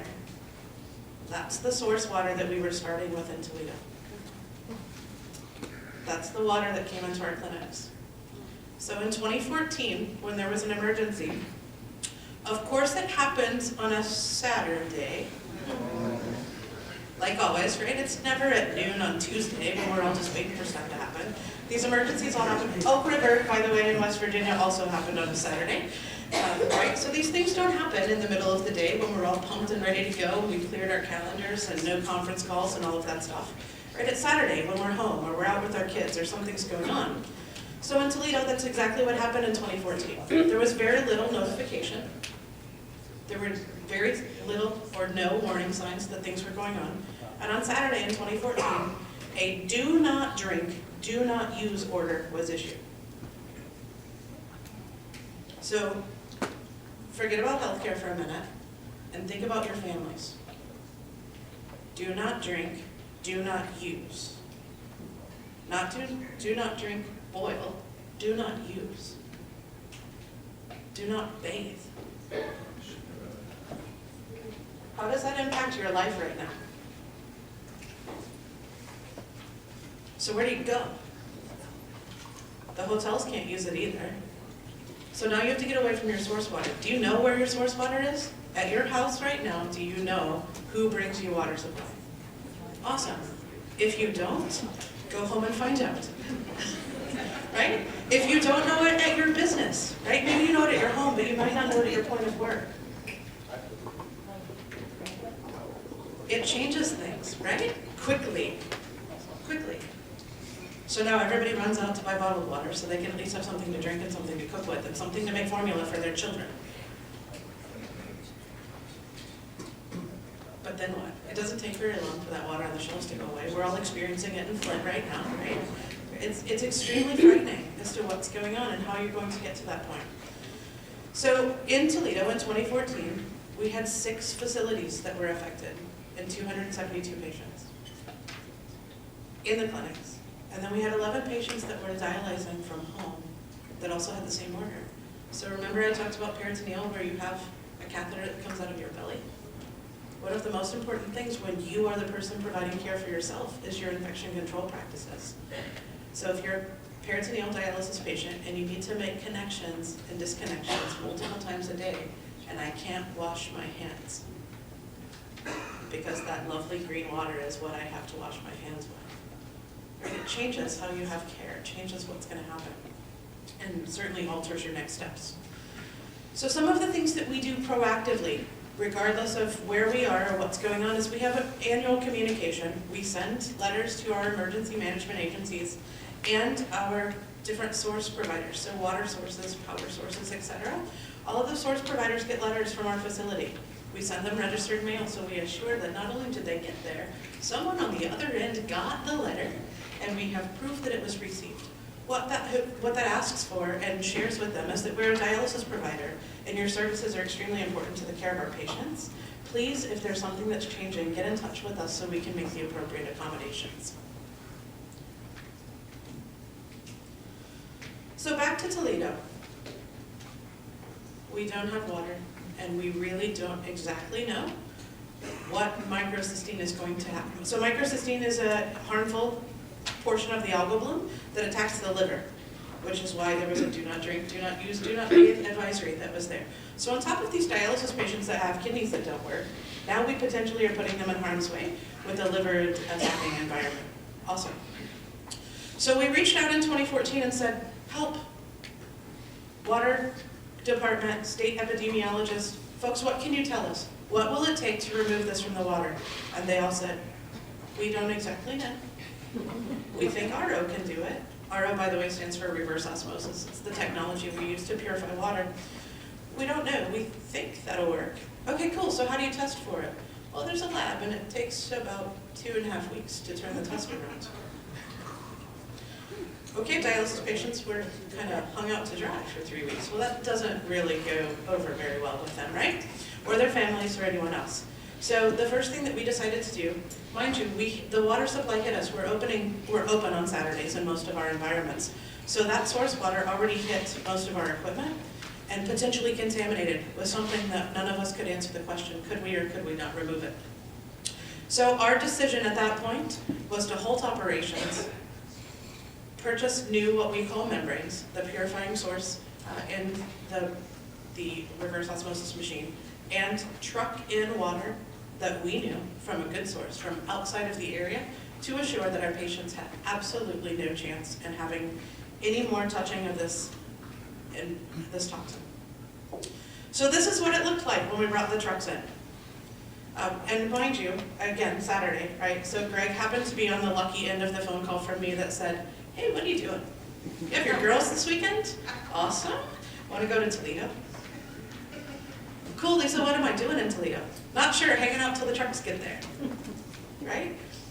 So 2015 responses were a little bit different, but in 2014, oftentimes we're sending these emergency disaster folks into an environment that they haven't necessarily been oriented to, right? Greg happens to live in Fort Wayne, so Toledo was a little bit closer than some. But in some of these other instances, we're sending someone from Florida into New York City. They're going to a facility that they haven't been acclimated to prior to the time that they show up in the emergency and they're asked to perform. So just like we heard about standard operating procedures and common language, we have an environment that a water system is a water system. There are a couple of different types. We get there a couple of different ways, but most of us have an orientation to how dialysis happens. We all speak a common language, and we're able to get from point A to Z pretty quickly into what we need to do. So on the picture on the top, that's actually Flower Hospital in Toledo. We have an acute environment there that we needed to provide patient treatments. What we did by trucking in also helped the hospital reopen their emergency and surgery departments quicker.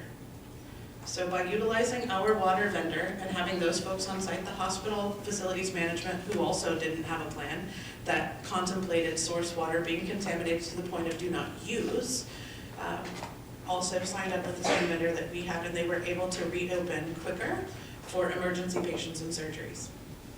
And then on the bottom, that's a picture of our Southland facility in Toledo, where we parked the truck on the side of the building and pumped in. Southland is one of our larger facilities, and we choose to strategically place these tanker trucks in different locations, because think about it, while it's a 5,000 gallon tanker truck, that source of water doesn't last forever. So we have to have one truck parked and then one truck that's constantly refilling that source. Okay. We've heard about funding in a couple of different presentations today. Those tankers, for a handful of days in Toledo at those 2 locations, came to the tune of about $96,000 just for water. So when we talk about dialysis, we joke, right? It's the cost of water, it's pennies. But honestly, for us and for a hospital operating environment, the cost of water is not just the cost of water. So we've spent time over the last year following up with the governor's office, spending time with epidemiologists, running studies in concert with them.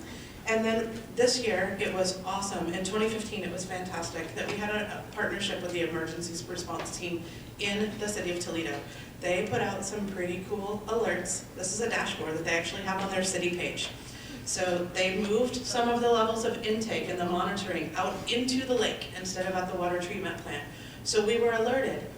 Any of us were alerted, not just healthcare agencies. You as a citizen could sign up for alerts. You could log on every day and you would see this dashboard or odometer reading to know if you were safe or if you were in a level of danger.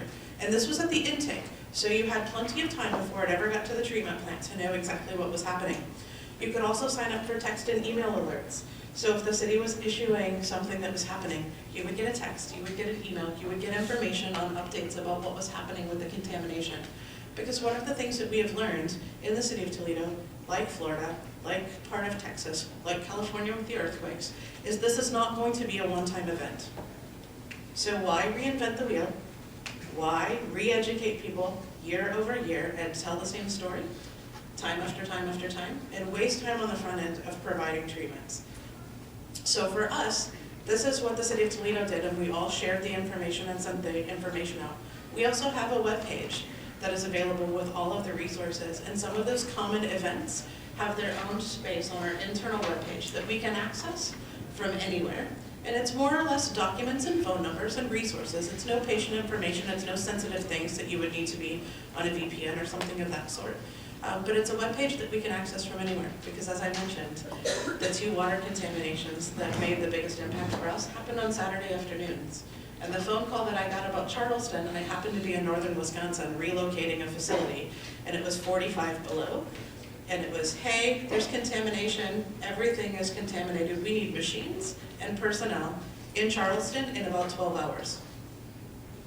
How can you make that happen, right? And so if you happen to be at a cabin or a soccer game or away with family doing cool stuff that we should be doing on Saturdays, that's not always, oh, hold on family, let me drop what I'm doing and go home and get to a computer. This is something that actually can be accessed from our smartphones, which is pretty cool.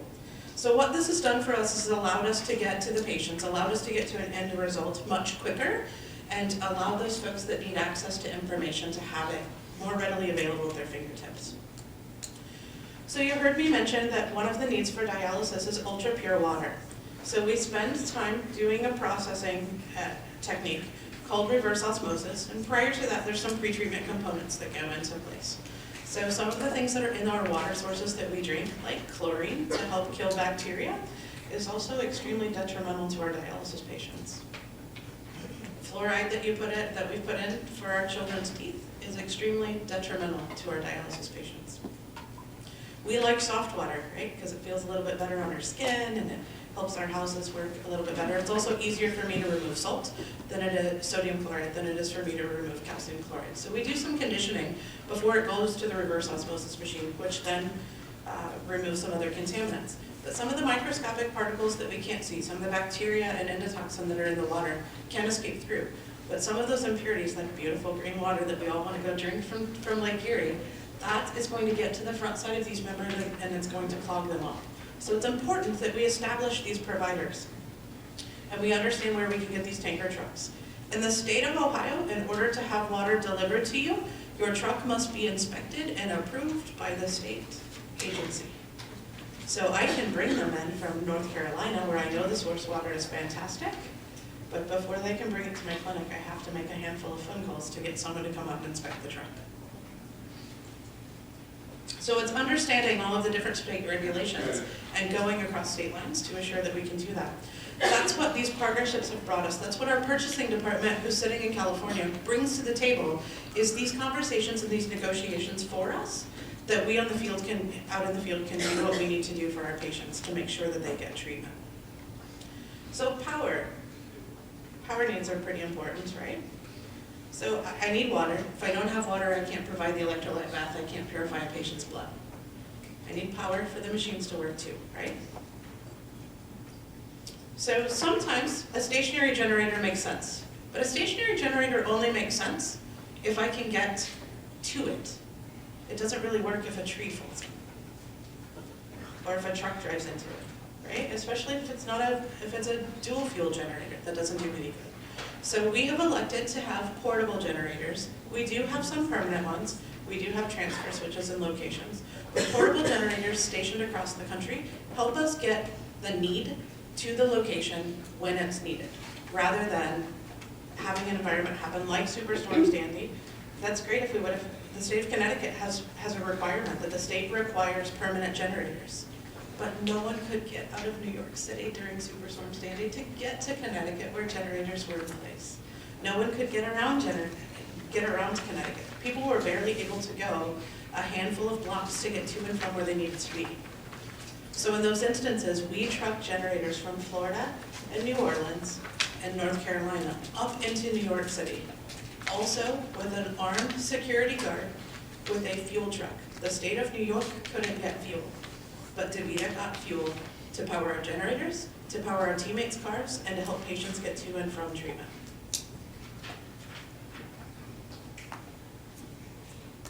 Here's an example of the fuel truck that we had. The armed guards didn't really want to be in the photographs, but they would literally stay with these fuel trucks day and night while our teammates were sleeping in hotels or other folks' homes, but we needed diesel fuel for our generators and unleaded fuel for our teammates' cars. And it was rationed, all of it was rationed and planned, but it's something that you don't consider necessarily about the security of those things in the event of an emergency. So one of the needs that we have when we partner in an event of an emergency is transportation for our patients. Many of our dialysis patients have comorbid conditions, and they come to us at the end of a disease that they have that's a chronic illness. So many of them are unable to drive themselves.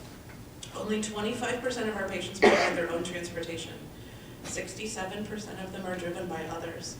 And a number of them, 8% approximately, use public transportation. That's going to vary by location, certainly, but we have a huge need for transportation concerns in the event of an emergency, and that's one of the things that we struggle with each and every time, is not only how will our patients get to treatment financially, but physically, how will they get here, right? If your home is destroyed, if your transportation is destroyed, if there's an emergency and you're worried about clothing and shelter and food for yourself and your family, the giving of transportation to others and helping them get to and from is sometimes extremely challenging. So that's what we could use some help with, hoping to think through some of those opportunities. So some different partnerships that are out there. If you're unsure of where you can have where dialysis facilities exist, you can utilize this cool thing called Dialysis Finder. You type in a city, a state, a zip code, and all of the dialysis clinics in that area will come out. You can reach out to your facility. We call them facility administrators. We have a group of them here in the room, as well as the team with me that will help you if you have any questions about that. And you can always contact our emergency response team at divert@davita.com. And then again, the one-stop shop, the one phone number that we all have programmed in our phones. If we work in a facility, it's posted on every door of every DaVita facility. In the event of an emergency, or if this clinic is closed, please call. And that 800 number will certainly get you to the appropriate DaVita teammate. So what we have learned over the course of a handful of years, and certainly through different environments and different emergencies that have been there, is that in that time of disaster, the best thing that happens is partnership. We cooperate, we reach out to our networks, we reach out to the state and local government agencies, we reach out to anyone that will help. And when we make it about the patient, it's so much easier for all of us to just say yes. So the group that's up here with me, you heard them all introduce themselves. Marty comes from the operations side as a nurse and as an operator. Greg has been hands on the ground in both Toledo and West Virginia. And Clint is the person that gets to deal with the cleanup in Charleston after the fact and the continued ongoing things. I have been fortunate enough in these events to be one of the people that gets to sit at 10,000 feet. I live south of Chicago right now. So I'm the one that's on the phone calls, I'm the one that's helping to coordinate a number of those things that are happening. And it's being able to know all of those things. Those of you that work in fire and EMS, you understand that not everyone can rush in all at the same time. Sometimes somebody has to stand back and direct the traffic. And so those of us that stand at that level and certainly help with those things can see all of the pieces of the puzzle, rather than the folks on the ground that certainly need to have blinders on to do the task that we've asked them to do. So we're open to any questions if they exist. Yes, ma'am. Have you ever used any of those water trucks in Flint? And who's your touching base in Flint for your dialysis services with our water issues? So we have a local team on the ground. The situation in Flint, for those of you that aren't keenly aware, the change in water source actually happened in 2014. So the conversion happened quite some time ago. It's now the aftermath of that conversion that is bringing all of the attention.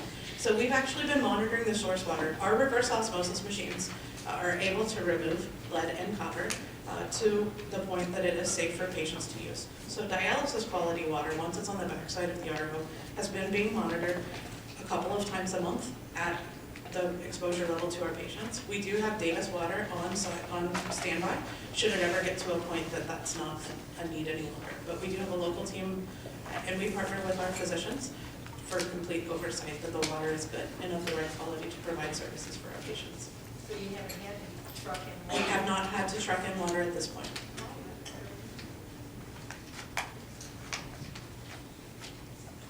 Yes? You said you were able to detect higher levels of lead in the water with your machines? So we don't we don't detect it on site. We sample for source water and purified water. So we sample at the tap, and then we sample what we're able to purify from. So when did you discover in your source water that there were higher levels of metals? So the question's when did we discover? We actually got a phone call from the municipality that said there was a change in source water. And so we did additional testing once we knew the source water had changed. But it isn't something detectable for us.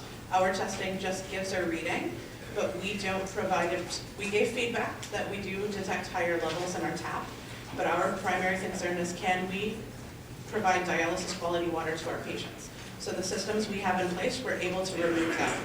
But the city was well aware. They're actually the ones that notified us that there was a change in source water.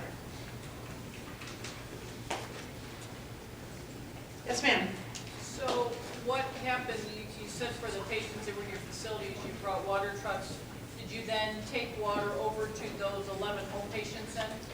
So the home patients for peritoneal dialysis, they actually use pre-bagged solutions from one of the vendors that is provided. So from a solution standpoint and how dialysis operations are performed, they would actually use a sterile bag of solution to actually perform the dialysis services. What we did take over to them is bottled water for their hand hygiene and for other cleaning opportunities. But they don't, in both instances, so for peritoneal, it's done that way. For home hemodialysis, the cool little laser machine with the cartridge, there's two different ways that they can perform dialysis. They can either manufacture water themselves with deionization, or they can have pre-packaged bags of sterile solution. So if they were using deionization to do it, they immediately stopped. They discarded any of that solution that they had, and the vendor sent what we call bags and sacks for them to be able to perform. So we eliminated the opportunity for there to be contamination and assured that they had the right therapy. How do you get your patients into the facility when you have bad weather? If the big snowstorm. Marty, do you want to talk about anything that you've done? Can I have you repeat the question too, so everybody can hear Sure. the question? Sure. So that question was, how do we get our patients to the facility when there's a big snowstorm? There is no easy answer to that. I can tell you that years ago, before there were a lot of compliance laws and things, it was never a problem for us to hop in the car and go pick up a patient because something was going on, and we could help them to get them to treatment. We can't do that anymore. It's looked at as potentially enticement. Now, in a critical emergency, all we can do is whatever we can do, and getting teammates to help. And if we can, I think in the past we rented like a bus to try to pick up patients. We do the best we can. There's no easy answer to that, because a lot of times the teammates are snowed in too. And that's why it's critical that we educate them in advance of the potential for these things to happen. One thing I was thinking of is listening to Lisa is, you may be wondering, so we talk about how you have to have dialysis or you basically won't survive. Well, how long is that period of time? Is it a day? Is it 2 days? Is it 4 days? And again, it very much depends on comorbid conditions. We have patients that may have 1 or 2. We have patients that have 10. We have patients that are very compliant with their treatment, their fluid intake, their diet, and we have many others that aren't. So it could be anywhere from 2 days to a month, depending. But because of the fact that it can be a couple days, this is why we have to react so quickly. Because we know the patients need us to be there, because it could happen that they could lose their life in a few days. I wish I could answer that a little clearer, but as you guys know, there's no simple answer to picking them up if we can. We do our best. Sure, and one of the things that we have found, certainly in our more rural communities, is patients have access to things that we don't always consider. In West Virginia, we've honestly had a patient drive a tractor to get to a clinic, which sounds a little bit foreign to anyone who's from an urban environment, but it's real. These folks will do what they have to do, because many times they're already traveling 20, 30, 40 miles to get this therapy, that they understand how important that it is for them to get there. So for us, oftentimes it's more that the caregivers can't get there. Patients show up, amazingly, in these instances. But it's caregivers often, and so many times we have arranged a negotiated rate with a hotel close by a clinic or something to allow our teammates to be accessible, because many times the patients are starting treatment at 5 a.m., so our teammates need to be there at 3 to get everything up and going and ready for them. So it's a variety of ways. As Marty mentioned, we've had a truck. During Superstorm Sandy, there indeed was kind of a person with a van that did a whole lot of shuttling back and forth of teammates and patients, and kind of developed a route that you stopped and you got on when you needed to get on and get off when you needed to get off. But it's certainly an all hands on deck, do what we can do in the event of an emergency. And if I could add too, for the patients that come to the clinic 3 times a week, many times they come with family, and those families become very good friends. Because they could be on dialysis 10 years, 15 years. It depends. And so they get to know, and that they form a circle, a friendship, a support group to each other. And so there are family members that will know 10 patients, let's say, that lives in their area. And if something were to happen, they'll think about that. And they collect phone numbers and they keep in touch. And so they would go out and help other patients because they've gotten to know them over the years. It can become a social event, coming to the clinic.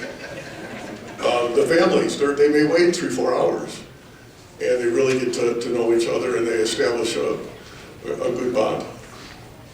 Yes, sir. Do you get any financial support from the D1 or CMS when you have big expensive disasters or trucking water, or you just eat it? So the question is, do we get any financial support? DaVita is a for-profit company, so oftentimes no, we don't. The patients may. The Kidney Network or Kidney Fund may get support in order to help the patients, but from an organization standpoint, we do not.